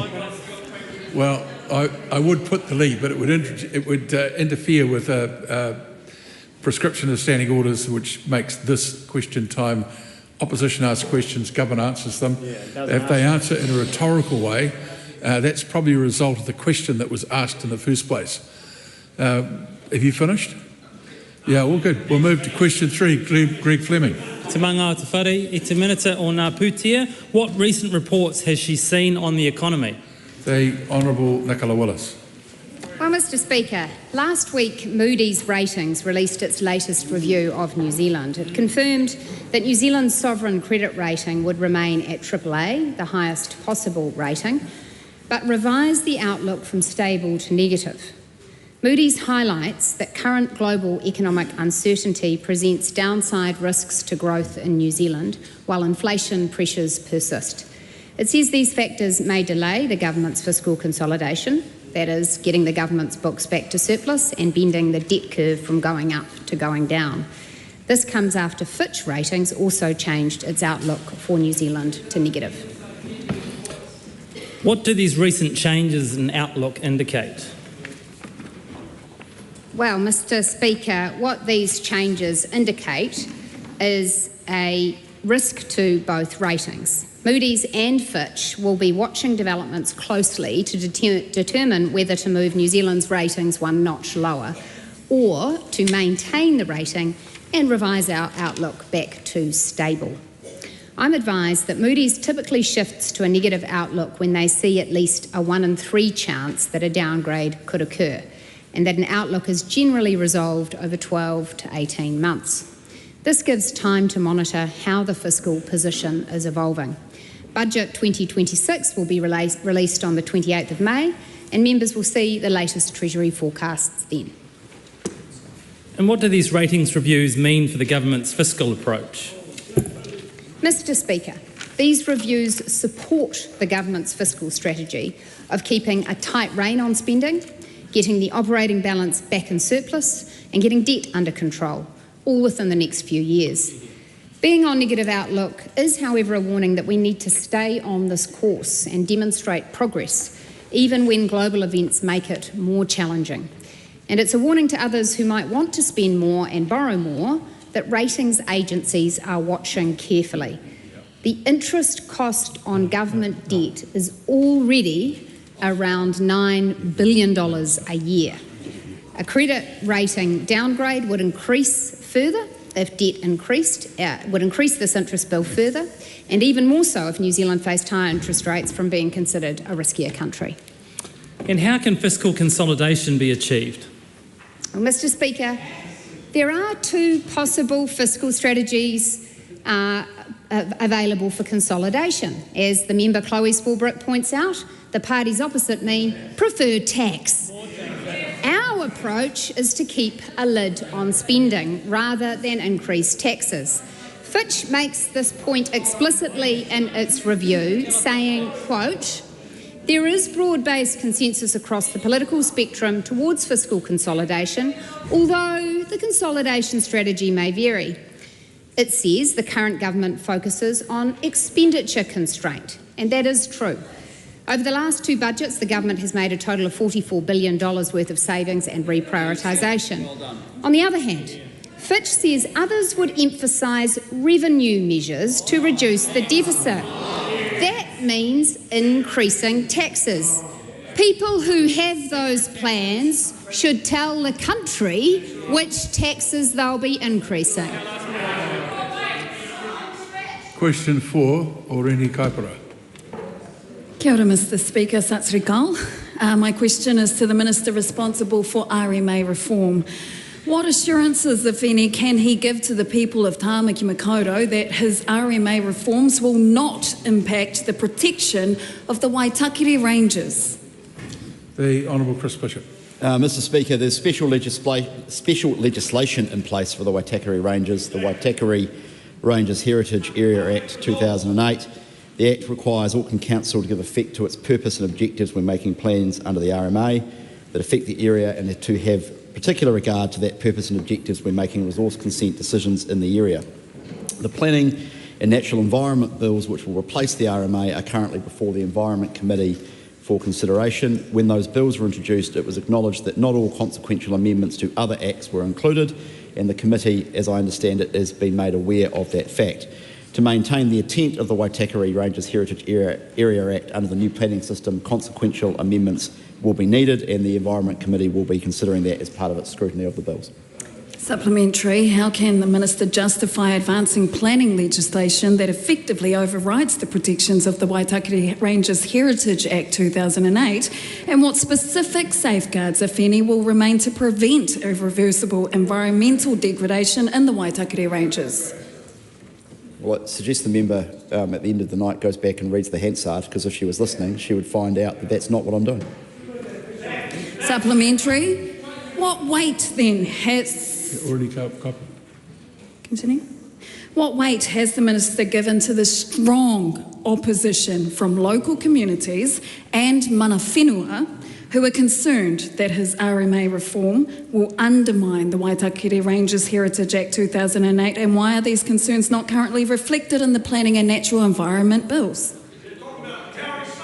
Well, again, I gave a pretty comprehensive answer to the primary, which is that there are a range of consequential amendments required. There's around 100. It's not just about the Waitakere Ranges Heritage Area Act, it's about 100 other pieces of legislation that require consequential amendments, which the Select Committee will be considering. And in relation to the first part of the question, my understanding is there have been a range of submissions in that regard to the committee. The bill is in the hands of the committee.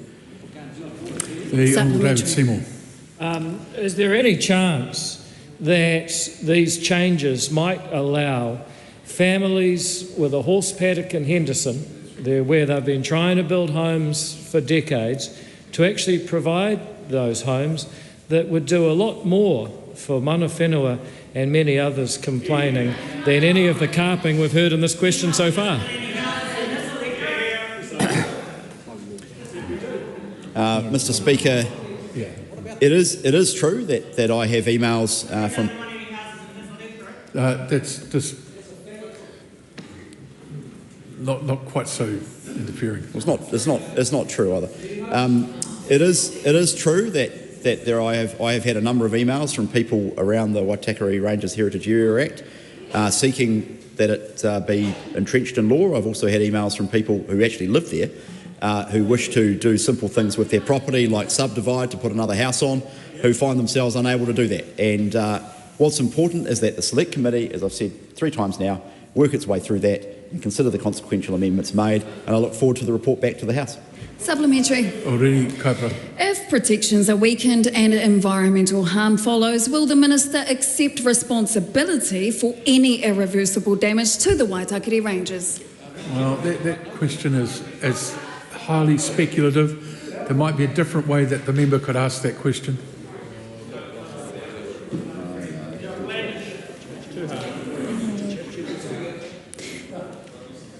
Should the protections be weakened in any way, shape or form, will the Minister accept responsibility for any irreversible damage to the Waitakere Ranges?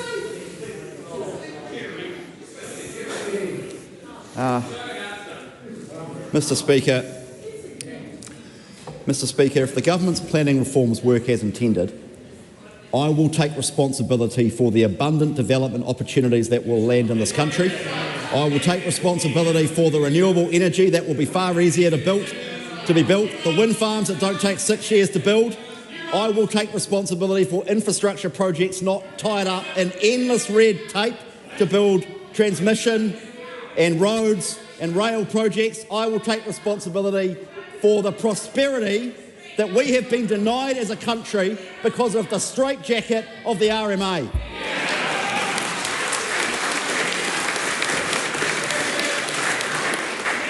Supplementary. The Honourable David Seymour and no one else. Does he also anticipate taking responsibility for far more development opportunity created for Māori than the Maori Party could ever dream of creating? No. Well, Mr. Speaker. No, the member's got no responsibility for that.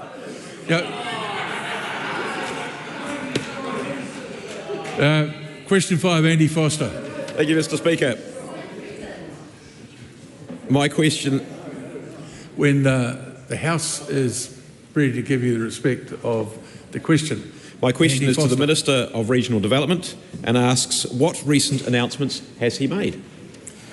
The Honourable Shane Jones. Obviously, we have already announced the recommissioning of the 100 million litre tank and the diesel that will go into that tank, but we are also pursuing a strategy with a suitable regime, legislatively speaking, and a high-quality, large event to lay out a roadmap and a strategy for hydrogen.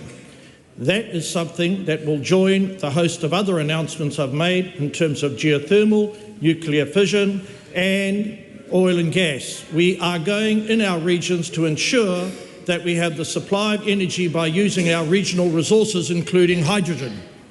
Supplementary.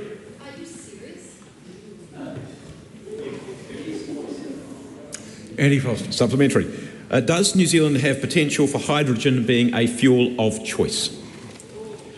Mr. Speaker, being very interested in clean green outcomes, I think it's very important that we join with the different stakeholders in our community and explore the role that hydrogen can play in boosting our fuel resilience, our energy resilience, coming off the afflictions associated with the Persian Gulf military conflict.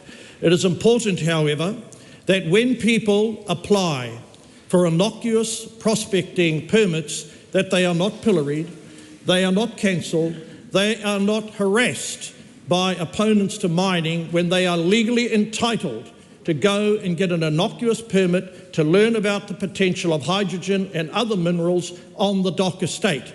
And watch this space. Just remind members that filming inside the House is not something that's permitted. Andy Foster. No, that was up. Oh, no more questions? Well, Andy Foster. Okay. No. Touche. No. Enoho. 3-second rule, son. Missed it. Question number 6, the Honourable Barbara Edmonds. Vinaka Vakalevu, Mr. Speaker. To the Minister of Finance, does she stand by all her statements and actions? The Honourable Nicola Willis. Mr. Speaker, in context, yes, including those statements I made in my discussions with the Fitch Ratings Agency. I can assure members that I said the same thing to them in private as I say to New Zealanders in public. Supplementary. Was she in the room when Barbara Edmonds met with Fitch? No, but I wish I'd been a fly on that wall, because what it led the ratings agency to report was that the opposition intends to achieve fiscal consolidation through additional revenue measures.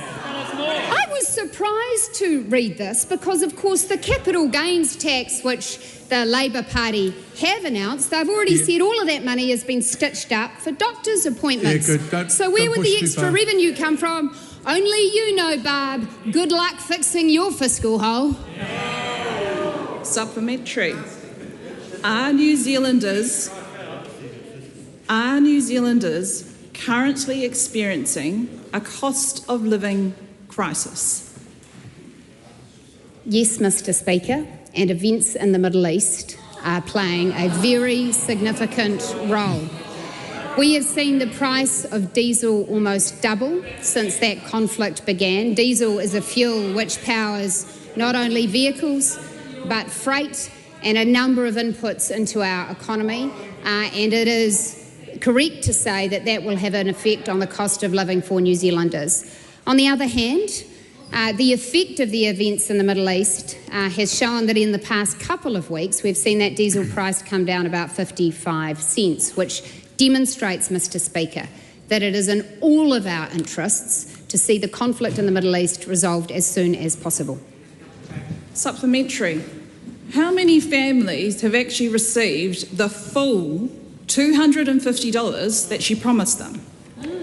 Well, Mr. Speaker, as I've set out to that member several times, and I hope this time she'll listen, National committed that the sum of our tax policies would deliver up to $250 a fortnight to families.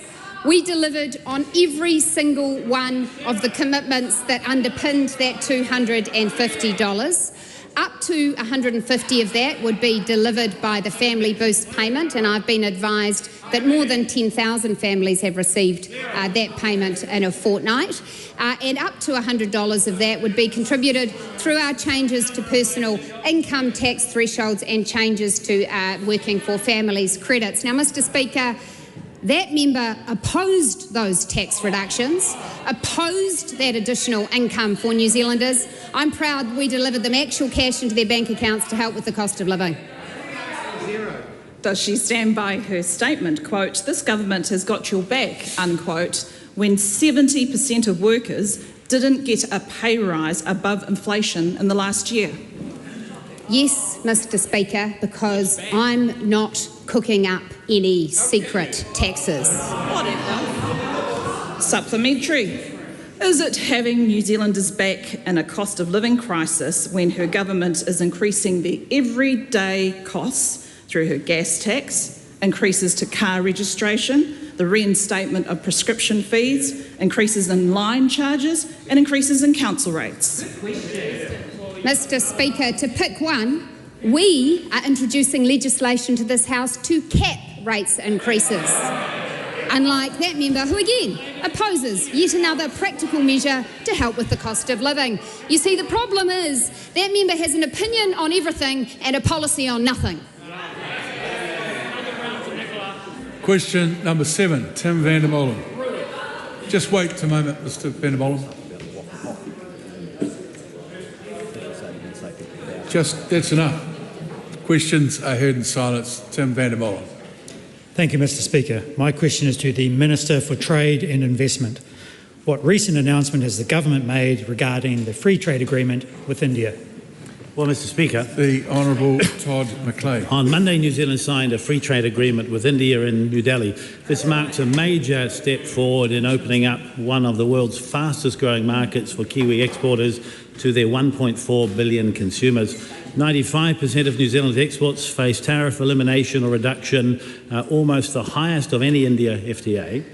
Almost 57% of our exports will be duty-free on day one, increasing to 82% when fully implemented. Mr. Speaker, the New Zealand-India Free Trade Agreement gives unprecedented access to India for Kiwi goods and services. This means our businesses will be able to sell more and employ more people. This is setting our businesses up to succeed and helping New Zealand with its goal of doubling the value of exports over 10 years. Stuart Smith. What benefits will this agreement deliver for businesses and exporters across the Nelson, Tasman and Kaikoura regions? Well, Mr. Speaker, many, but in particular for the New Zealand seafood industry and our top of the south, including Nelson fishers, one of the biggest wins in the agreement is seafood. Right now, New Zealand seafood exporters face tariffs of 33% in India. But under the FTA, 90% of our exports in seafood will move to a zero tariff rate phased in over 7 years. Mr. Speaker, we've also for the first time had a commitment from India in the FTA that perishable goods will cross their border and be cleared within 24 hours, meaning that fish and mussels and other things we produce will be able to be available to Indian consumers more quickly. The FTA means more high-quality New Zealand seafood will be exported to India, meaning Indian consumers will have choice over Australian and European fish and shellfish. Our seafood is better than theirs. Indians deserve to eat it. The Honourable Louise Upston. What benefits will this agreement deliver for forestry businesses and exporters? Well, Mr. Speaker, the Free Trade Agreement is a big win for forestry and wood processors. The agreement delivers immediate tariff elimination on 95% of New Zealand's forestry and wood exports on day one. Australian forestry exports under their Free Trade Agreement increased by 120% under their FTA in the first 12 months, while our exports during that period fell. The India-New Zealand FTA levels that playing field, and more forestry, including processed timber, where value is added in New Zealand, will go to India, creating more jobs for Kiwis.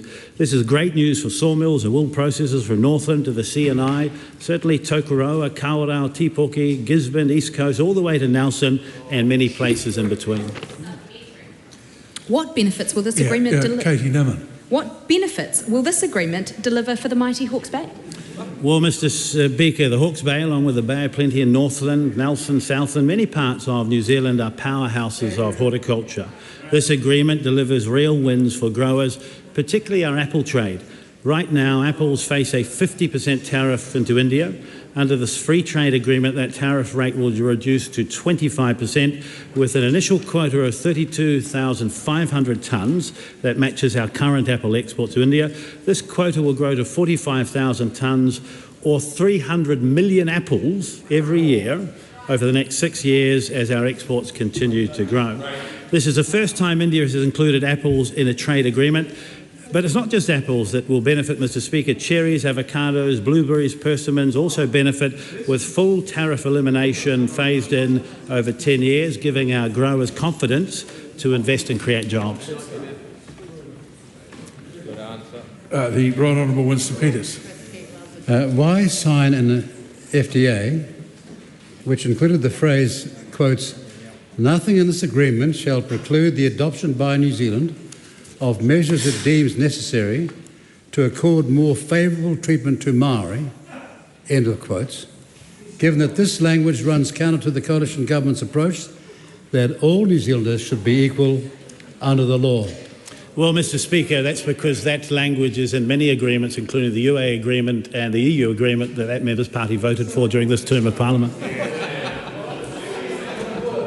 Point of order, the Speaker, that last statement is incorrect. Could I ask the Minister to prove what he just said about our party being on that side of that previous agreement on that clause? Well, if that is the case, there's a remedy the member should follow, and consequence for the Minister who made the statement. Question number 8, Willie Jackson. The Honourable Willie Jackson. Speaker, to the Minister of Māori Development, does he support the proposal to cut rolls from Te Puni Kōkiri on top of earlier reductions, and if so, why? The Honourable Tama Pōtaka. E te maunga o te whare, kia ora. Decisions around staffing levels at Te Puni Kōkiri are operational matters and are the responsibility of the Secretary of Māori Development as Chief Executive, and the member will be, well, at least should be, aware of Section 54 of the Public Service Act 2020 passed when he was the Minister of the Crown, which provides that there is a duty on the CE of agencies like Te Puni Kōkiri to act independently on employment matters. Mr Speaker, to the Minister, since taking office, how many people have lost their jobs at Te Puni Kōkiri? E te maunga o te whare, I am advised that since around June 2024, there's been a net reduction of 25.4 full-time equivalent staff at Te Puni Kōkiri. Mr Speaker, to the Minister, how can he defend further job cuts when Te Puni Kōkiri has just taken on new monitoring and Māori Crown relations functions and is supposed to be holding other agencies to account for their performance for Māori? E te maunga o te whare. You see, this is partly a question that can help me explore the differences between the member whose modus operandi and party believe in massive big government and spraying the cash bazooka, and the fiscal prudence that exists on this side of the House. We are not about the quantity of roles through government, Mr Speaker, but actually the quality of advice, and I'm very confident about the quality of the advice that the Ministry for Māori Development and Te Puni Kōkiri is providing me. Supplementary question, the Honourable Chris Bishop. Does he believe it is his role as Minister to advocate permanently for the expansion of full-time roles at government departments he is responsible for, or to actually address Maori disadvantage and promote Maori economic development? E te maunga o te whare, definitely the latter is my role, and also to support the Ministry for Māori Development to actually deliver on its statutory role rather than expand all roles for all New Zealanders and all Māori at the whim of a minister. That is not my role.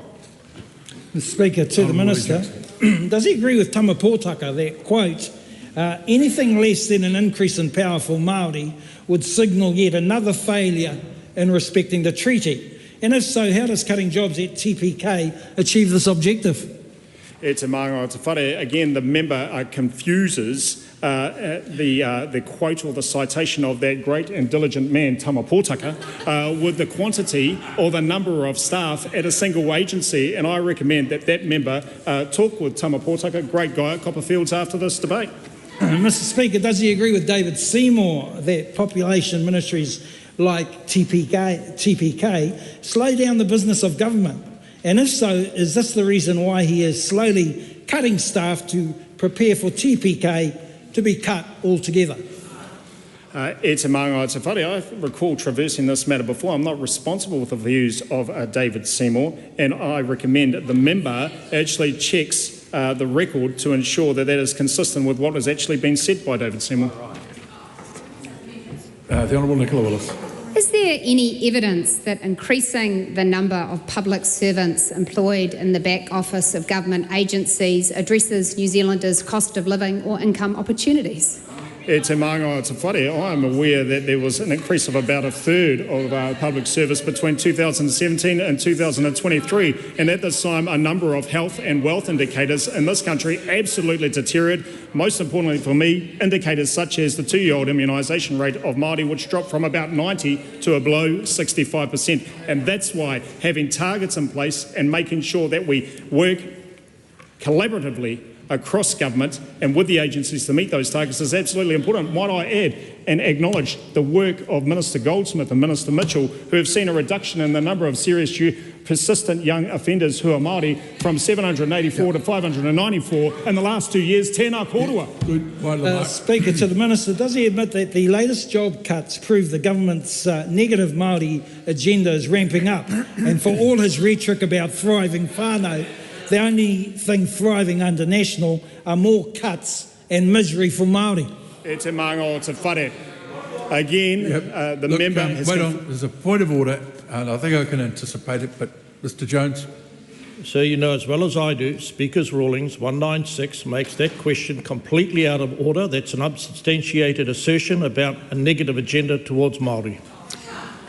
Yes, that is strictly true. But as the member has pointed out, I think twice in this question time, where I have allowed questions that are of a political nature, political answers are given, and ministers seem very capable of doing that. Two or three observations from me. The member again conflates an assumption and an absolute misunderstanding of the intention of this government to deliver outcomes alongside with and for Māori, whether or not it's in housing, health, education, or indeed resource management and treaty settlements and social development and a range of other matters. But let me tell you a short story, Mr Speaker. 5 years ago, some relations of people in this House sought to resolve the issues arising over 150 years with the Nelson tents, and the previous government absolutely failed to deliver on their aspirations, and it took this government to actually step up and deal with those concerns after 150 years, and I'm very proud to be part of a government that has dealt with the issues in the Nelson tents and Wakatu situation, and I look forward to seeing members opposite at the day we pass that legislation. Question 9, Suze Redmayne. Thank you, Mr Speaker. Just hang on. Thank you, Mr Speaker. My question is to the Associate Minister of Agriculture. What recent announcement has the government made about supporting farmers and growers? The Honourable Mike Patrick. Thank you, Mr Speaker.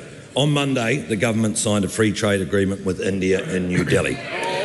This agreement has been described as a once-in-a-lifetime deal, a landmark FTA and historic. This agreement opens doors and offers further opportunities to our farmers and growers. These are opportunities that have not previously been available. We know that our food and fibre is world class. This agreement will allow these products entry to a new market without significant barriers. This agreement will help grow our export returns and allow our farmers and growers better access to a market of 1.4 billion customers. Right, Minister Mackay. Joseph Mooney. Thank you, Mr Speaker. What benefits will farmers and growers see in the horticultural industry? Mr Speaker, I would like to share some fantastic news with the member from Southland, which includes part of the Central Otago region, and let him know what this free trade agreement will look like for some in his local area. Cherry growers, for example, will have tariffs eliminated from the current 33% down to 0 over 10 years. In other parts of the country, kiwi fruit growers will also see tariffs eliminated for kiwi fruit within quota. This quota is set to grow over 6 years to anticipate growth in exports from our mighty kiwi fruit industry. This makes Kiwi exporters more competitive on the world stage. This is nothing but good news for an FTA that will bear fruit for our growers. Miles Anderson. What benefits will our wine growers and exporters see from this agreement? Mr. Speaker, and thank you to the member from Waitaki who is in an area of high growth for the wine industry. Tariffs on wine will be reduced from 150% to either 25 or 50% depending on the value of the wine over 10 years, plus a most favoured nation commitment. The most favoured nation clause negotiated in our agreement means that additional benefits negotiated with other trading nations must be extended to New Zealand, contingent on our agreement with India entering into force before others with more favourable wine commitments, such as the recently concluded EU-India FTA. This will be worth tens of millions of dollars in extra exports for New Zealand businesses, and so we are working hard to make this happen. Cheers to that, Mr. Speaker. Carl Bates. Thank you, Mr. Speaker. What benefits will our beekeepers and apiculture industry see from this agreement? Mr. Speaker, one thing we are absolutely sure of is New Zealand Manuka honey is a premium sought-after product overseas. The good news for Wanganui and other honey-producing regions is that tariffs on Manuka honey will be cut from 66% to 16.5% over 5 years. The India Free Trade Agreement is making New Zealand products like Manuka honey more competitive in an international market, and it offers opportunities that we have not previously had in one of the world's fastest growing economies. Mr. Speaker, the beekeepers are buzzing with excitement. Question 10, Ricardo Mendes March. Just very rowdy today, so we'll just wait till the House settles itself and hears your question respectfully in silence.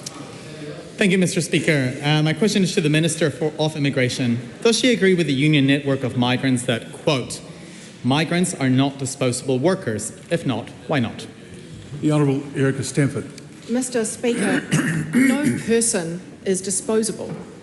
However, our priority always must be job opportunities for New Zealanders, especially in times of economic challenge. I appreciate that there are some migrants who came to New Zealand for lower skilled roles who are approaching the end of their visa and wish to remain here. However, it was clear when they came to New Zealand that these were temporary work visas, and it is important that New Zealanders who are seeking work have the opportunity to apply for these jobs when migrants reach the end of their maximum continuous stay. Does she agree that the stand-down period, which prevents workers from being able to remain in a job for the long term, contributes to poorer wages, lower working conditions, and poor productivity as a result of employers not being able to retain them? How is that related to the primary? Mr. Speaker, no. The topic. But on this topic... Hang on a minute. Relates to the answer given by the Minister, which perhaps if you look at the Hansard later, you'll see it makes the question admissible. Ask the question again, please, Mr. March.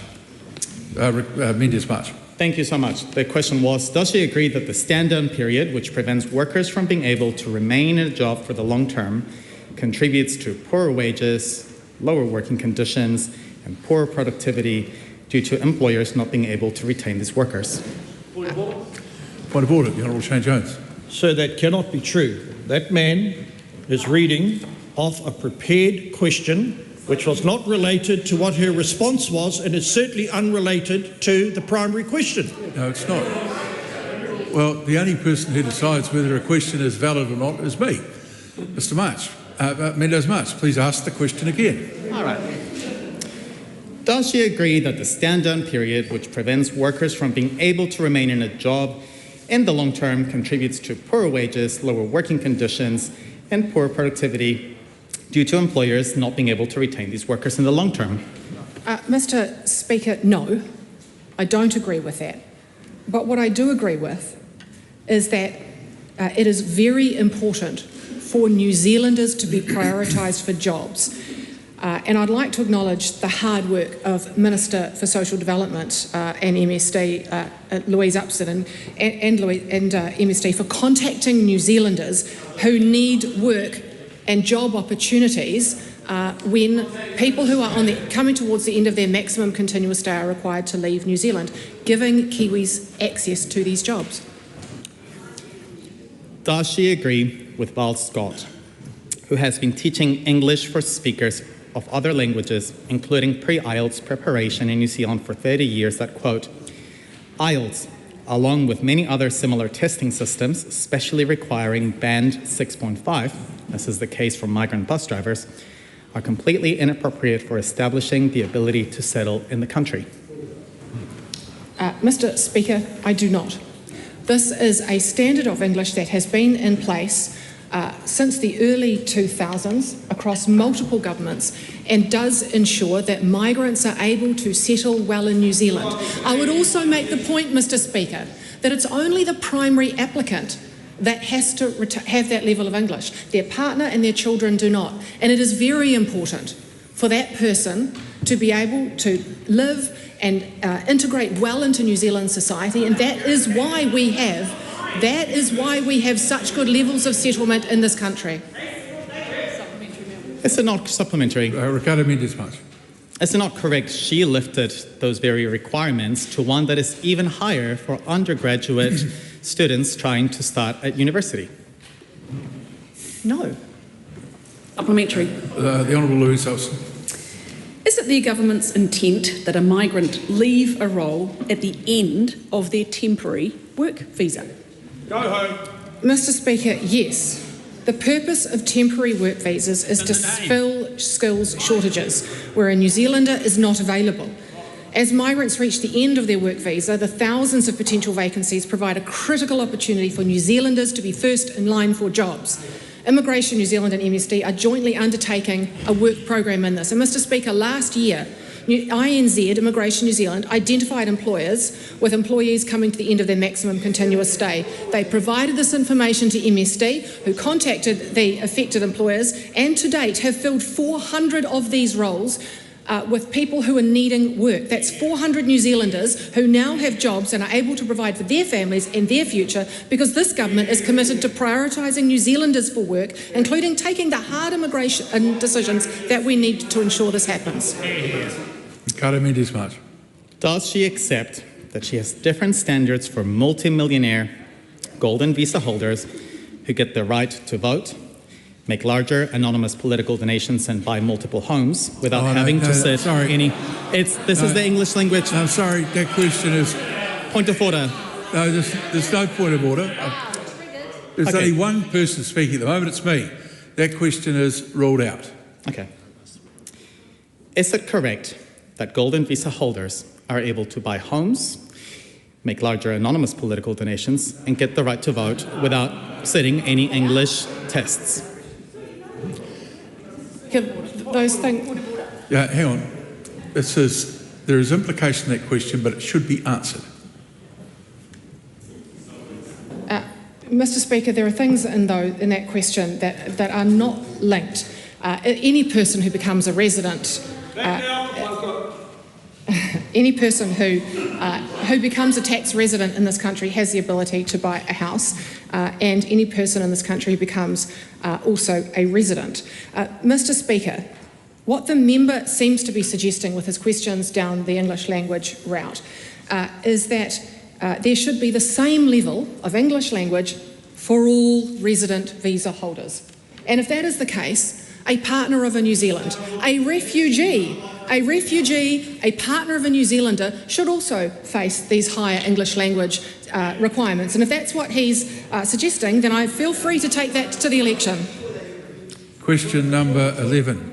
Point of order, the Right Honourable Winston Peters. Mr. Speaker, the questioner in his question insinuated that a foreigner without any status in this country nevertheless could make financial contributions to political parties.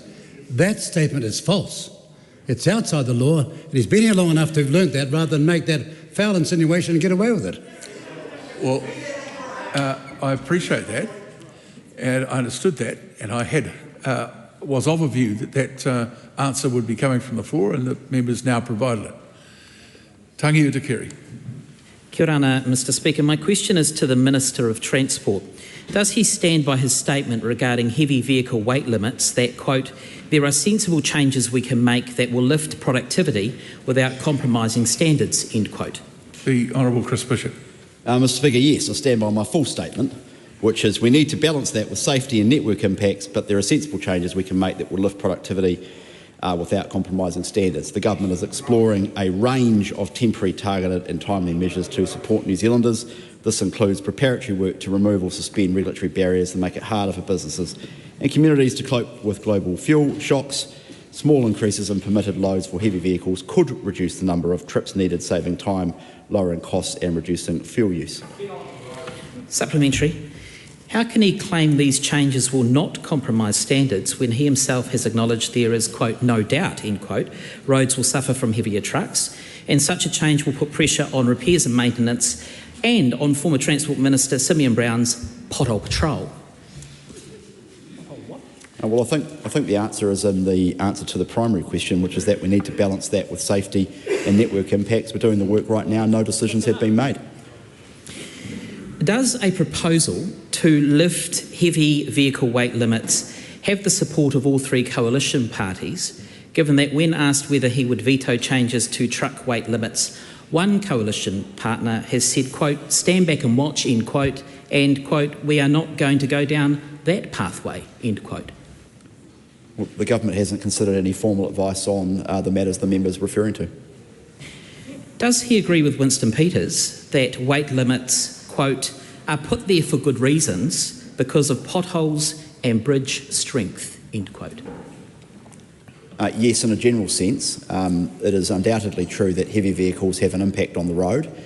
We are considering that matter right now, and as I say, it is, well, we'll make an announcement when we've made a decision. That's generally how government works. I know that member wasn't in government for very long and maybe forgotten how the cabinet process works. But generally on this side of the House, we go through a process, we do the work, we take a paper to Cabinet, and then when we've made a decision, we announce it. And I look forward to making sure that we continue to be the ones doing the announcing and the decision-making for a long time to come. Supplementary. Should weight limit changes proceed, will he accept responsibility for safety and other concerns having been disregarded, concerns that have been expressed by members of his own coalition government? Well, Mr Speaker, as I say, that the member makes a not unreasonable point that the impact of heavy vehicles has an impact on the roading network. We are considering that, and you've also got to balance it with the undoubted situation that we find ourselves in, or potentially find ourselves in, is if the fuel crisis worsens, we might find ourselves in a situation in which it would make sense for trucks to do fewer trips and thus improving fuel economy. Well, the member says rubbish, but that is definitely true. That is definitely true, that if trucks are able to do fewer trips and take more when they do the same number of trips, that is good for fuel economy. It's a simple matter of economics and maths, and I know maths aren't the Labor Party's strong suit, as we get a daily demonstration of, but I invite the member to actually look at the facts. Supplementary question, the Honourable Nicola Wallace. Does the Minister share the concerns of a broad number of New Zealanders with the increased cost of fuel?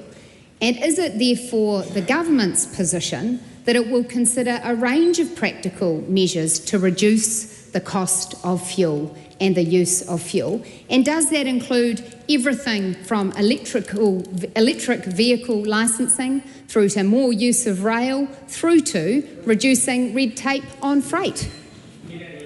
Yes, indeed, Mr Speaker, and I have seen suggestions from some people that the government should just do something, and then when the government does decide to consider doing something, they don't like that either. Supplementary. Tangi Utakiri. Why is he prioritising regulatory relief for the trucking industry when ordinary New Zealanders are paying record prices at the pump just to get to work, drop their kids off at school and put food on the table? Well, this is a classic of the Labor Party genre, which is a series of fallacious assertions backed up with no policy of their own. As Minister, I am prioritising regulatory relief. In fact, the whole government is prioritising regulatory relief for everyone. Supplementary question, the Honourable David Seymour. As Minister of Transport, is it his understanding that food on the table more often than not comes on trucks? And if that is true, will the government have any communication plans to get that across to some of the simpler members of the Labor Party? Well, Mr. Speaker. Sorry, just a minute. Mr. Bishop, sit down. Sit down. Sit down. You can, Mr. Seymour, withdraw the last part of that question, and then Mr. Bishop may make a short response. I withdraw the last part of the question. 40 minutes ago, we had a long conversation at the front end of question time about food costs and people paying prices at the supermarkets. Guess what will happen if the fuel crisis gets worse and those fuel costs are passed on to consumers? That will show up in food prices. Regulatory relief, what we're talking about, at least on the margins, takes the heat off the food price increases. Question number 12, Rima Nuckley. Thank you, Mr. Speaker. My question is to the Associate Minister of Transport and asks, what recent announcements has he made about land transport rules? The Honourable James Meager. Thank you, Mr. Speaker. Recently, Minister of Transport Chris Bishop and I announced that New Zealand's warrant of fitness, and with your indulgences, sir, I'll refer to them as WAFs, and certificate of fitness A, which I'll refer to as COFs, light vehicle inspection requirements will soon be significantly reformed, saving Kiwis valuable time and money. The changes mean that most light vehicles under 14 years old will move to 2 yearly WAF inspections, up from yearly, and new vehicles will go to 4 years before needing their WAF. Older vehicles, motorcycles and light rental vehicles will move from 6 monthly to yearly inspections. Supplementary. How much will this save Kiwis a year? Oh, Mr. Speaker, these are simple changes that will deliver massive benefits for Kiwis. The cost-benefit analysis done by officials show that these changes are expected to deliver between $2.6 and $4.1 billion in net benefits for Kiwis over 30 years through reduced inspection fees, less time spent on compliance and fewer unnecessary repairs. I know many people around the country, including people in this House, will welcome these changes, especially when many households are feeling pressure due to high fuel prices caused by the ongoing conflict in the Middle East. Supplementary. When will these changes come into effect? Oh, Mr. Speaker, from 1 November, most light vehicle users will benefit from these changes, but it is important to note that the ongoing obligation to keep your vehicle roadworthy, including your tyres, is in tip-top shape continues. We all have an obligation to keep our vehicles roadworthy at all times, and there will be increased penalties and enforcement for people who don't. That concludes question time.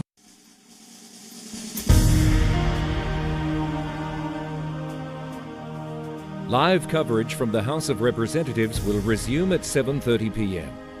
An uncorrected transcript of today's oral questions is available at www.parliament.nz.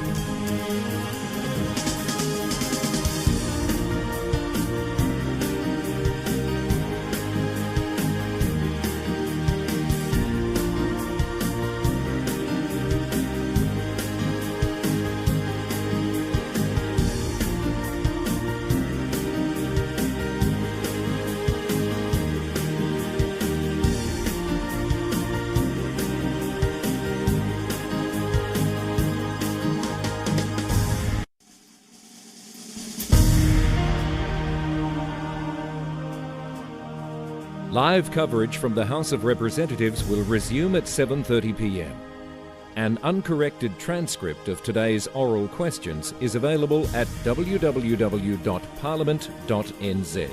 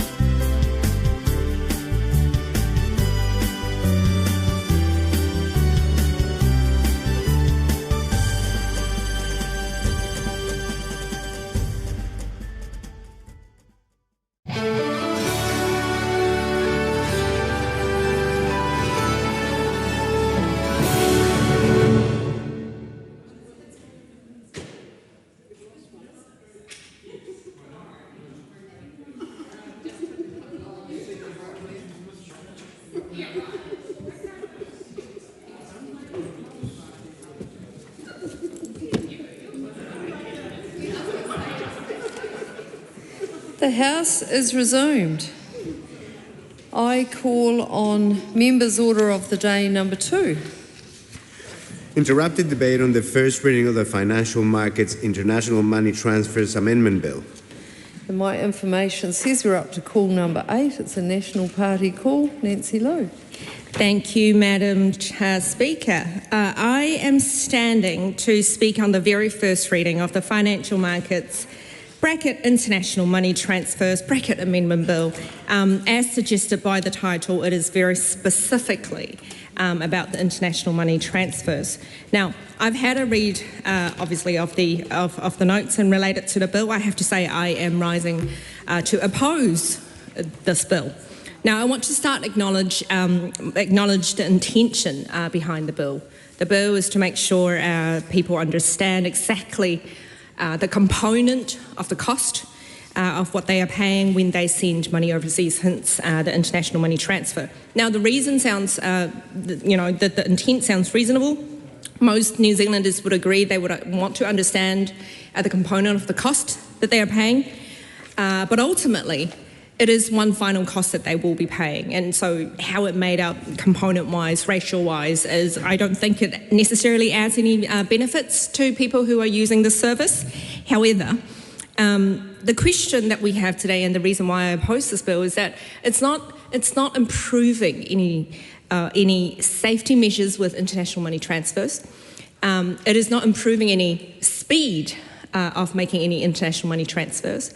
It will not do anything to reduce the cost of making such international money transfers. But actually, in contrary, because if the bill goes through and it becomes law that the financial providers will now have to do the extra administrative work to provide the cost breakdown of the cost involved with making the international money transfers, they will end up having to have additional staff possibly working on the cost, have people who are aligning to make sure that their cost component is actually following the requirements of the legislation, and therefore adding additional cost. So overall, if this becomes law, we are actually asking for the financial service providers to be providing additional administrative costs, therefore ultimately actually the responsibility of that cost will be borne by New Zealand consumers who will be using the service. So ultimately I don't agree with the amendment in this bill, because we are actually doing what we're seeing. The impact from this bill is to add the additional layers of rules, therefore requires additional layers of cost, and therefore ultimately be passed on to everyday New Zealanders. Now, if we think about how this works in real life for New Zealanders, people who regularly need such service to transfer money internationally to a different market would be one, a lot of people from the community that I work with very, very closely, particularly the migrant ethnic communities, who some of them work very, very hard, like our Prime Minister said, working hard in 1 job, 2 jobs and 3 jobs to find and to save, and ultimately possibly sending the money overseas back to their home country to support their families overseas. Now, these people, what they want to see is that their money will be transferred safely, it will be transferred timely, and at a minimal cost, because every single dollar that they pay for the bank service or pay for international money transfer will be $1 less that their family members will receive on the other end. It also applies to many New Zealand companies who send money overseas for example, their international suppliers. They've purchased something from overseas and they will therefore be sending money overseas, and therefore every single dollar that they are paying additionally for making the international money transfer will be $1 that they won't be keeping as profit for the New Zealand company or to grow the business that they have in New Zealand. Now, no matter the migrant community workers or the New Zealand businesses, they won't want to see more complexity, more layers of burden that they need to go through. They don't obviously want to see the higher fees caused by additional compliance requirements. And therefore, As a member with the National Party, when I talk to businesses, my understanding would be this is not a bill that will be welcomed because it doesn't address or improve any of the key requirements that they want, which is safety and speed and reduced cost. And therefore, I don't believe this bill is fixing any basics that we have in New Zealand right now, and it's definitely not building any future for a faster, safer and more cost-efficient service for international money transfers. And therefore, Madam Speaker, I do not support this bill. Thank you. Dan Rosehorn. I rise on behalf of the Labour Party to speak in support of the Financial Markets International Money Transfer Amendment Bill at its first reading here. This is a practical bill, it's a sensible bill, and one that could make a real difference to everyday New Zealanders. At its heart, this bill is about fairness, transparency, and making life a little bit more affordable for people who are already doing it tough. And every day, people across Aotearoa send money overseas. They're sending money to support parents, children, brothers, sisters, and loved ones. And they're helping with rent, food, school fees, medical bills, or simply doing what families do, looking out for each other. And very often, the people making these transfers are migrant workers who are contributing hugely to New Zealand. There are cleaners, our aged care workers, our nurses, and our hospitality workers, and many others. And so just contrary to the earlier contribution there, the communities that I'm talking to looking at this bill with anticipation, particularly in South Auckland, especially Pacific communities and our migrant communities, you know, that are the backbone of the local economy. They work hard, they pay tax, and they contribute, and many quietly send a little bit of money to the Pacific Islands each week to help with family. But right now, too many of them are feeling that they're stung by fees that they cannot clearly see. And that is the problem that this bill seeks to fix. At the moment, some providers advertise zero fees, but the real cost is hidden in the exchange rate spread. So people think they're getting a bargain, but they're not. And they only realise later on that far less money has arrived than what they expected. And that's not a properly functioning market. A market only works when consumers can compare prices, make informed choices and know what they're actually paying for. And if the real fee is hidden, then there's no real competition, and that's not a fair deal. Thank you. Dan Bidwell. Oh, I was caught up in the moment of what the previous speaker said. I even wrote down his speech, but Madam Speaker, it is a privilege to contribute to this debate today, of which might be my only contribution in the House tonight. I do want to start out by acknowledging the member. Well done for getting your bill drawn from the ballot. And knowing the member reasonably well, I know this is definitely within her general wheelhouse of areas of responsibility. But look, so we are here, Madam Speaker, to discuss what I think is an issue. And I actually had a professor in the States who used to say, Ricardo Hausman was his name, and he used to say two things. He would say, for government policy, you want to look at, is there a problem to be solved first? And then the second thing is there a role for government in solving the problem? And to the first issue that my professor would say, this is a problem, right? It is clearly a case of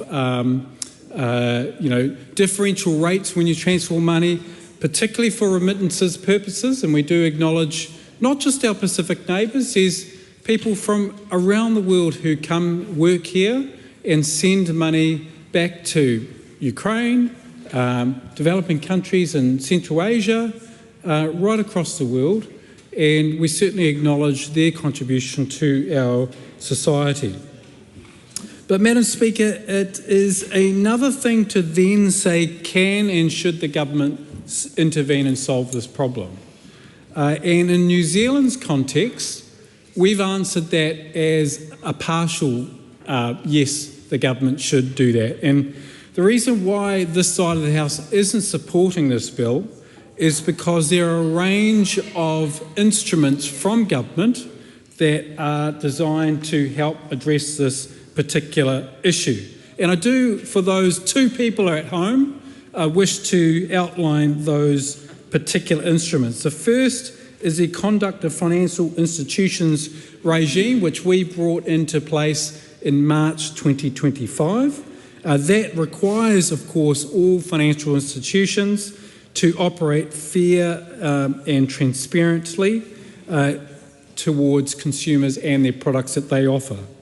Next, we do have, Madam Speaker, a Financial Markets Conduct Amendment Bill, which is before FEC at the moment, and that's currently going through the House, and that clarifies obligations for financial institutions with respect to fair and transparent practices. And Madam Speaker, I do want to come back to what I got caught up with at the start of this debate, which is the previous member's contribution when he said, and I quote, properly functioning markets. And yes, properly functioning markets are all about price signals, but they're also about competition. And I think actually in this House we rush too quick to say the government must solve this. But actually the key to a functioning market is competition.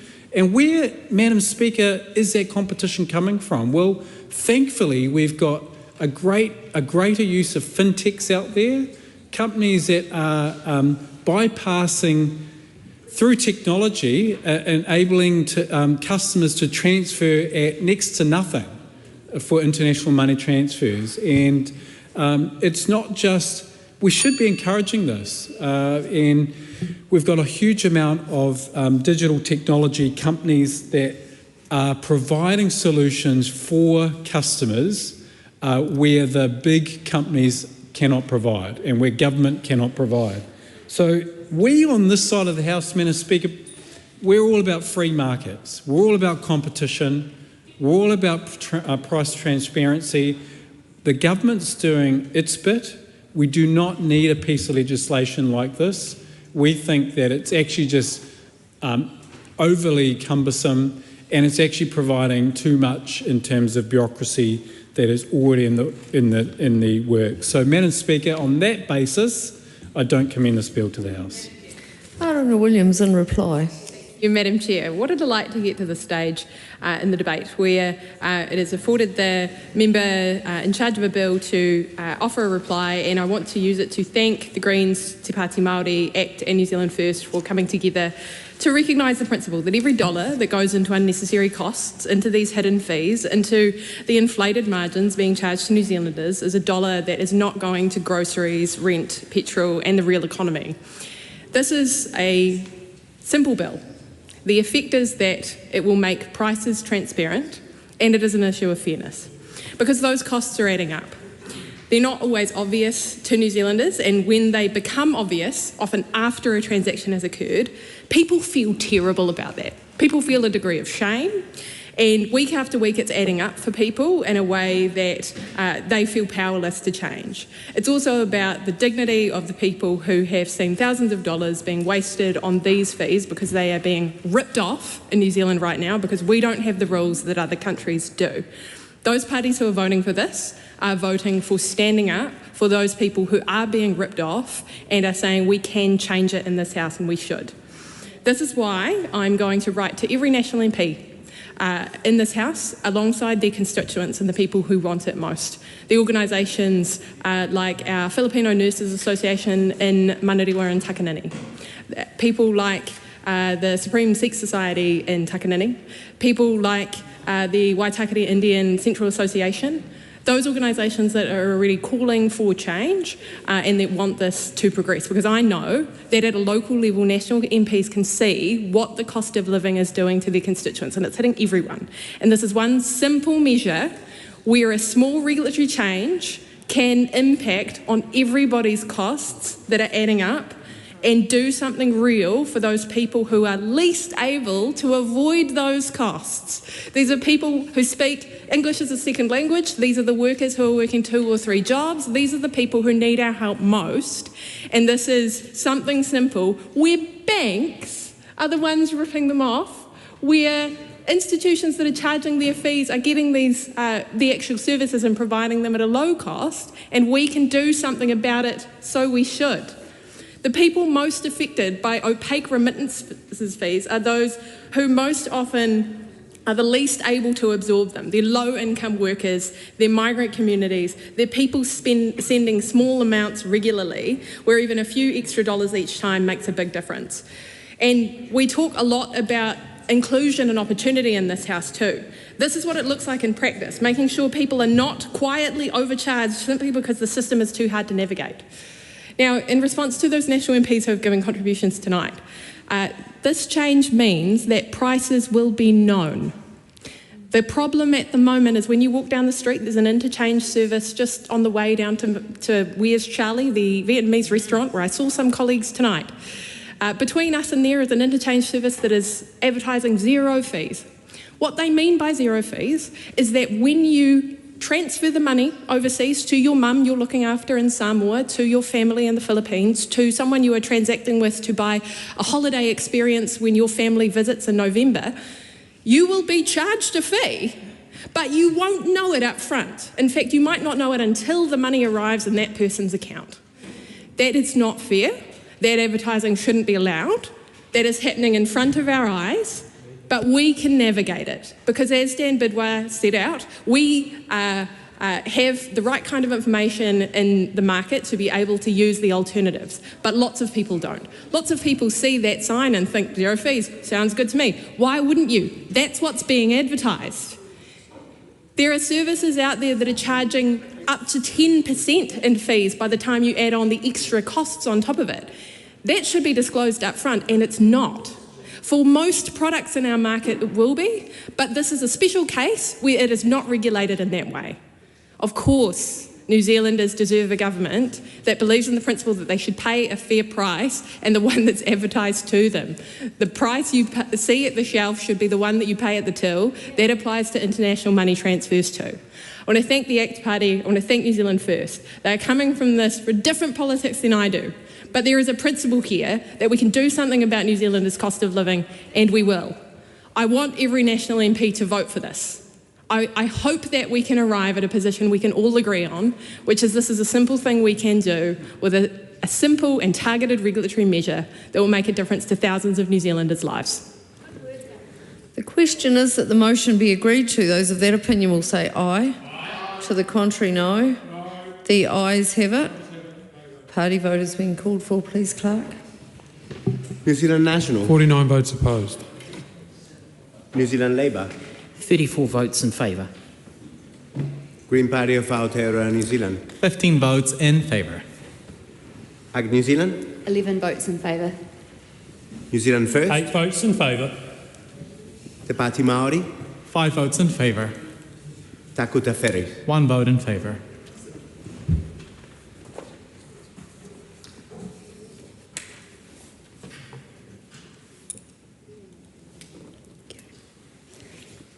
The ayes are 54, the noes are 49. The question is agreed.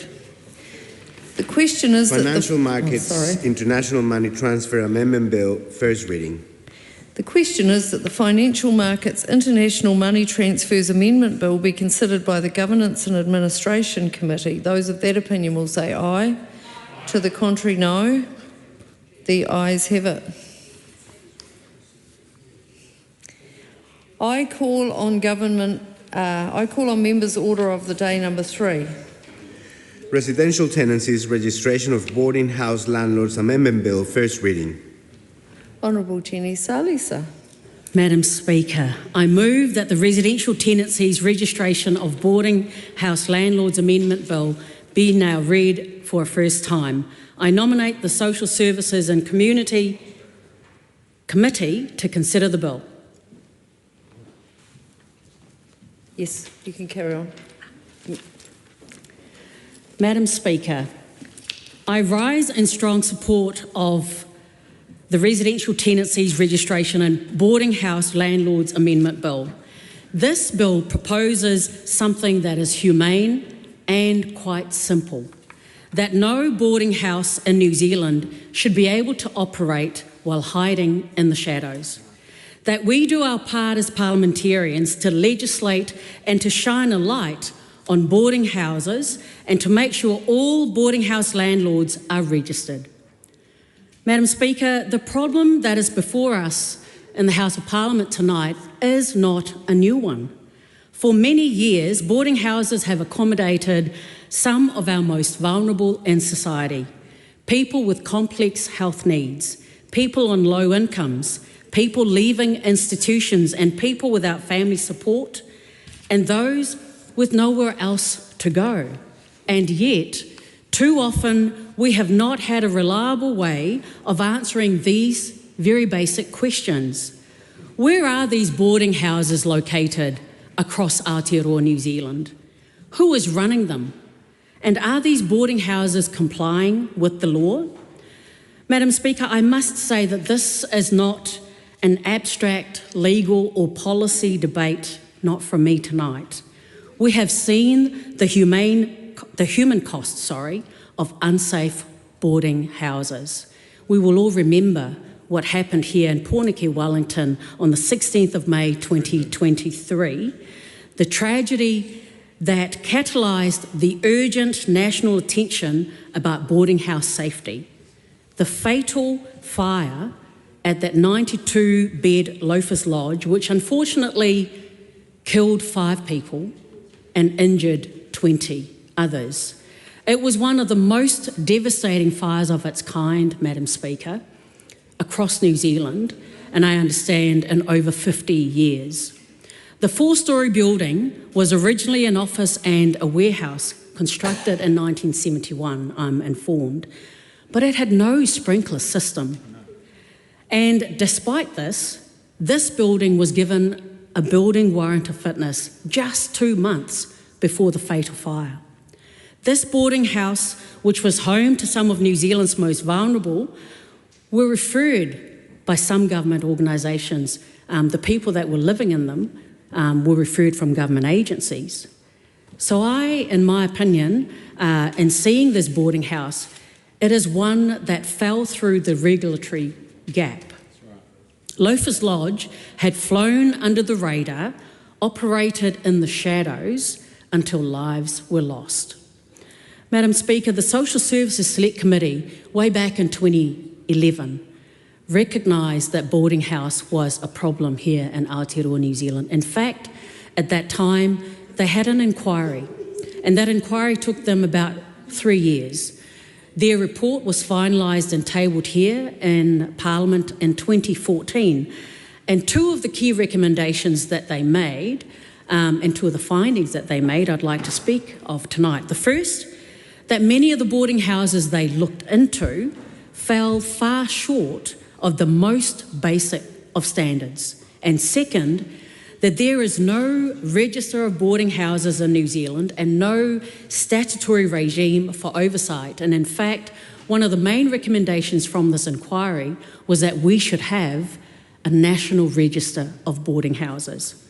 Now, we in the Labour Party believe that every New Zealander deserves a clean, safe and a warm place to live. This is central to our commitment to healthy homes, to ensuring that people have decent jobs and to ensuring that the cost of living is tackled here in New Zealand. But right now, there is no registration system of our boarding house for the country. This means that anyone, and unfortunately I mean anyone, can operate a boarding house with no oversight, no accountability and no way for government agencies to know or to tell the difference between a property that is legal and one that is not complying with our laws. Now, Auckland Council in 2024, this is after the aftermath of Loafers Lodge, they inspected 44 properties. And when they looked at these 44 properties, 40 out of the 44 properties were found to be operating unauthorised transient accommodations or boarding houses. Auckland Council also found fire safety breaches, properties that were converted without consents, and some had grown from single dwellings to over 20 bedroom dwellings. They also found growing gang affiliated occupants. And what they also found when they went to inspect some of these boarding houses, they actually had to take police with them because some of these landlords were not even allowing them to come in to their boarding houses. Some of the landlords were refusing to accept that Auckland Council and the inspectors had any authority to be in the boarding houses. What we also know from this report is that the Department of Corrections and WINS, they actually said that without an official register of boarding houses, it is hard for them as government agencies to know whether a property is legal or whether a property is non-compliant. So these are government agencies, Madam Speaker. And some of you may remember in Dunedin, the Otago Daily Times had a story that they called The House of Horror, where they investigated and found homeless people who were living in dilapidated boarding houses, described as one of the darkest corners of our housing system. These stories are not isolated, Madam Speaker. They are warnings to all of us here in Parliament about what happens when vulnerable people are housed in places that agencies cannot easily track, regulators cannot easily target, and the public cannot easily identify. So that is the long-standing issue that my private member's bill addresses. The bill will improve the oversight of boarding houses in New Zealand by requiring registration of all boarding house landlords under the Residential Tenancies Act of 1986. Landlords cannot grant a boarding house tenancy unless they themselves are registered, and this registration is something that must be renewed every year. It aims to protect vulnerable tenants and ensure compliance with our tenancy laws. A public register will be created and maintained by MHUD, and the details include the landlord's name, contact information, address for service and addresses, and descriptions of the boarding houses that these individuals or companies own. Members across this House doesn't always agree, but it is my sincere hope, Madam Speaker, that we agree on this. That when a person or a company operates a boarding house, that houses particularly vulnerable people, that both local and central government should know who they are, where they're operating, and whether or not they are fit to do so. To my colleagues in the coalition government, it is my sincere hope that you support this bill to first reading. Because even if you do support it to first reading, it doesn't mean that you have to agree with every single clause of the bill. But it does mean allowing the bill to go to select committee, allowing tenants, councils, fire and emergency, MHUD, tenancy services, responsible landlords, housing providers, disability and migrant worker advocates, and community organisations to have their say. Voting for this bill at first reading sends this message to the public of New Zealand that we have heard the warnings, we've learnt from Loafers Lodge, we've listened to Auckland Council Inspector's report. We have not forgotten Dunedin's Houses of Horror, and more importantly, that we are prepared to work together to fix a long-standing gap in our laws. I commend this bill to the House. The question is that the motion be agreed to. Joseph Mooney. Thank you very much, Madam Speaker. I rise to speak on the residential tenancy registration of boarding house landlords amendment bill at its first reading, and just want to take the opportunity at the outset, Madam Speaker, to congratulate the Honourable Jenny Salisa for drafting this bill on an important issue, and on having that drawn from the ballot, which is always one of the things that every member of this House hopes will happen to their members' bill, who are on the back bench, and it's a great moment when it does. And look, I just want to congratulate her as well for grappling with a very challenging and difficult issue, and certainly one that unfortunately Loafers Lodge really highlighted some genuinely serious issues that need to be taken into consideration. And there was obviously a tragic incident here in the city of Wellington, in the suburb of Newtown, where 5 people unfortunately lost their lives. And there are a number of factors to that, but certainly I think the lack of sprinklers and alarmed systems played a really crucial role, or the absence of them played a crucial role in what happened. And so look, boarding houses, as the member before me mentioned, provide accommodation for some of New Zealand's most vulnerable renters, including people with limited housing options, people with mental health issues, substance abuse issues, credit history, or involvement with the justice system. And I've certainly seen that in my previous practice in the criminal justice sector, as I worked as a lawyer, and I certainly saw people moving through that system and seeing some of the housing they're going through, some of which was of very high standard and some which was not. Evidence does show that some boarding houses continue to operate with poor maintenance, health and fire safety standards, and tenants can often face barriers to raising concerns, including fear of retaliatory action due to shorter termination notice periods under boarding house tenancies. So they are and can be more vulnerable than the typical renter is. However, we do believe that any regulatory response must be tightly targeted, must avoid unnecessary red tape, and focus on lifting safety and quality outcomes in boarding houses, rather than creating broad, compliance-heavy registration requirements. So we want it really targeted and we want it to be effective. I acknowledge and welcome the Honourable Jenny Salisa's plea before to the government parties to consider this, even if they don't agree with all of it, and that basically sums up our position at this point. We don't think all of this quite hits the mark. However, we do think it's an important enough issue that we agree that it's appropriate that she has brought this to the House, and we will be supporting this through to Select Committee, and we will welcome submissions, and I believe it's referred to the Social Services and Community Select Committee, of which I'm chair. So I can say we will be looking forward to hearing submissions. We want to hear things where people think this works well, things where they think it doesn't, things where it could be improved, and we will be listening very carefully and looking at how this piece of legislation can be improved, because one of the things of drafting a members' bill is that there is some support that's provided by Parliament in doing so, but we don't have the benefit of all of the advice from officials, and so this process through a Select Committee is a really good one to really panel beat the process, panel beat the ideas, panel beat the draft legislation, and look at how that can be really effective in addressing the legitimate and appropriate concerns that have been raised in this bill by the Honourable Jenny Salisa. So with that, Madam Speaker, I commend this bill to the House. Ricardo Menendez-Marsh. Thank you so much, Madam Speaker. The Green Party is supporting the Residential Tenancies Registration of Boarding House Landlords Amendment Bill, and I want to congratulate Jenny Salisa for bringing this issue forward, and I'm really stoked to hear that the National Party is going to be supporting this, at least to Select Committee.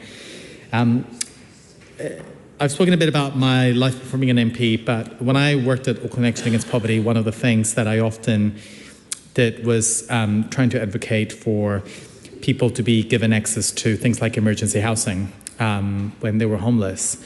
There were moments in Auckland, particularly where I worked, where emergency housing was not deemed available for people, but people were being placed in boarding homes.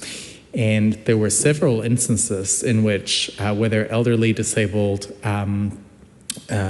people struggling with ill mental health, were put in boarding homes that I got to see myself.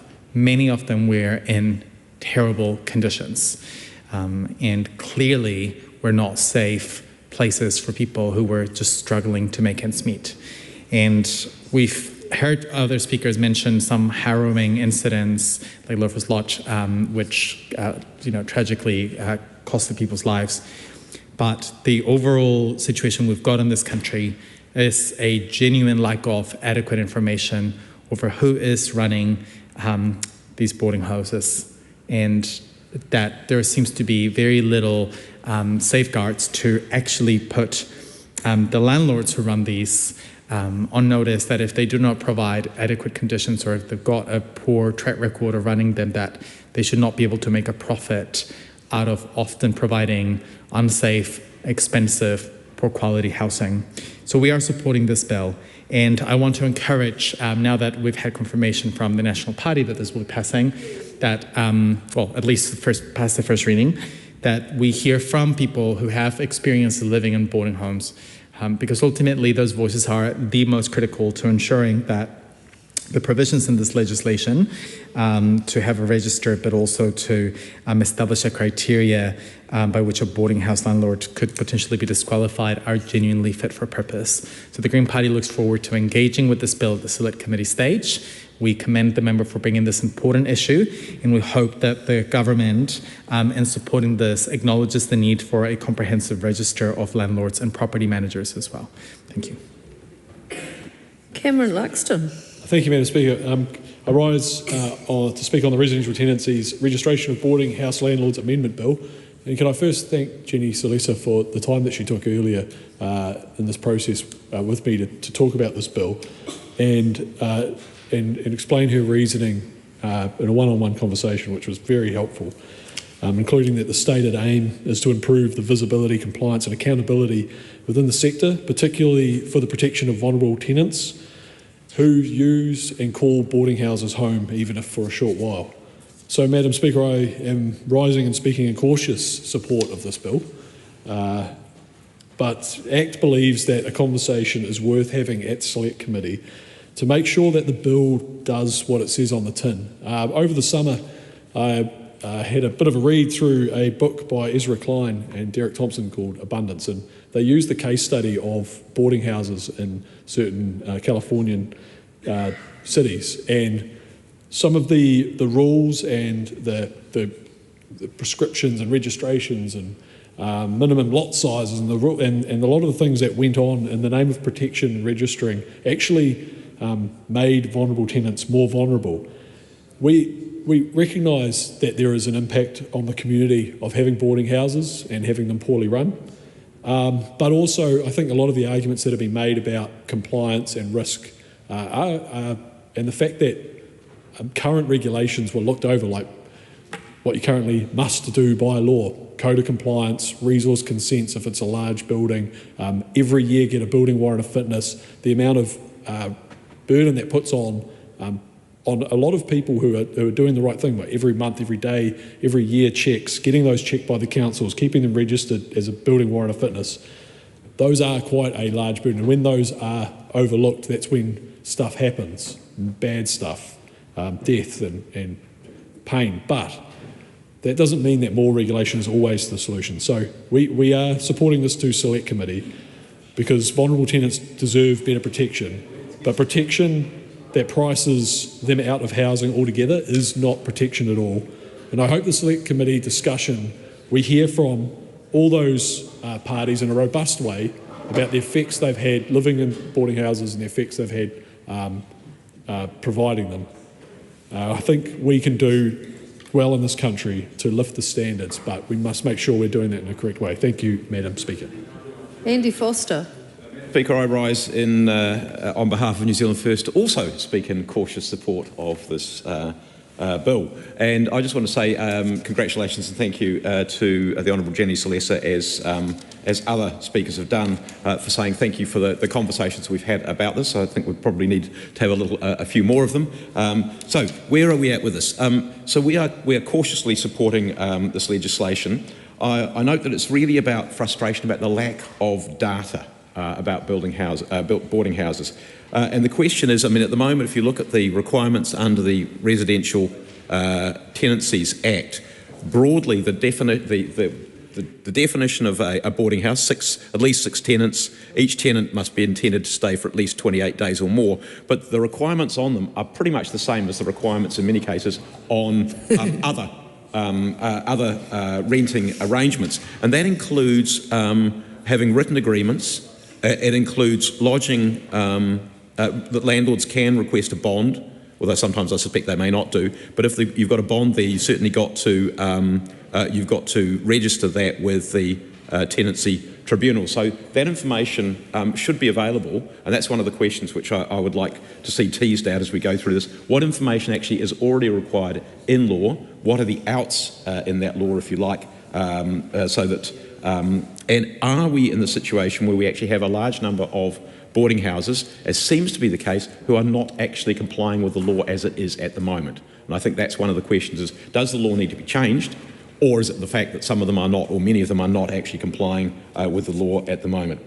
The second question that I wanted to ask as we go through this process, and I know that the mover of the bill has the right of reply at the end, is just the intention. Once we've got better quality information, so let's say we've got a number of boarding house owners who are not complying with the law at the moment, or they are complying with the law at the moment, and this will make them go a bit further. It's the issue there of establishing, once we got at the end of the explanation, in establishing a register of boarding houses, this bill will support the monitoring of boarding house compliance with the residential tenancy laws, such as healthy home standards. And I think when we had the first conversation with us some months ago, I'm directing this at the Honourable Jenny Salesa, when we had that, there were some pretty horrific stories about the quality of some of these, and obviously there's been some discussion about the Loafers Lodge situation. But the question is going to be what's going to happen if we push the standards up higher, do a lot of those drop out of the market, and then what happens to the people who are currently accommodated in those boarding houses? Do we end up with a group of people who then have nowhere to go and end up on the street, or we've got another problem? So I think all of these things need to be teased out during the select committee, but it would be useful just in the sort of the right of reply at the end of this introductory reading to have a little bit of that teased out if it wasn't already teased out in the introduction. So again, on behalf of New Zealand First, we are cautiously supporting this bill, at least to the select committee, and we'll see what we get from this, because I think we'll get a lot of different situations which people will raise with us.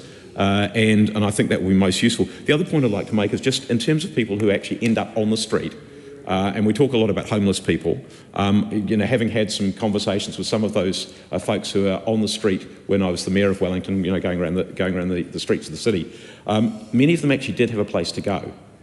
They chose not to at a particular point in time. They wanted to be there on the street. Sometimes it's for social reasons because they wanted to be there. Sometimes it's for reasons they didn't actually want to be where their place of residence was. But the question is, there will be an interface potentially between this legislation requiring higher standards and potentially the impact on homelessness. So I think we need to tease all of those things out, and I commend this bill to the House and look forward to the select committee process. Honourable Kieran McAnulty. Thank you, Madam Speaker.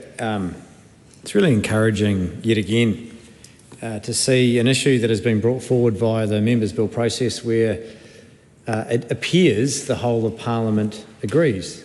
It's disappointing, and I say that sincerely, that the Te Pāti Māori haven't taken their call, because it would have been, I think, a nice signal to everybody that cares about those that find themselves in precarious housing situations to see that every party in Parliament wishes to see this issue discussed further via the Select Committee process. And I do want to acknowledge those government parties that have expressed support at least to the Select Committee stage. It is an important issue. And as we see homelessness increase to the levels that we have, with frontline providers saying that it is the highest it's ever been, the likes of the Wellington City Mission say that it is the worst that they have ever experienced, we're going to have more people in precarious accommodation circumstances, and boarding houses certainly are one of those. And the question as to whether they should be registered is a valid one. So I want to acknowledge my friend and colleague Jenny Salesa, who is an extremely active and effective local MP. And I don't think anyone would say anything to the counter to that, who listens to her constituents and identifies issues and brings them here to Parliament. And this is one of those occasions. Jenny has identified that this is an issue not just in her constituency, but frankly, everywhere. This isn't just a city issue. This is just as relevant to where I live in Masterton as it is in South Auckland or elsewhere. In fact, I can think of a circumstance in recent history in Masterton where what was a hotel then became a boarding house. It closed down because of unsuitable conditions. that could have all been avoided if there was a regulatory system in place that set minimum standards. But to Andy Foster's point, that the people that left this had nowhere to go. And so there is a massive question mark here as to are we as a country satisfied that for the sake of getting people off the street that any sort of accommodation will do? I would say no, we're not. But how do we then ensure that that there is a minimum standard? And why should people that, if it is the only option available to them that it is a boarding house, why should they put up with standards that are below levels that other people in similar circumstances would expect to meet? So I'm pleased that this is going to a select committee stage. There have been some legitimate questions raised, and I know, given I know the members that are raising them, they mean them sincerely.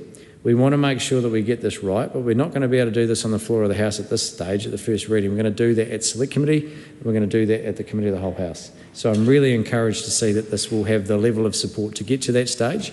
And once again, good on you, Jenny Salesa, for bringing it forward. Ryan Hamilton. Thank you, Madam Speaker. It's a privilege to stand and rise on this Members' Day and speak in particular to this piece of legislation, Residential Tenancies, Registration of Boarding House Landlords Amendment Bill. And again, as has been done regularly tonight, may I congratulate Jenny Salesa on this bill. I haven't had a lot to do with Jenny apart from in the Regulations Review Committee, which, Madam Speaker, you'll probably, of course, would realise it's one of the most riveting of all the select committees that we have in Parliament, and I got to join it. It was one of my first jobs, Madam Speaker, and I really wondered if I'd made some correct life choices at that point, Madam Speaker, but fortunately I was flanked by several lawyers, the Honourable James Meagher and Joseph Mooney, who helped me navigate, and of course the Honourable David Parker as chair, who was very diplomatic in that role and helped me find my feet. But I congratulate you, Jenny, on this and the luck of the draw, as it were, and what would appear to certainly be favour in advancing the cause of your legislation at this point. So I acknowledge you on that. Madam Speaker, we often get a hard time in the National Party in terms of our stance on housing, that we're contributing to rough sleeping and to those vulnerable people. But Madam Speaker, if you look at our record, even over the last 2 years, we can speak with some conviction to what we've done, because we know that housing is an ecosystem, or it's a system of the worst affected, the vulnerable, which rely on emergency housing. And Madam Speaker, I spent 6 years as trustee and chair of Te Whare Korowai, or the Hamilton Christian Night Shelter, and we saw firsthand, in fact at the time the night shelter operated literally as a night shelter and would kick people out at 8 a.m. in the morning, and through COVID we had to adapt, and actually now the organisation is run incredibly capably by the manager Joanne, and is a 24/7 operation with several properties and including many transitional housing beds. And so that whole system is designed to help those. It was essentially the last hotel, we would call it, where there's no questions. If someone needs a place to stay, we're able to accommodate them. And that's at one end of the spectrum, Madam Speaker. And of course, as we know, in 2023, when we came into government, we had a lot of emergency housing crisis across motels and hotels all over the country, and we knew that wasn't a sustainable place for children, and we targeted that as one of our priorities under Minister Tama Potaka, and very quickly exceeded our target in eliminating the hotel situation and getting those from emergency housing into good social housing, wraparound support and all those things which are needed. And there's still a little bit of work to do there, Madam Speaker, but we haven't taken our eye off that. And then, of course, there's social housing, which is another piece in the system, Madam Speaker. And with KO, there was a lot of mismanagement with the financial organisation, which we had to remedy, reinstate a board, set some protocols, and actually make tenants responsible for their actions as well. And one of the first things I had as a local MP was complaints from neighbours about unruly tenants. And KO effectively had their hands tied because they had little ability to intervene. And we changed that, Madam Speaker. And now I don't hear I don't have those complaints anymore. I genuinely don't. And I know also the team at KO works really well with those people, placing them in the right environments and giving them the right support. And that's fantastic. And of course we know with KO, a lot of the 50% of the housing was only sort of pumping out 3 and 4 bedroom units when or 50% of the people needed 1 and 2 bedroom units, and they're only producing 12%. So we've amended that through the work of the Honourable Chris Bishop, and that's having an incredible effect on the social housing. And then of course we look at what we're doing through fast track legislation, the IFF legislation, Madam Speaker, the infrastructure funding and financing, of course an area close to my electorate, Te Awa Lakes, where they're going to be building 2,500 homes, some of which will be affordable. Another key cornerstone, and I hope the IFF legislation will also be supported across the House, as it was largely a bipartisan tool to help free up funding and financing to unlock housing and not let infrastructure constraints stand in the way. So, Madam Speaker, we look forward to supporting this tonight to Select Committee. I see it was in Select Committee in 2011-14, and obviously it has been permeating for some time, and sometimes, unfortunately, this House isn't very efficient at dealing with things that need to be changed, and this is an opportunity to revisit that and take it to the Select Committee and to use Joseph Mooney's words to panel beat the process and to make sure we end up with something which we can all support, Madam Speaker. So it's my pleasure to support this to the next stage. Thank you. Helen White, happy birthday. Oh, thank you. Thank you very much. I was absolutely thrilled to see this come out of the biscuit tin, and I am so grateful to my colleague, the Honourable Jenny Salesa, for having drafted this bill and put it in as a priority for her. I have a constituency where this will make a huge difference. We have boarding houses in my area, and I have been concerned about the stories that I've heard, but I know that this is a problem through the country, and I'm thrilled to see us as a committee, the Social Services Committee, get this, to look at it. I acknowledge the cautious support that we have from 2 of the parties here, and Cameron Luxon's comment that he was concerned after reading Ezra Klein and Eric Thompson's abundance that perhaps we would do some damage by over-regulating and making it impossible for people to run homes like this. But I think the problem with those books, and it was a book that I was very attracted to in lots of ways. The problem with those books, as you settle down about them, is that they are too blunt an instrument. There might be some merit in rethinking those rules, and we should do it all the time, but we should also be vigilant about our values and our needs as a community.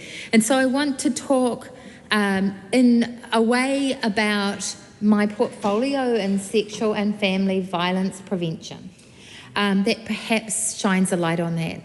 Because I got the portfolio not that long ago, not a year ago, and it's quite a heavy portfolio to get. And I went to see someone at the organisation called Help, and they were talking to me about someone being referred into a boarding house, and that had happened because their relationship was a violent one. And they had been scared because there was not a lock on the door. And they were told not to worry about it, and they were raped. And that is a story that I take really seriously. It is about making sure that as a society, we give people safety. People won't leave violent relationships if that's the option that they have. And I wanted to talk for a minute about my fear that what we're doing when we narrow that ability for people to move into the nurture of our society through emergency housing, through alternative housing, what we're doing is so damaging to the fabric of our society. It impacts on our children. And one of the things that comes up over and over again is that now people are asked, do they contribute to, have they contributed to their homelessness? And that is a narrower way of looking at things. And actually, life is really complicated. And people in those situations, they probably already feel they're contributing to their situation.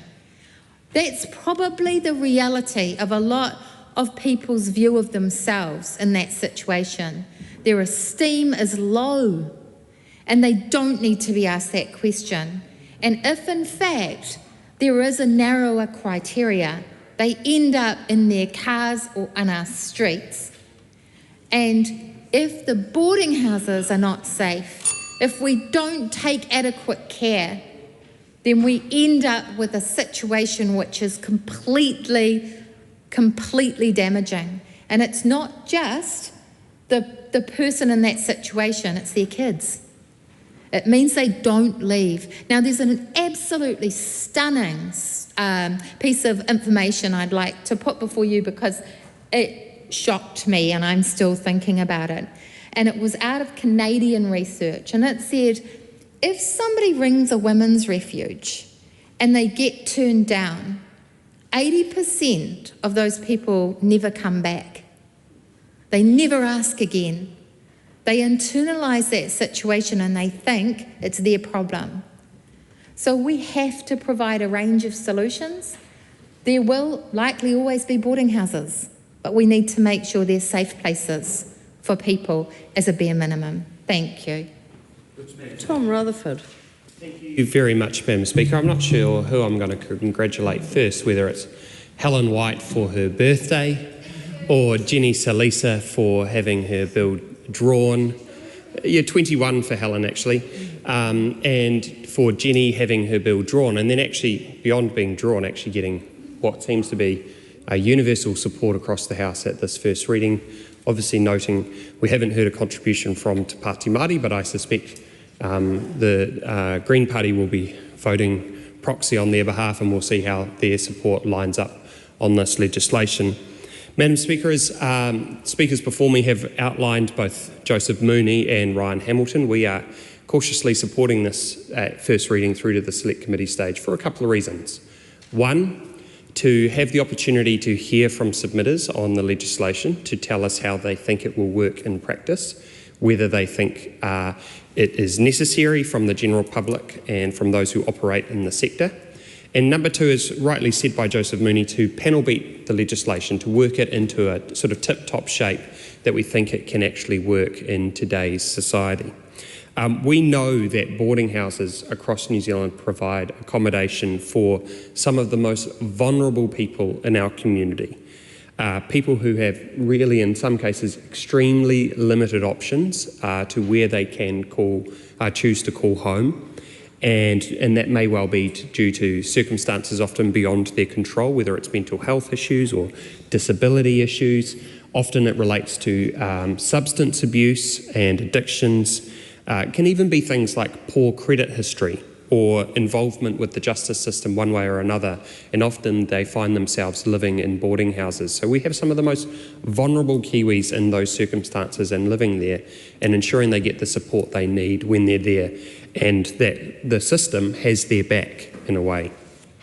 Evidence does show that boarding houses continue to operate in many cases, not all of them, but many of them with some really subpar maintenance, poor conditions, health. Many people tonight have talked about the Loafers Lodge example with really bad fire safety standards, which is hugely concerning, particularly for our most vulnerable people. And tenants often face barriers raising their concerns, whether they can't even access management. Some of them might not even know how to go about doing so in the first place, including the fear of eviction if they raise issues with things they're not happy with, and shorter termination periods as well, which they can be held over them too. This is why we believe that appropriate legislation may well be needed in this space, but we want to make sure, and this is where we're cautiously supporting it at first reading, is that it's tightly targeted to where it is needed the most. We want to avoid unnecessary red tape. We came in as a government, slashed number of red tapes across the sector. Now, that's not to say that we don't support regulation and red tape where necessary, but we don't want to be adding it unnecessarily and as an additional burden. So we want to make sure this legislation strikes the right balance. And we want it to have a real focus on lifting safety and quality outcomes in boarding houses for those that I just mentioned who are some of the most vulnerable in our community, rather than just creating a really broad sort of compliance-heavy registration requirement, which we just think will go against actually what Jenny Salisa's intention is with the legislation around bringing the standards of boarding houses up rather than lowering them to that by bringing in additional regulation. At the moment, we don't think it is targeted enough to where we want it to be. That's why we're sending it to the Select Committee to give it the opportunity to get some light on the legislation so we can hear opportunities to improve it and to make it better. I do note that it did go to the former Social Services Committee for an inquiry during the 2011-2014 Parliament, and they did highlight a number of issues in particular. And that the members' intention with the bill is to create a register that has some of the most basic information about the boarding house, such as the name of the landlord, their contact details, their address for service, and the address and description of all boarding houses that currently have been granted a boarding house tenancy for, and making sure that information is publicly available, often probably like the Companies Office, for example, where you can look it up, see who it is, see what they operate, see if they've got a number of other operations across the country. So as I've said, Madam Speaker, National Party supports this bill at first reading. We welcome the opportunity to hear from the public on their submissions on the legislation. I congratulate the member for having it drawn, and at this stage we commend it to the House. Just before I call the Honourable Jenny Salisa, I just wanted to make a comment. A couple of people have referred in the House tonight from both sides actually about a particular party choosing not to have a call, and that's acceptable in my view. But I think we need to be careful when we start predicting whose party might vote for who. It comes very close to breaching another standing order. Thank you. So in reply, Honourable Jenny Salisa. Thank you so much, Madam Speaker. And I would like to begin my contribution by thanking all of my colleagues from right across the House. I've got to say that when I drafted some bullet points for this address and reply, I did not expect that I would get this much support. So can I thank the National Party, the New Zealand First Party, as well as the ACT Party, all of the coalition government parties, as well as, of course, the Green Party, who were the first party to give me their support on this members' bill. And I understand from the Green Party, who hold the votes of Te Pāti Māori, that they are also voting in favour of this private members' bill. So, Madam Speaker, I've been in Parliament now for a number of years. This is my very first private members' bill to ever be drawn out of the biscuit tin, ever. I'm not actually that fortunate. And for it to actually have unanimous support is actually really unexpected, but I'm glad that I have it, because this is a really serious issue for New Zealand. I didn't speak about it in my first contribution, but one of the main reasons why I drafted this bill is because this issue in my own electorate in Panmure Otahu, particularly the Otahu part of my electorate, is a really big issue. The issue of boarding houses is something that I have other constituencies come to my office about, that I have had police in the past reach out, the manager of the town centre in Otahu reach out to me as local MP. And I've also got to say that as local members of Parliament, this is something we all do. I know, we go door knocking. And in doing that, I came across a house that I thought was just a house. It looked like just a normal house from the outside. But when I walked up to get into this house, there was actually no front door. The whole front door had been taken off its hinges, and it was used so that you could not fall through the actual stairs.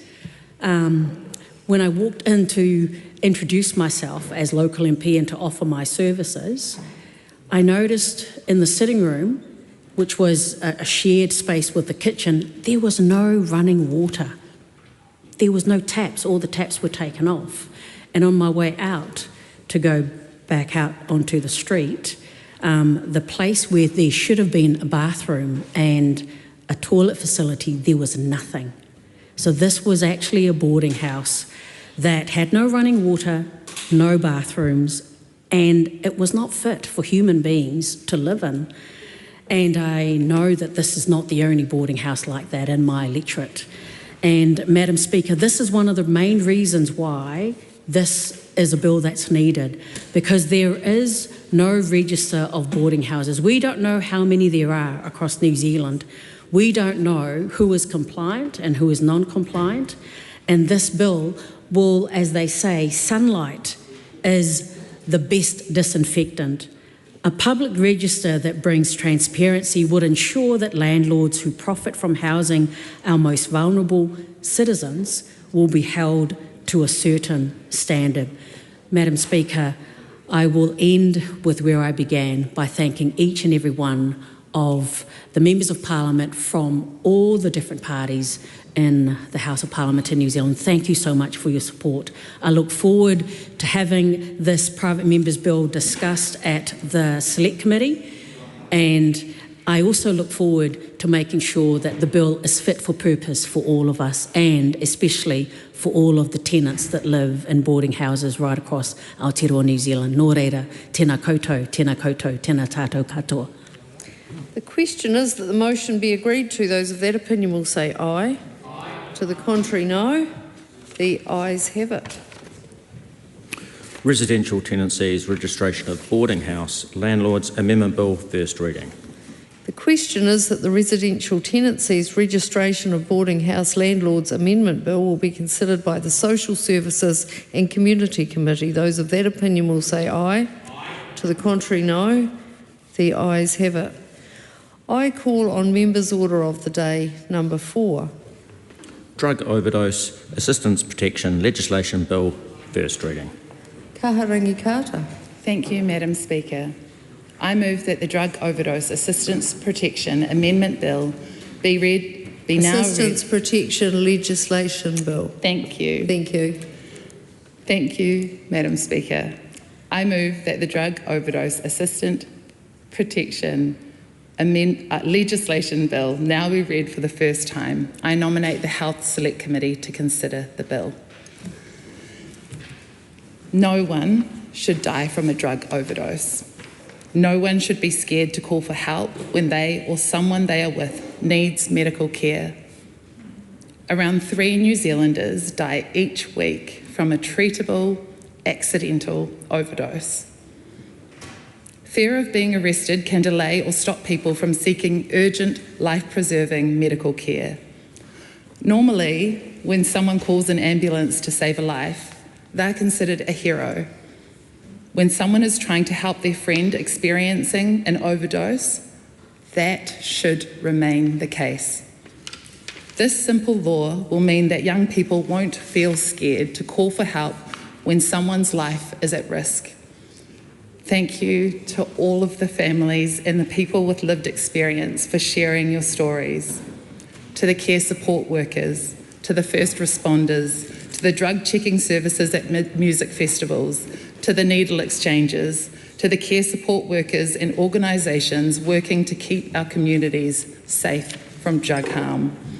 And thank you to the New Zealand Drug Foundation for your evidence and mahi and the deep care and enduring relationships you have with families and those with lived experience. To everyone who has championed this bill to finally make it to Parliament, thank you. A mihi to former MPs who have worked on drug law reform to make our country safer, like Green MPs Nandor Chanchos and our current Green Party co-leader Chloe Swarbrick. To anyone who has ever lost a loved one to drug overdose, this one is for you. The Greens will continue to fight for sensible, common sense laws that ensure people receive health care, not handcuffs. I implore all the political parties to support this bill to Select Committee, where we can hear from organisations like St John's Ambulance, the Salvation Army, needle exchanges, health promotion organisations and first responders. and the New Zealand Drug Foundation. With the blessing of his whānau, I'm going to tell you about Jacob Gunnell. He was 24 years old when he died. Jacob is here in this picture today. Jacob's mum, Shelley, told me this morning she believes if Jacob had an ambulance or help called, he would still be alive today. She said that's a sad feeling inside, and now their family have to live with a big hole in their hearts every day. That fateful night, Jacob had an unexpected reaction to LSD. He ran out onto the street and lay down in the middle of the road. His friends were trying to get him up and directed traffic around him, but they didn't call 111. Jacob was not himself. He was clammy, disoriented, and calling people different names. Shelley believes they didn't call for help because they were afraid of getting in trouble with the police. In a state of confusion, Jacob ran and fell to his death. Shelley said if someone had called 111 and they weren't going to get in trouble, maybe he would be alive. In the eulogies at Jacob's funeral, his family all repeated, if you ring police or an ambulance, you could save a life. To all the families who have lost loved ones, I promise the Green Party will continue to fight for sensible drug laws that will save lives. Our Good Samaritan Bill makes narrow amendments to the Misuse of Drugs Act 1975, the Bail Act 2000 and the Parole Act 2002 to ensure that when someone calls for life-saving help during a suspected overdose or serious adverse drug reaction, they will not be charged for specified low-level drug offences, which include having or using drugs for personal use, having drug utensils, enabling premises for low-level offending or non-commercial social supply, breaching parole conditions relating to drug use, which recognises the heightened overdose risks after leaving prison. This bill doesn't protect dealing or serious crime. It's about one simple rule: if in doubt, call for help. Evidence shows Good Samaritan laws overseas increase emergency calls and save lives. With rising opioid harm, limited naloxone and more potent synthetic drugs, this is a practical step to prevent avoidable overdose deaths here in Aotearoa. This bill sends a clear message to people that they should not hesitate to seek help, as this hesitation, brought on by fear of prosecution, is what leads to fatal outcomes. It is not only those who have fatal overdoses, but across the spectrum, including people who have an unexpected reaction. If people do not call for help when they have taken drugs and have an unexpected reaction, there is a missed opportunity to refer them to services to prevent further harm from happening. Our Good Samaritan law will save lives and prevent future harm, which will make our country safer. The Greens always treat drug use as a health issue, and we know most Kiwis see drug addiction as a health issue too. Madam Speaker, many of us know what it's like to have a family member or friend who is addicted to meth, alcohol, or opioids. We know the harm this causes and the limitations to the current approach of short-term punitive measures. The current approach to drug laws does not make our country safer. Let's proudly hold our heads high and be a country who shines a light on the darkness and brings humanity into politics. Let's have the guts to admit when something isn't working to make our country safer. Let's not be a country who hides our issues and locks them away, allowing more and more preventable harm to happen across our country. Let's apply some common sense and save some lives and save a lot of heartache and pain with this one small law change. Madam Speaker, we may have different views on which substances should be illegal, but I hope we can agree that if someone is overdosing on drugs, they should receive life-saving care. That's right. All I'm asking here is for our laws to support people to be a hero and save lives. Madam Speaker, when I've travelled across the country, I've spoken to families who have lost loved ones and whose lives have been forever changed. Like Jacob's mum, Shelley, who might always ask, what if someone had called for help? I'm very aware that we still have a lot of work to do in our communities so that our young people and anyone using opioids to cope with the existence of life in an economic system where people feel the need to escape. There is a lot of work needed ahead to reduce drug harm and make our communities safer, like overhauling the 50-year-old Misuse of Drugs Act, national rollout of Te Aotearoa, an inquiry from the Mental Health and Addiction Cross-Party Group, expanding drug checking, naloxone take-home kits, drug consumption rooms, expanding needle exchange programs, decriminalisation of injection equipment, decriminalisation of drug possession for personal use, adequate rehab in prisons, more funding for drug harm reduction organisations. But right now, all I am asking is for people to be allowed to save lives, like Jacob's, without stigma and shame and the fear of being arrested for being a hero. Thank you. The question is that the motion be agreed to. Sam Uffindell. Madam Speaker, thank you for the opportunity to rise to speak on the Drug Overdose Assistance Protection Legislation Bill.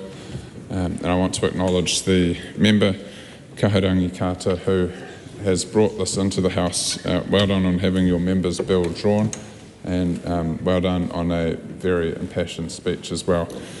I'd also like to acknowledge Jacob, who you had in the photograph throughout your speech, and recognise his family. I'm unsure whether they are watching this evening.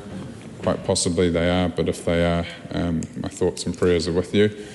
And also with all the other families and victims who have suffered harm and loss of life due to drug use, drug addiction in all its different forms, and all of the different situations that can spiral out of that. Also want to acknowledge all of the families out there who may live with people with drug addiction, alcohol addiction, and all of the turmoil and distress that has caused in New Zealand for a number of years, continues to do so, and unfortunately, Madam Speaker, is likely to continue to do so into the future as we work hard as a government, and I know that the opposition is in this space as well too, doing what we can to limit and reduce the impacts of drug and alcohol addiction and harm across New Zealand. Now, this bill aims to ensure those to call for life-saving support in the event of an overdose or a drug reaction are protected from being charged from low-level offences, often referred to as a Good Samaritan Bill or a Good Samaritan Act. It would amend the Misuse of Drugs Act to ensure those who are not routinely criminal charged and they can go and make those calls for emergency services to come and help them in those in such situations. There are a number of provisions that would be inserted, and there are a number of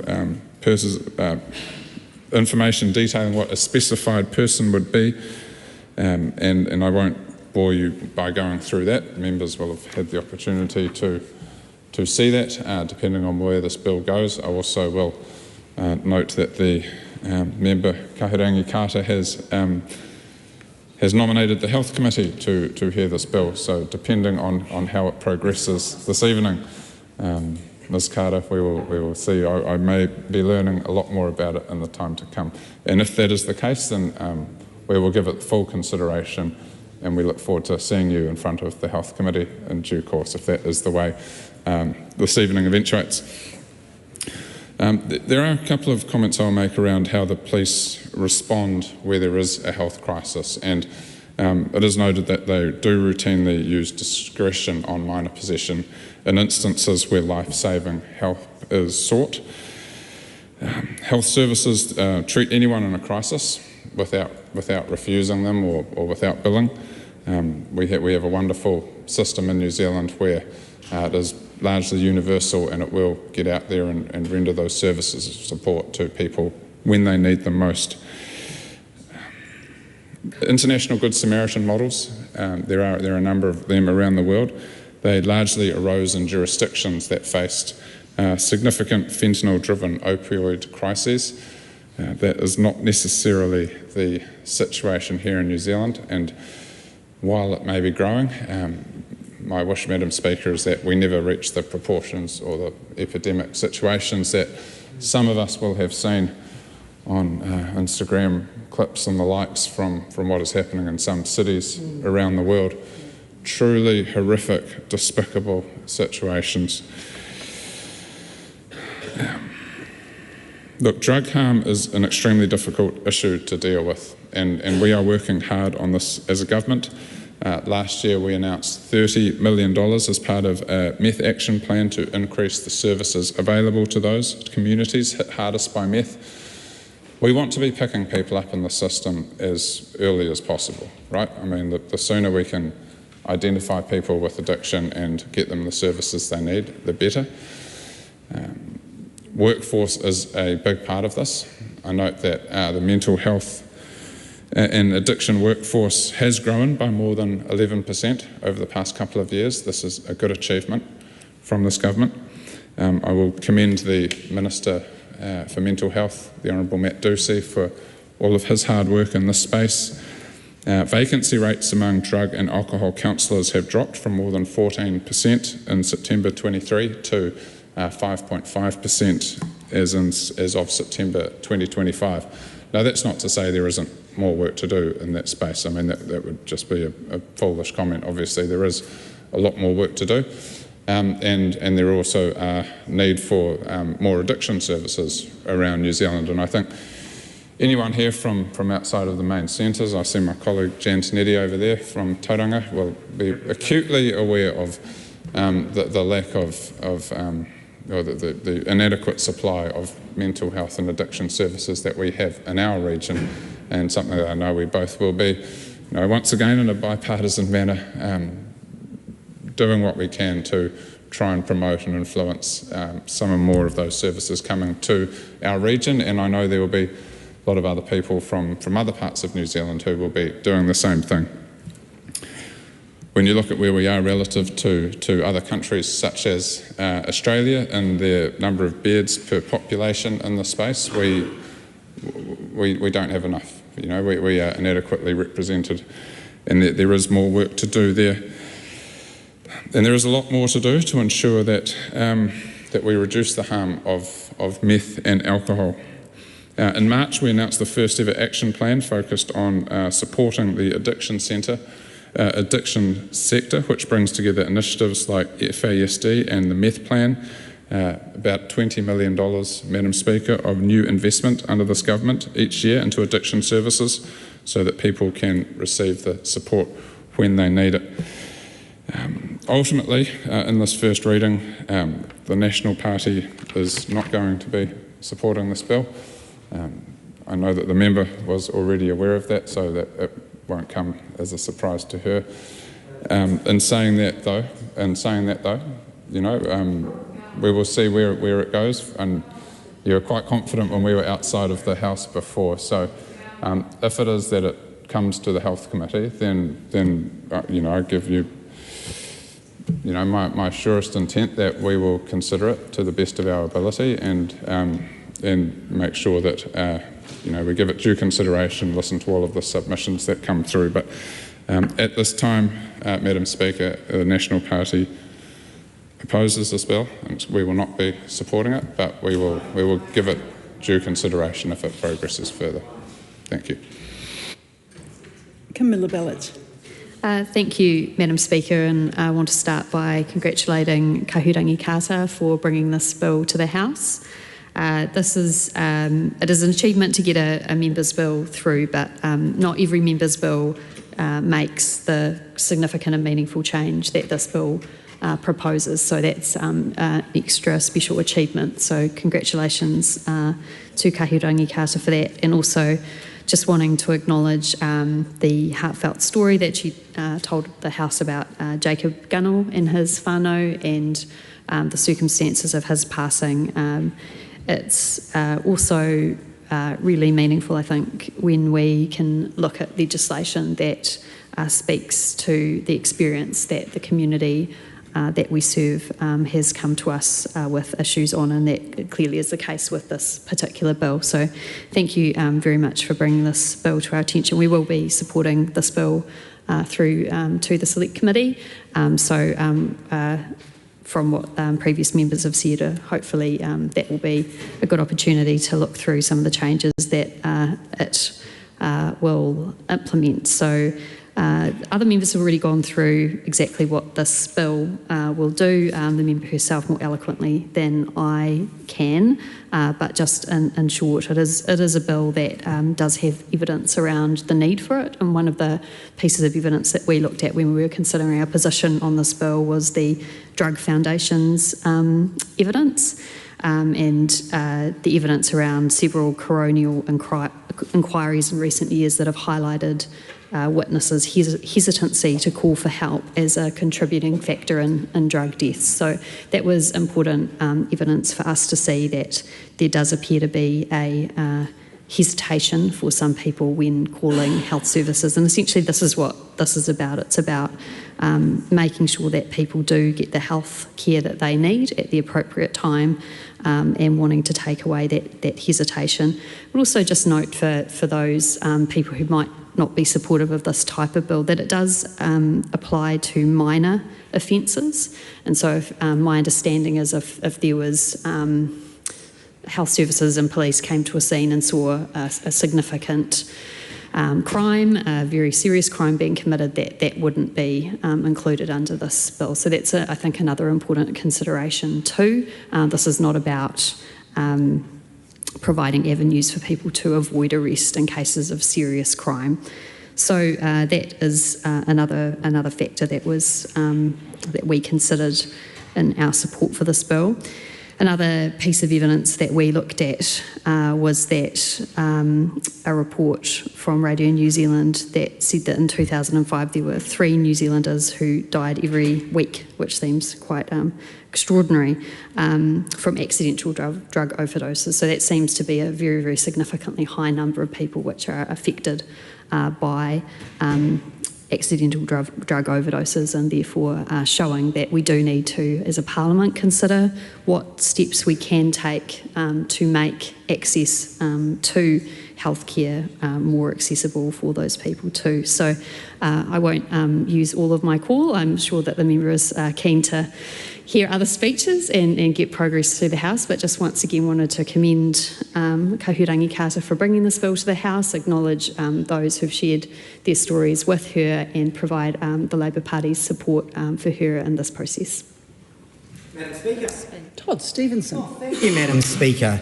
I rise on behalf of ACT New Zealand to speak on the Drug Overdose Assistance Protection Legislation Bill. I also want to start by acknowledging Kahurangi Carter, the member in charge. This is her second members' bill in quite quick succession, which is quite a feat for a first-term MP, so I want to acknowledge that. But she's also going to pull off another, I think it's probably another feat for a first-term Green MP. She's going to get the support of the ACT Party on first reading to send this to the Select Committee. Which is quite an achievement. So I just want to get that out of the way and get that up front. I also do want to, acknowledge the story she shared about Jason, and just want to acknowledge that story and obviously again acknowledge his family, and it was obviously very generous of them to be able to let you share that story. So I do want to just acknowledge that. We think this bill is pretty simple at its heart. Madam Speaker. Actually, as the previous speaker just said, it is actually shocking that on average 3 New Zealanders a week die from a drug overdose. And these aren't necessarily People shooting up in the streets or in the gutters. These are actually sometimes young, old people from every part of New Zealand, a wide demographic, and some of them may be long-term users, some of them might not be, might have just been experimenting for the first time. So, drugs are dangerous substances, and sometimes they are life-threatening, and they're obviously addictive, and there's a lot of other, consequences of taking them. But the reality is that a prohibition on drugs hasn't stopped their use. And in the current settings, it is sometimes unclear if you reach out for help what could be the consequences. And so, we want to make sure that when something does go wrong, someone's, friends, family members, the people that are with them don't hesitate in calling emergency services. And that they do pick up the phone. Because again, if you can get help quickly, often drug overdoses can actually be attended to and people can actually survive. And so, it does actually matter how quickly people get medical attention.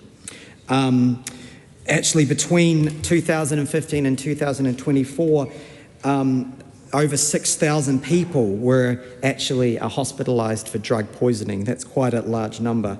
And so we just want to make sure where there is an unclear law like this one that it actually is clarified. And so I also do want to be clear about what this bill is not. And again, I want to acknowledge Camilla Ballett. She did say this isn't, relates to low-level offences, but this is not a soft-on-crime bill.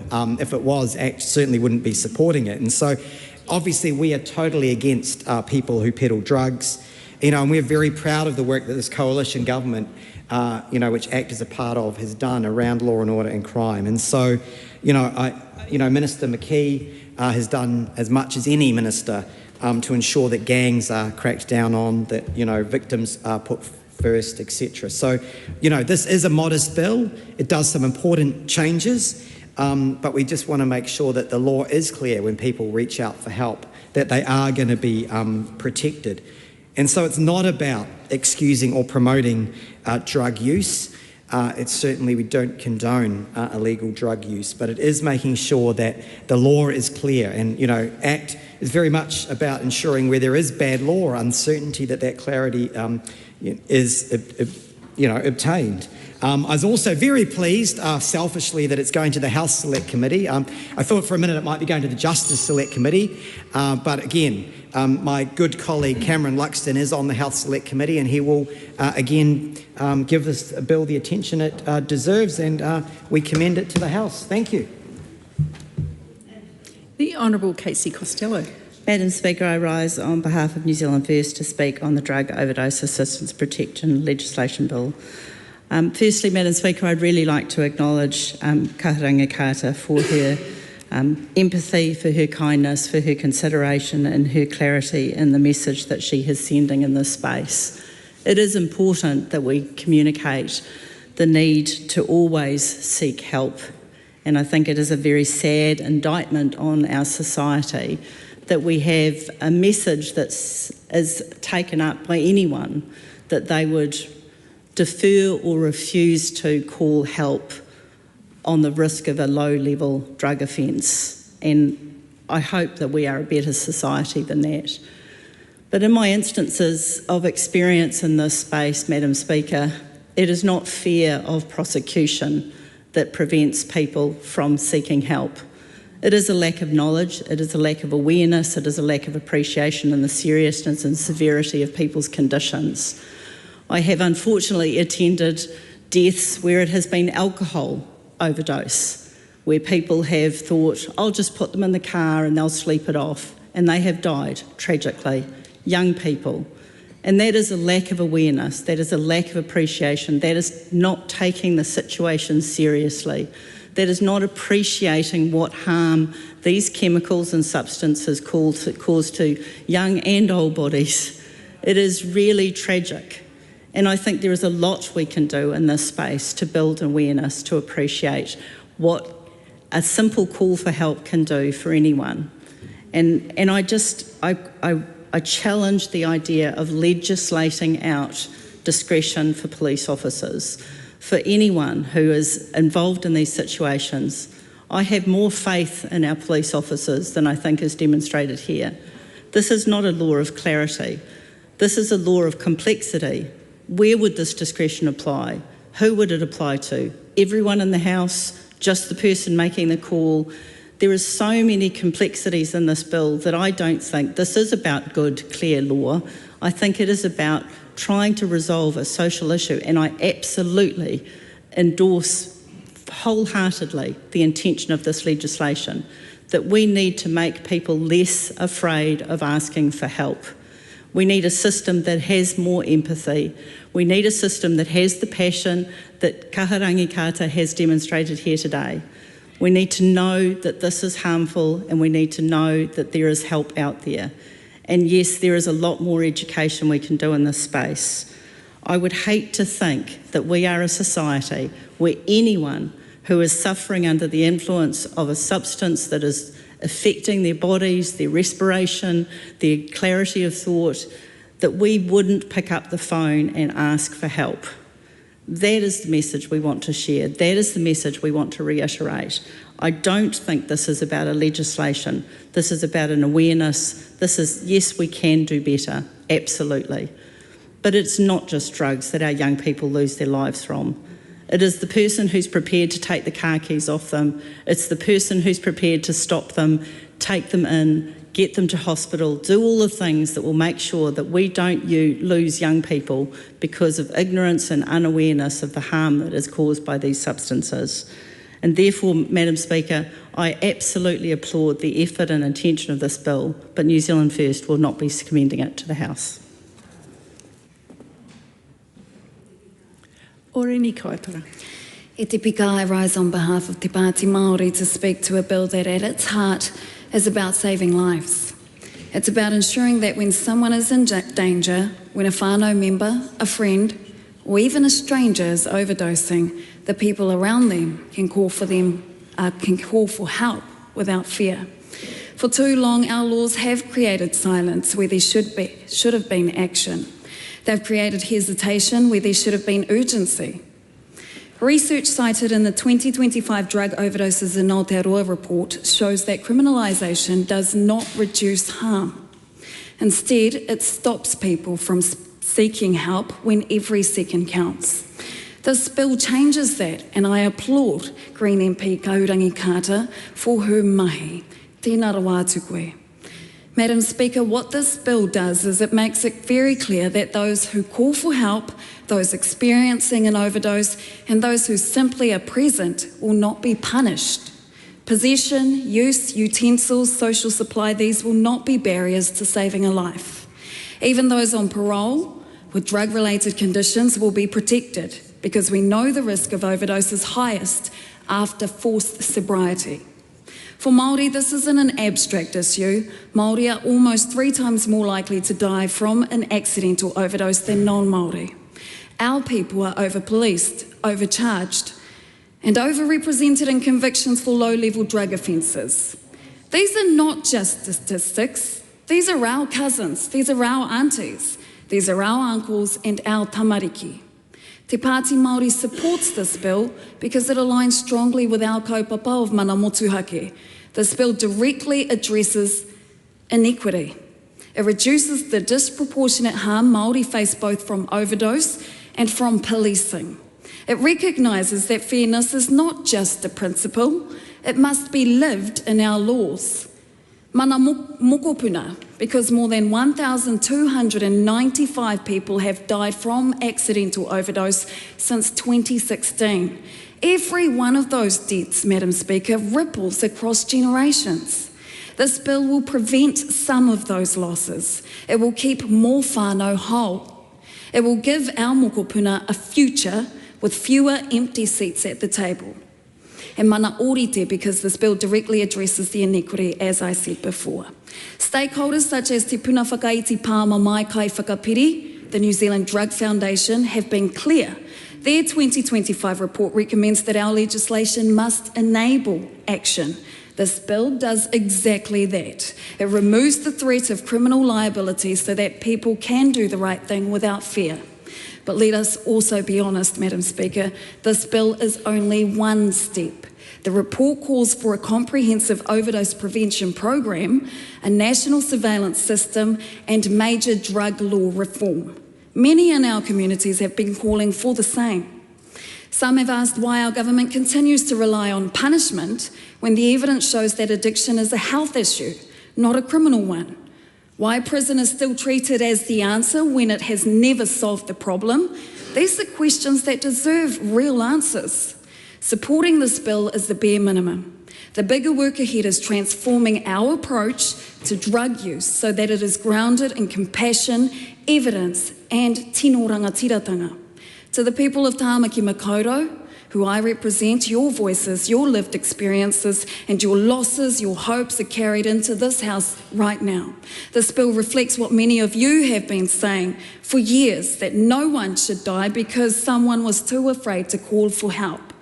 If we can save even just one life, if we can prevent even one whānau from burying someone that they love, then this bill is absolutely worth supporting. On behalf of Te Pāti Māori and the people of Tāmaki Makaurau, I commend this bill to the House. Arana Williams. Thank you, Madam Speaker. It's an honour to take a call on this bill, and I want to acknowledge the parties around the House who have given their support for it to be able to go to Select Committee and to hear from the New Zealanders who are affected by this every year. 3 New Zealanders lose their lives in overdose situations from drugs. Alcohol remains the leading cause of death that is preventable and early in our communities. And this is a real health issue that it calls on all parties around the House to come to some agreement about what we can do to improve the situation in people's lives. It affects young people, it affects older people, it affects everyone, mums, dads in their communities, people who deserve a government that will take on some of these tough decisions and improve healthcare for people who are suffering from addiction, who need support and need preventative action and harm reduction in not only their healthcare system but in their communities. I want to acknowledge the New Zealand Drug Foundation who are here tonight. It's bills like these that continue to raise these issues on the agenda of the politics of the day and with the communities who need this support. And it's organisations around the country like the Salvation Army who continue to advocate for sensible reform in this area that will help everyone. This is an issue where it is beyond politics. It is something we can all relate to within our own families, within our own friends. That in this issue, where we are debating tonight the penalties that currently apply to people who are doing the right thing, we can help that. We can find a way through where as Casey Costello has said, where people doing the right thing are encouraged to do so, and where there is more information about people needing to do the right thing, that it's not okay for young people to care for their friends and think that they are doing everything right by popping someone in the car and giving them a shower. They need a call for help. We need better information out there for our young people, as well as everyone dealing with these issues in their community. So I commend this bill to the House. I look forward to following the submissions closely, and I hope we can find a way through. Carlos Chung. First of all, I would like to congratulate the member for her members for being joyful and try to address one of the important issues in our community.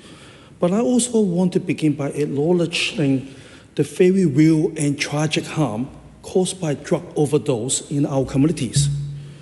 Every life loss is a profound failure to protect those at their vulnerable. And we are all share a responsibility to reduce their harm. However, while the intention behind this bill may be compassionate, intention alone is not enough.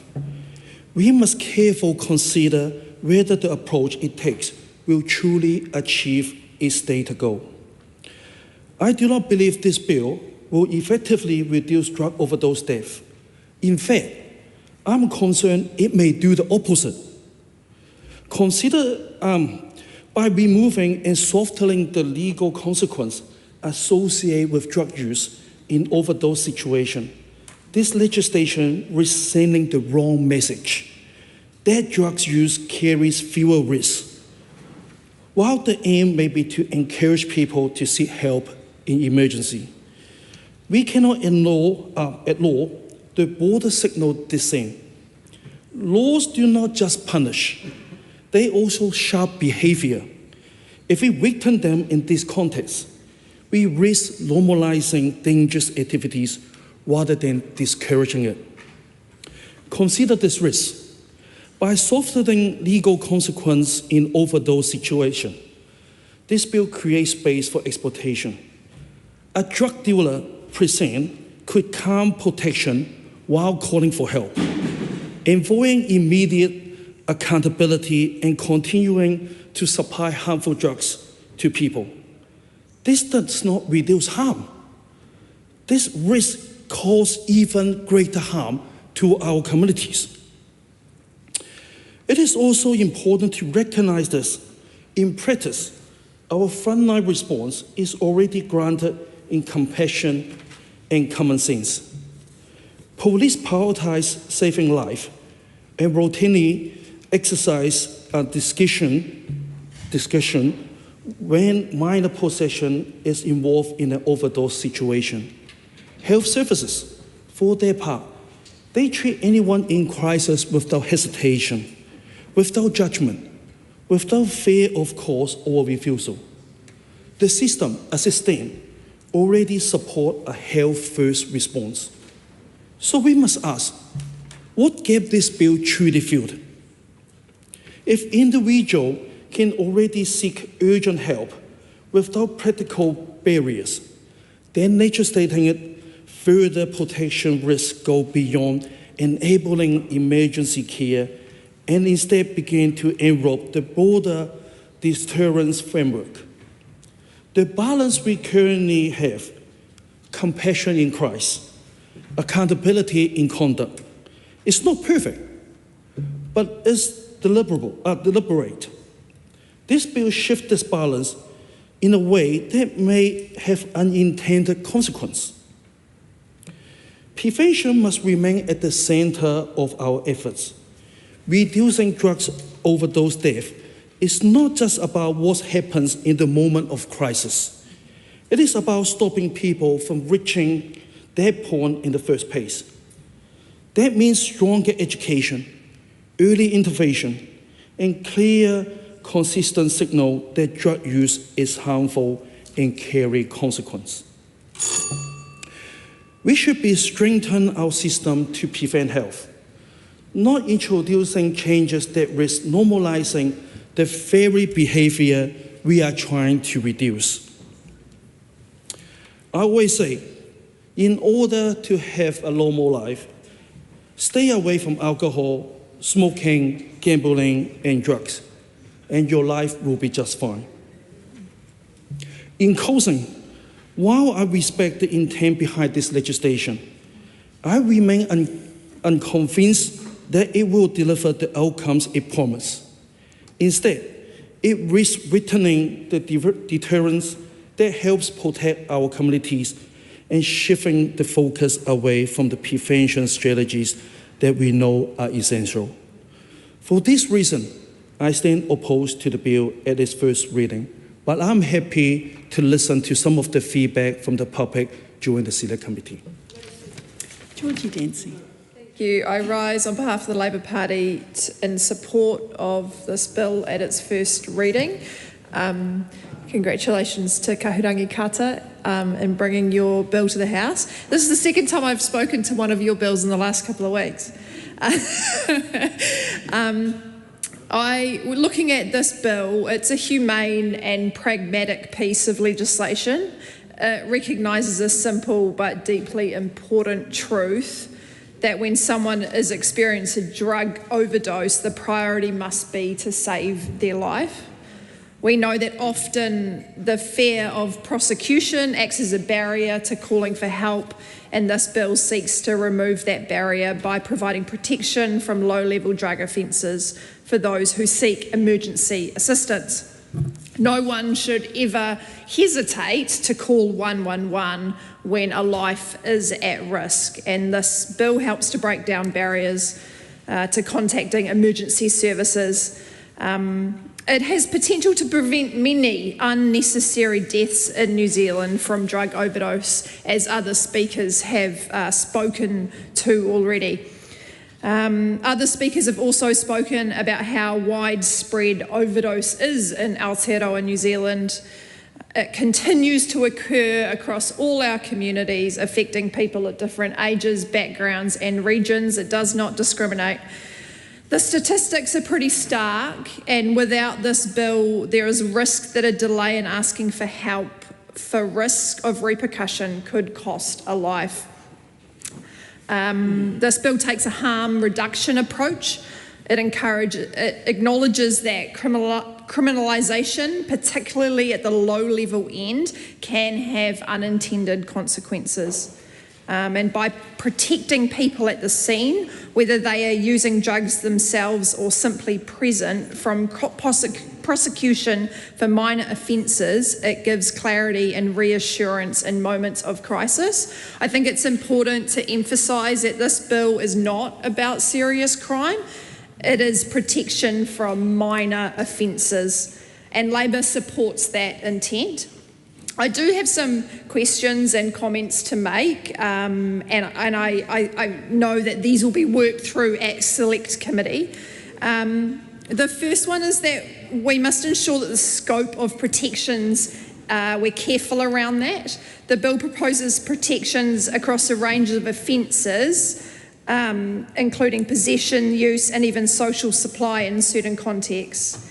And while we understand the rationale, Parliament must be confident that these protections cannot be exploited in ways that undermine our broader drug enforcement or community safety. We must look at this bill within a wider health framework and addressing drug harm in our communities as a whole. Particular questions around how the police would apply these protections in practice, and will there be what the clear guidance will look like to ensure consistency, and how do we ensure that communities have confidence that the law is being applied fairly and appropriately. Madam Speaker, Labor believes in a balanced approach to drug policy, one that combines enforcement with compassion and accountability with public health. We will support this bill to Select Committee and hope that there are robust discussions in that space. Rima Nackley. Thank you, Madam Speaker. Madam Speaker, I find myself in the kind of between a rock and a hard place situation in terms of the subject matter we're discussing tonight. Madam Speaker, if we sift the conversation to its core, we're essentially discussing life and death. We're discussing, and we must confront this, we're discussing situations where people find themselves in the presence of someone that is probably dying. Dying if this person does not receive the help that they need in this extremely difficult hypothetical situation. I want to acknowledge the passing of Jacob, who our colleague across the House, Kahurangi Carter, placed his picture in front of her and referenced his mother Shelley. And in all honesty, Madam Speaker, very often with the laws that we're making, our government, with respect to getting tough on crime, putting victims first, mothers and fathers come into my mind a lot. Because while some people might say some of these laws may appear harsh, for me, the biggest harshness is a parent losing a child. So the delicacy of this subject matter today, Madam Speaker, is that our colleague, Kahurangi Carter, had her members' bill pulled out of the ballot. And it's a members' bill with which, at the face of it, of course, as we've traversed across the National Party tonight, the intentions are pure, the intentions are ones that are underpinned with love, with aroha. And so again, the delicacy also is I reflect on it, Madam Speaker, because we don't support this bill. Not because we're politicking, not because we don't care about Shelley, who no doubt the rest of her life is a living hell. She's lost her son.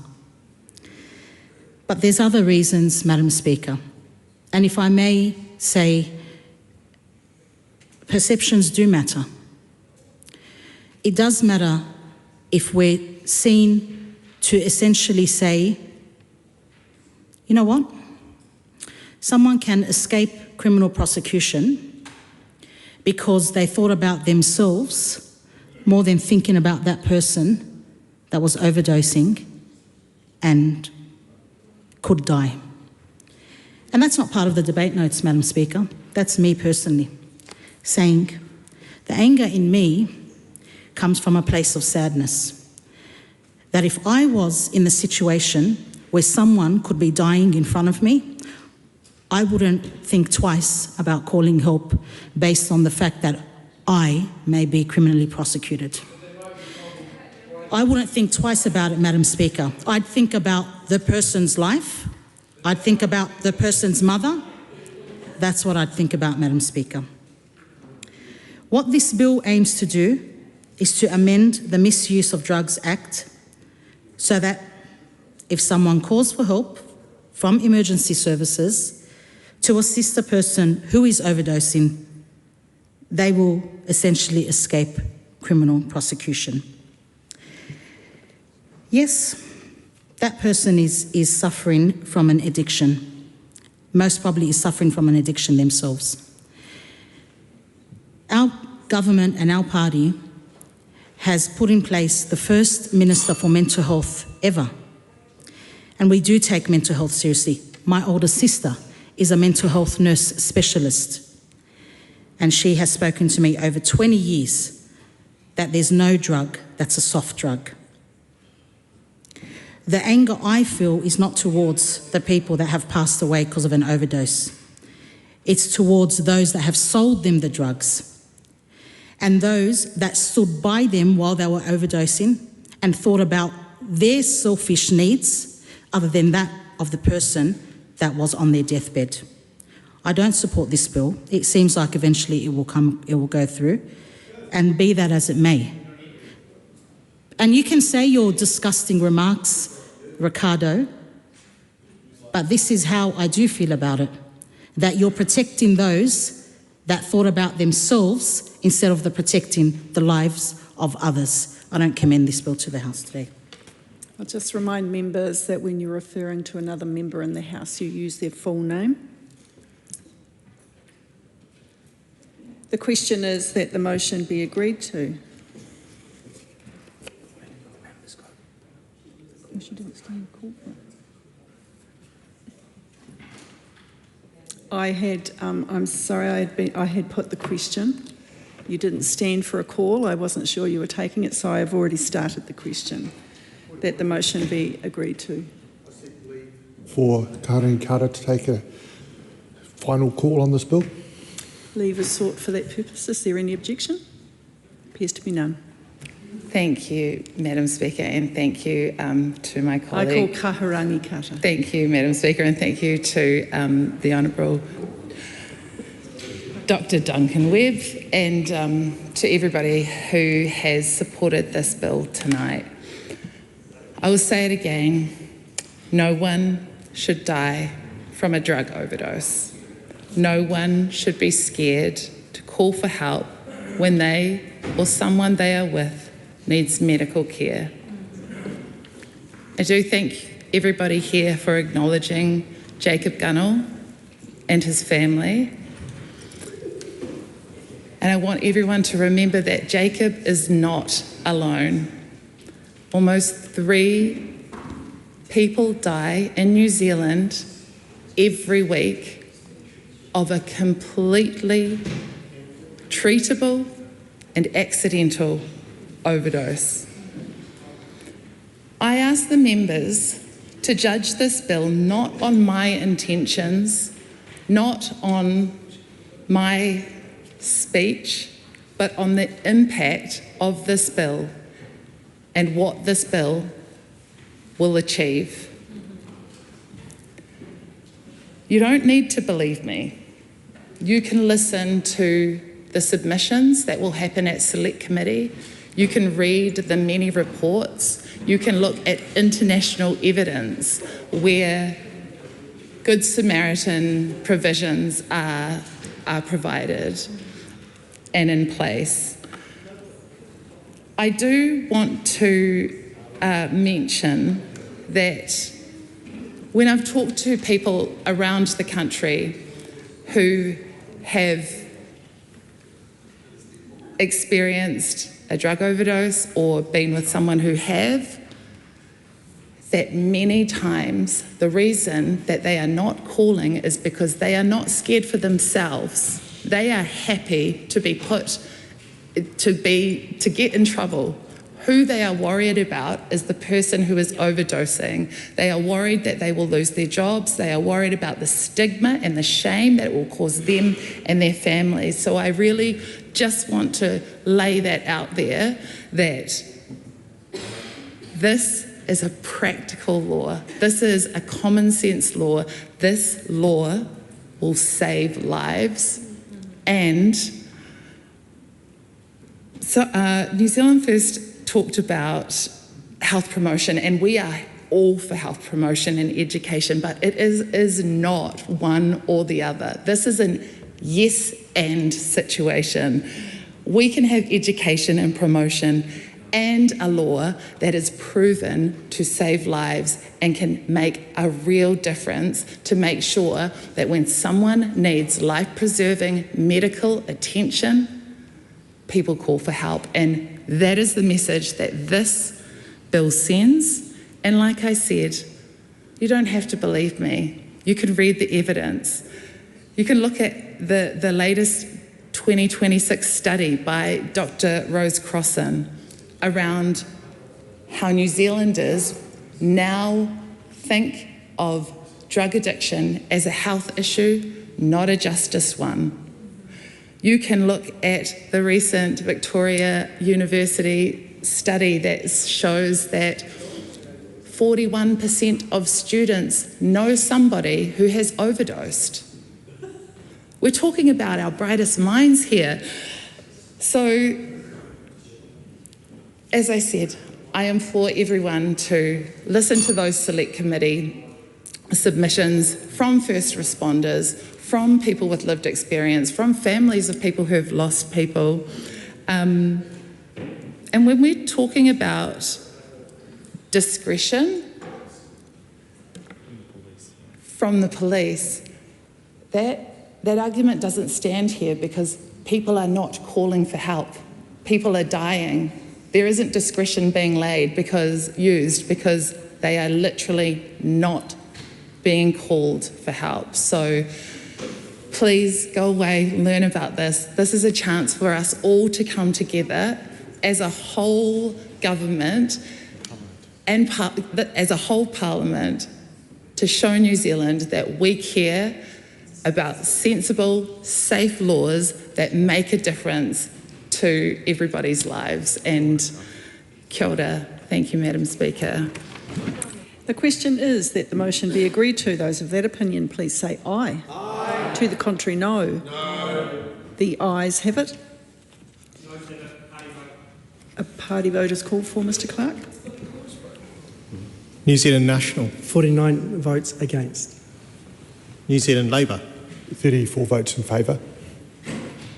Green Party of Aotearoa, New Zealand. 15 votes in favour. Act New Zealand. 11 votes in favour. New Zealand First. 8 votes opposed. Te Pāti Māori. 40 for Kai. Taku Te Wharis. 1 vote in favour.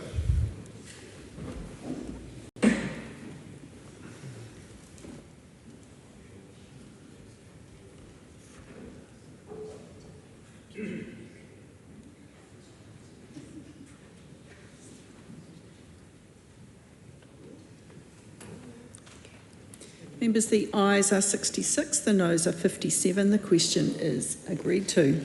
Drug Overdose Assistance Protection Legislation Bill, first reading. The question is that the Drug Overdose Assistance Protection Legislation Bill be considered by the Health Committee. Those of that opinion, please say aye. Aye. To the contrary, no. The ayes have it. I call on members' order of the day number 5. Deepfake Digital Harm and Exploitation Bill, first reading. Madam Speaker, Laura McClure. I move that the Deepfake Digital Harm and Exploitation Bill be now read a first time. I nominate the Social Services Committee to consider this bill.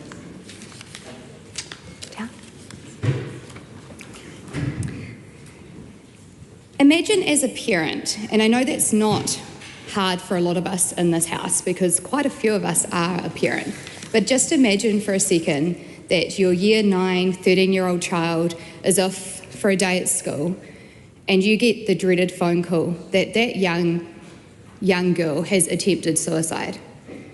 This is not just a nice story or a bad story that I am making up to draw attention to this bill. This is actually the reality. This has actually happened to some poor family here in New Zealand. Imagine for a second that you are a father who has found out that your daughter has been deepfaked into all kinds of sexually explicit material, and actually you are in those images as well because they were taken off her social media at family functions. Imagine how that would feel as a parent. Deep faking somebody into explicit material is one of the worst and most horrible things that you can actually do. We're not talking about a little bit of fun. We're not talking about somebody deep faking you into a bikini for a joke. We're talking about some of the most horrendous things that I have seen. And this is a problem that has been happening right across New Zealand and actually across the world because we know that the technology is amazing, it's great, we love it, but it has this dark side. And there are individuals who seek to exploit each other with this dark side. There is a grey area in our law. So for those families and those victims of this crime, when they've called the police and they've gone for help, they've found that while they get support and that there is the sympathy side of things, that our laws are not up to scratch. Our Harmful Digital Communications Act has a grey area in it, and it did not allow or does not allow for synthesised images or AI-generated images. And that is that gap in our legislation that is being exploited right now. If we don't have our police investigating, we don't have people being held account, it is basically setting up our young people to say that this is okay, that this house, this government, says that it's okay to do this kind of thing to one another. At the very minimum, we need to say that it is not okay and we need to close that gap. The other thing that happens is there's no victim support. We know that if you're a victim of a crime, you become eligible for victim support. Some of these schools and communities are finding themselves up in arms about what to do. They have no support. And if you're the victim, you're unable to access the likes of ACC to get some counselling and some therapy sessions. So that is another huge reason that we need to make sure that we identify this and close the gap. So, Madam Speaker, I now need to get on to the specifics of this bill, which is the boring part. This drafting of the bill, there was a little bit of back and forth, and I wanted this legislation to be as clear as possible to ensure that it covers what we want it to cover and doesn't overreach into areas that we don't want it to cover, like satire or art and legitimate uses of AI technology. The Select Committee will work through the specifics, but I want to ensure the intent behind the legislation is clear and it is on the record. This bill amends the Harmful Digital Communications Act and the Crimes Act. The word appears, as written in the legislation, is the one that I got questioned about the most during my consultation with academics and with NGOs, etc. A deepfake is by its very nature not a real recording of the person depicted. It is fabrication. But the harm is no less real. The image is presented to the world as though it were that person. And the victim is identified, humiliated, and exploited just the same. For the same reason we have defined subject to include an individual who appears to be featured or depicted in the recording, the person whose likeness has been hijacked is the victim, regardless of whether they were physically present when the image was generated.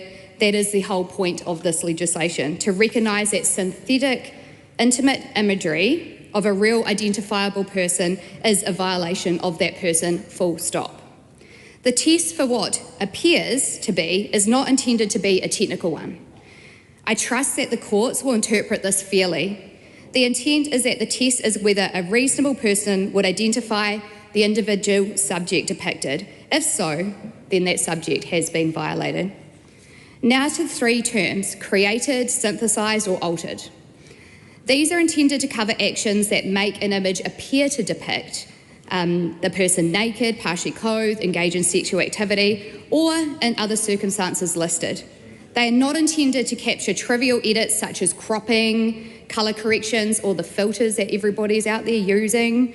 The mischief this bill addresses is the creation of those false intimate depictions, not image editing in general.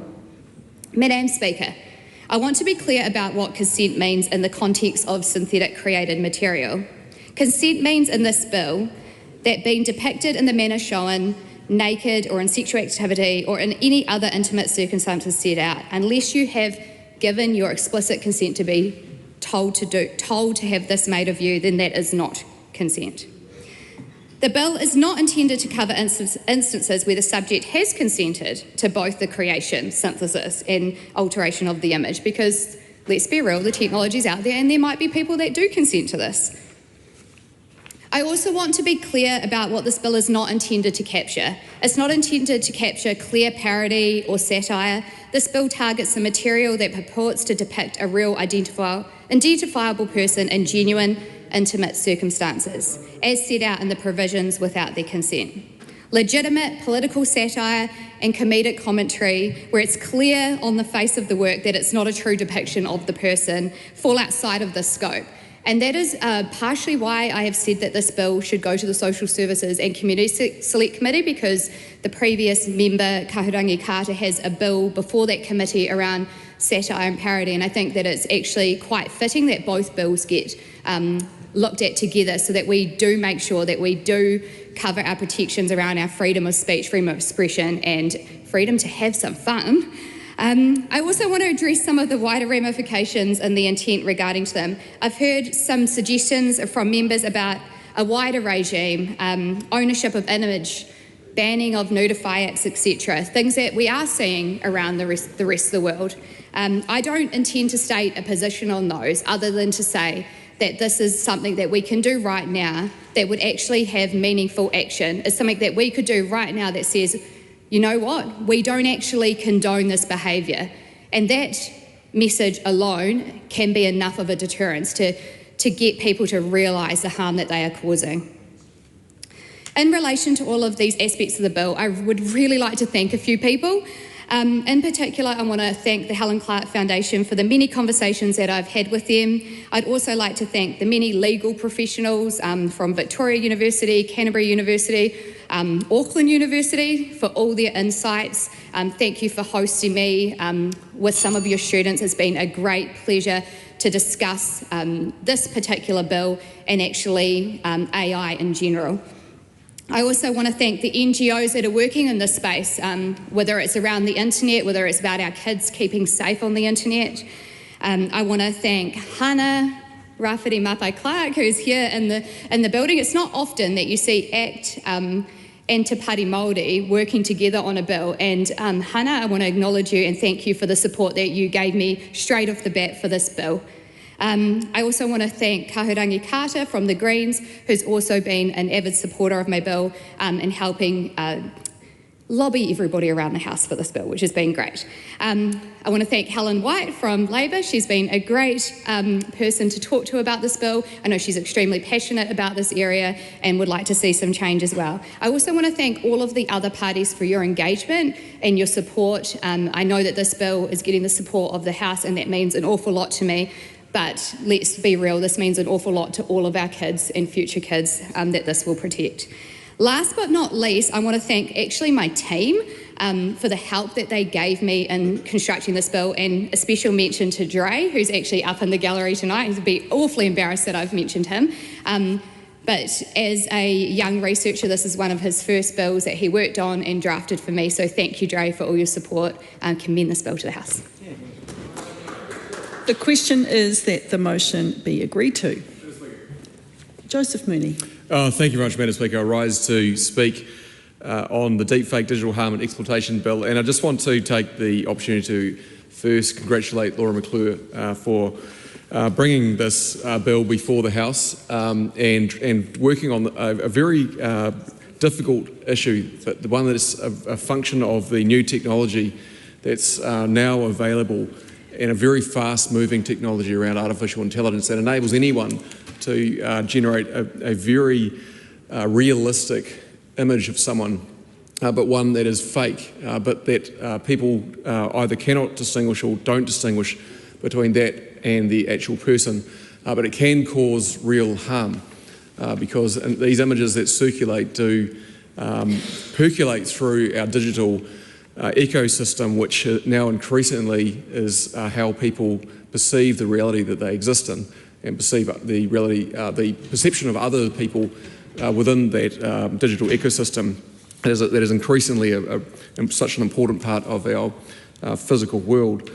So, Madam Speaker, the National Party will be supporting this bill to Select Committee, where it will then review further support. It wants to hear from submitters. It wants to look at this really carefully, noting that reform relating to deepfakes needs careful analysis and consideration to avoid unintended consequences, and is future-proofed in a fast-moving environment where technological advances have exacerbated the production of deepfakes for a variety of purposes. Deepfakes sit on a continuum of realism and harm caused by their use, can vary, making regulation nuanced and complex. And I'm pleased to see this going to the Social Services and Community Select Committee, of which I'm chair, and the opportunity that we will have to hear from submitters and to work through what is quite a complex but also a very difficult issue, but in a fast-paced technological environment.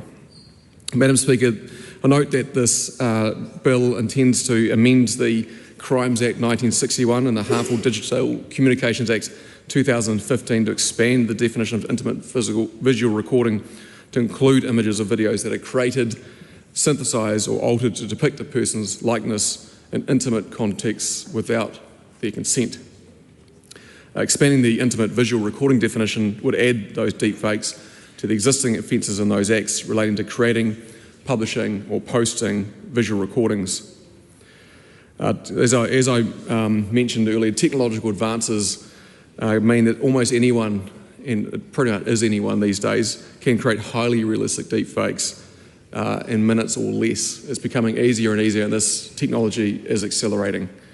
And it can certainly be used for many beneficial things, and as my colleague mentioned before, you know, there are uses that this technology can be relevant to this House in terms of parody, and I think we will be grappling with both of these rather interesting but also complex issues in the current technological framework that we now exist in. However, those deepfake images or videos that are sexually explicit or pornographic are a serious and accelerating issue, and particularly for young people, and particularly, I think, young women. And it's something that we have a duty to make sure that we can have legislation in place that can acknowledge the technological complexity, but also really grapple with that harm, which can be very real despite it being a digital pictorial representation. But the harms are real and can be quite significant. So, Madam Speaker, I am looking forward to this. The National Party has always had a big priority on victims and on ensuring we protect people who could be victims and preventing victimisation.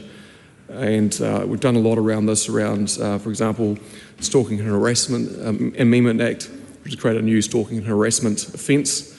And this is an important piece that I really congratulate Laura for bringing before the House so that we can hear from submitters, we can take a careful look at the legislation, and with that I commend this bill to the House. Helen White. Thank you. It's a pleasure to rise to support this bill, and I'd like to thank Laura McClure for bringing it to the House. Last week I went to a conference that was about domestic violence, and there is a woman called Nikki Denham, who is a real expert in this area. And I had talked to Nikki and seen a presentation maybe a year ago, and 3 parts of her presentation were utterly new to me, because this landscape is changing so fast. So one of those was about deepfakes. It was about something called AI companions. And so children and adults are creating these companions, and they use often an image that is of somebody that they might have a crush on, or somebody they know without their consent, and they create a companion, and they do with what they want with that companion. And it's pretty creepy. And I also heard from her that when they have looked at the research, the mainstream porn sites show that there's aggression, and in aggression being slapping, rough sex, etc., in 45% of mainstream porn. And these are things that children are looking at, not because they are actually even looking for them. They are coming up into their social media content. Finally, I just wanted to talk about something I'd never heard about before, which is a form of fiction that's called, it's dark romance. And Nikki asked the audience, they were people like me, or they were workers in the area, whether they'd ever heard of dark romance. And nobody put their hand up. She said if she had asked an audience of 18-year-olds, they all would have been putting up their hands. And those are like fan fictions.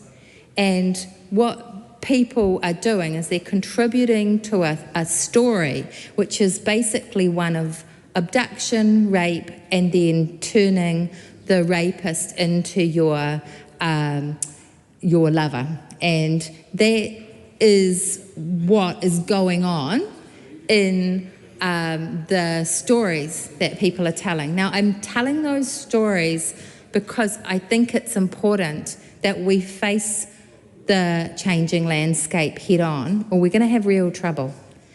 And one instance of those is one, which is a deep fake instance, but many aren't. This bill won't solve all those problems. We are going to have some really robust discussions. We are going to have to keep an eye on this area and respond to it very effectively, because we're in trouble here. We have had recently a senior police officer looking at child porn and child abuse that was created by AI. And I am concerned that some people think that that is somehow more acceptable. We have got a problem in this country that is huge, and internationally that is huge. And so here's my last story that I think we should know. There is some really good material if you look on people who are concerned about the amount of children abused by web camera. And 500,000 Filipino children have been abused by web camera by people in other countries, ordering that from places like New Zealand and the US and the UK. It is horrifying, and we must react to these things. So I'm grateful that this is coming to my committee, and I can do what I can to get it through as quickly as possible. But I hope that we work cooperatively well beyond this particular contribution, though I value it highly. Thank you. Ricardo Menendez-March. Thank you so much, Madam Speaker. The Green Party is supporting the Deepfake Digital Harm and Exploitation Bill. I want to acknowledge Laura McClure, who quite bravely raised this issue in Parliament now a while back and is having the bill being read for the first time. And I think what we can all agree on is that creating images, synthesized or altered to appear to be intimate visual images with the design to harm or shame someone is a form of violence. And I think this is something that the House can stand behind to actually stamp and get rid of, hopefully. This bill does amend the Crimes Act and the Harmful Digital Communications Act to basically criminalize the use of these images for the purposes of harming other people. And part of what the Green Party is particularly interested in being able to unpack at the Select Committee, hopefully constructively with other political parties and submitters as well as officials, is the penalty for the offence and looking at the evidential basis behind it, as well as looking at particularly the issue around how can we also support young people, and in particularly I will say young men, to move towards a place of a culture where the patriarchal norms that have led to so much violence upon women and other gender minorities can be addressed. Because ultimately, the member Laura McClure talked about the technology that enables this violence as being amazing. And I think ultimately what we have here is not just an issue of a lack of criminality, but one of a culture shift that needs to happen as well. And ultimately, these are two issues that for us in the Greens, we want to make sure that we can adequately look at in the Select Committee stage. So the Green Party is supporting this bill. We want to again reiterate that for us, this is about addressing a form of violence that can lead to shame, lifelong harm, and worse, loss of life. And we acknowledge that with emerging technologies, this form of gender-based violence, or gender-based violence more broadly, can evolve, and new ways of enacting violence upon people can be created with new emerging technologies. So once again, we commend the member for her constructive engagement with our political party on this issue, and we look forward to working with her and others in the subcommittee stage. Members, this debate is interrupted and is set down for resumption next sitting day. The House stands adjourned until 2 p.m. tomorrow.